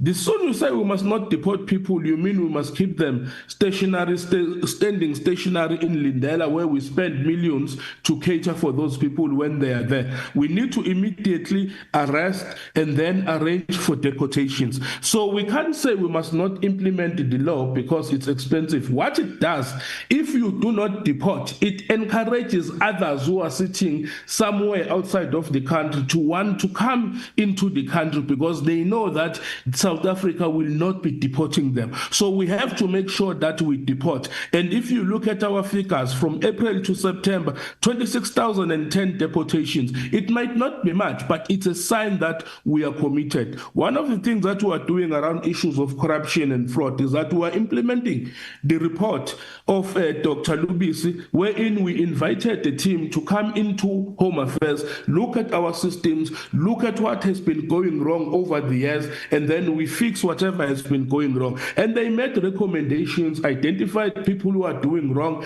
That particular issue is at a special investigating unit level, whom we've been working closely with. We've identified certain people, and action will be taken soon. And that is how we are proceeding around this issue. And indeed, Chair, we accept that dealing with an immigration, it's a global issue. We have to find our own solutions. And in my view, I think we do have the solutions by making the white paper work for us and having people contribute to the white paper, capacitate the BMA, capacitate our inspectorate division. Then we deal with the formalization of the movement of people, which is why we are developing the 6 border posts of entry to make it easy for people to come into the country illegal. So that is all the work that we are doing, Chair. But I think as a country, we still need to have a discussion broadly with all the NGOs and everyone around how do we deal or advise how we deal with the issue of immigration. But to say that nothing is being done, that will be incorrect, Chair. Yes, efforts are not at 100%, but efforts are there, and there is a plan to deal with them. And I think as we continue to report on progress in the Portfolio Committee, that will become evident. Thank you very much, Chair. Thank you very much, Deputy Minister, for wrapping up the discussion. Thanks very much, Ms. Ngobese Zuma and your team.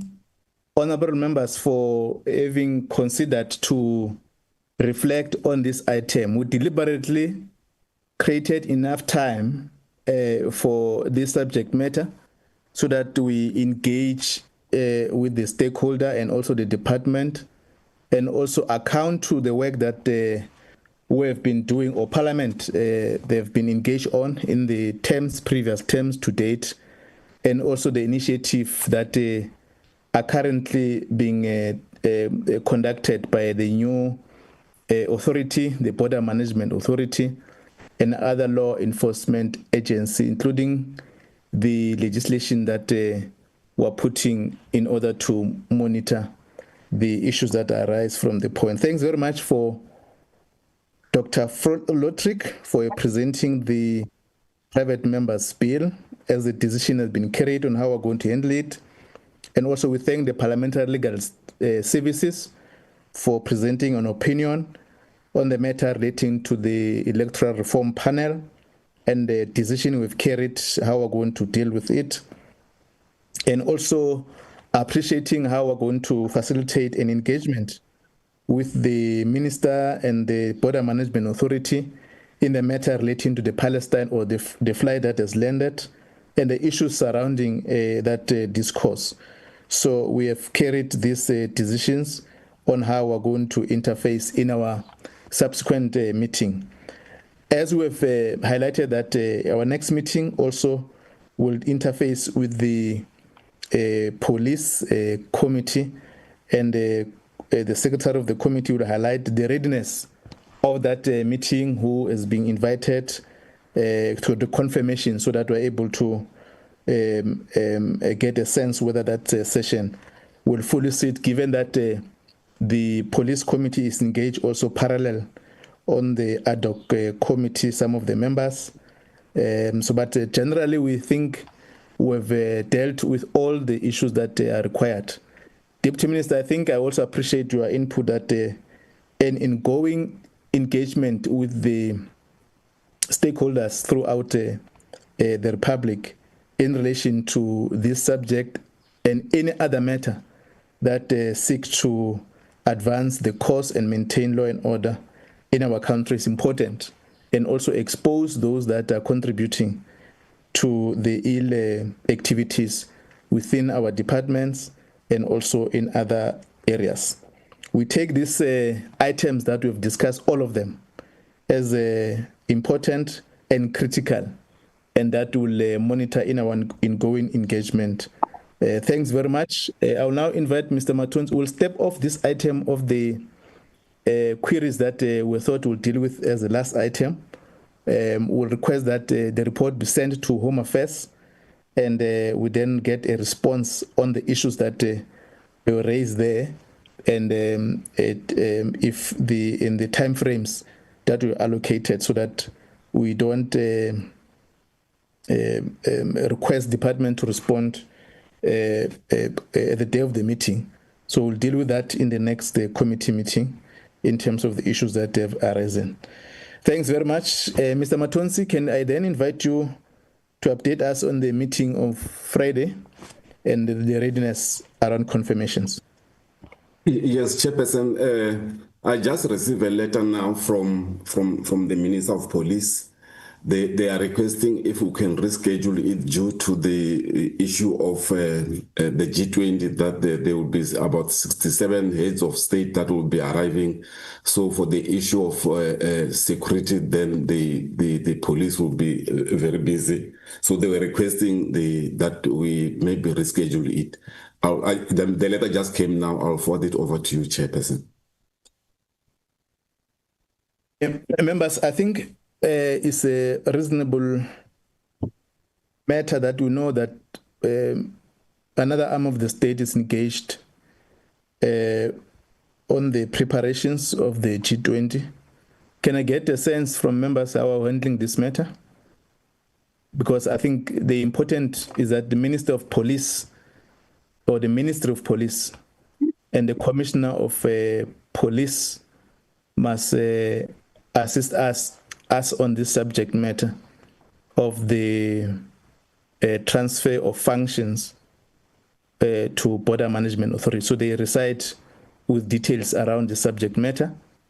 Can I solicit guidance from members how handling it? Honorable Ross. Chair, I appreciate the reason given. My question is just postpone until when? I mean, we've known about the G20 for a long time. I'm really concerned that they're trying to kick this can down the road. And it's a really critical matter. If it goes into next year, that's another 3 months lost. I think that they need to give us a date before the end of the year, Chair. Okay, thank you. Thank you. Honorable Machi. No, thank you very much, Chairperson. I do support the idea of postponement because we need him due to the importance of the matter. But there should be some deadlines. Maybe the Chairperson can see to it when, maybe before we close. So then he can be prepared. Before we close, we should have it. Thank you, if possible. Oh, okay. Thanks, members. Mr. Matonzi, what we'll do is an urgent matter which we have been dealing with for the financial period. So we have to deal with it now. The G20 is doesn't take the whole month or so. Let's agree that we will deal with it in this month or early November. We'll see how we squeeze the item. Just indicate that we'll request a date before Parliament rises, so that we're able to interface with this matter. Will that be sufficient, Mr. Matonzi? Yes, Chairperson. When I acknowledge the letter, then I'll indicate if they can provide us with a date before the close of this year. Okay. No, thanks very much. I think that will mean we don't have any item on Friday. Yes, Chair. We don't have anything. So that was the only agenda item. Okay. No, thanks, members, and thanks very much for this committee meeting. We'll then engage with the team around this meeting of the police and the meeting on Friday, and then we'll communicate to members. Thanks very much. Meeting stand adjourned. Thank you very much. Thank you very much, Chair. Thanks, Chair. Thanks, Chair. Thank you. Thank you, Chair.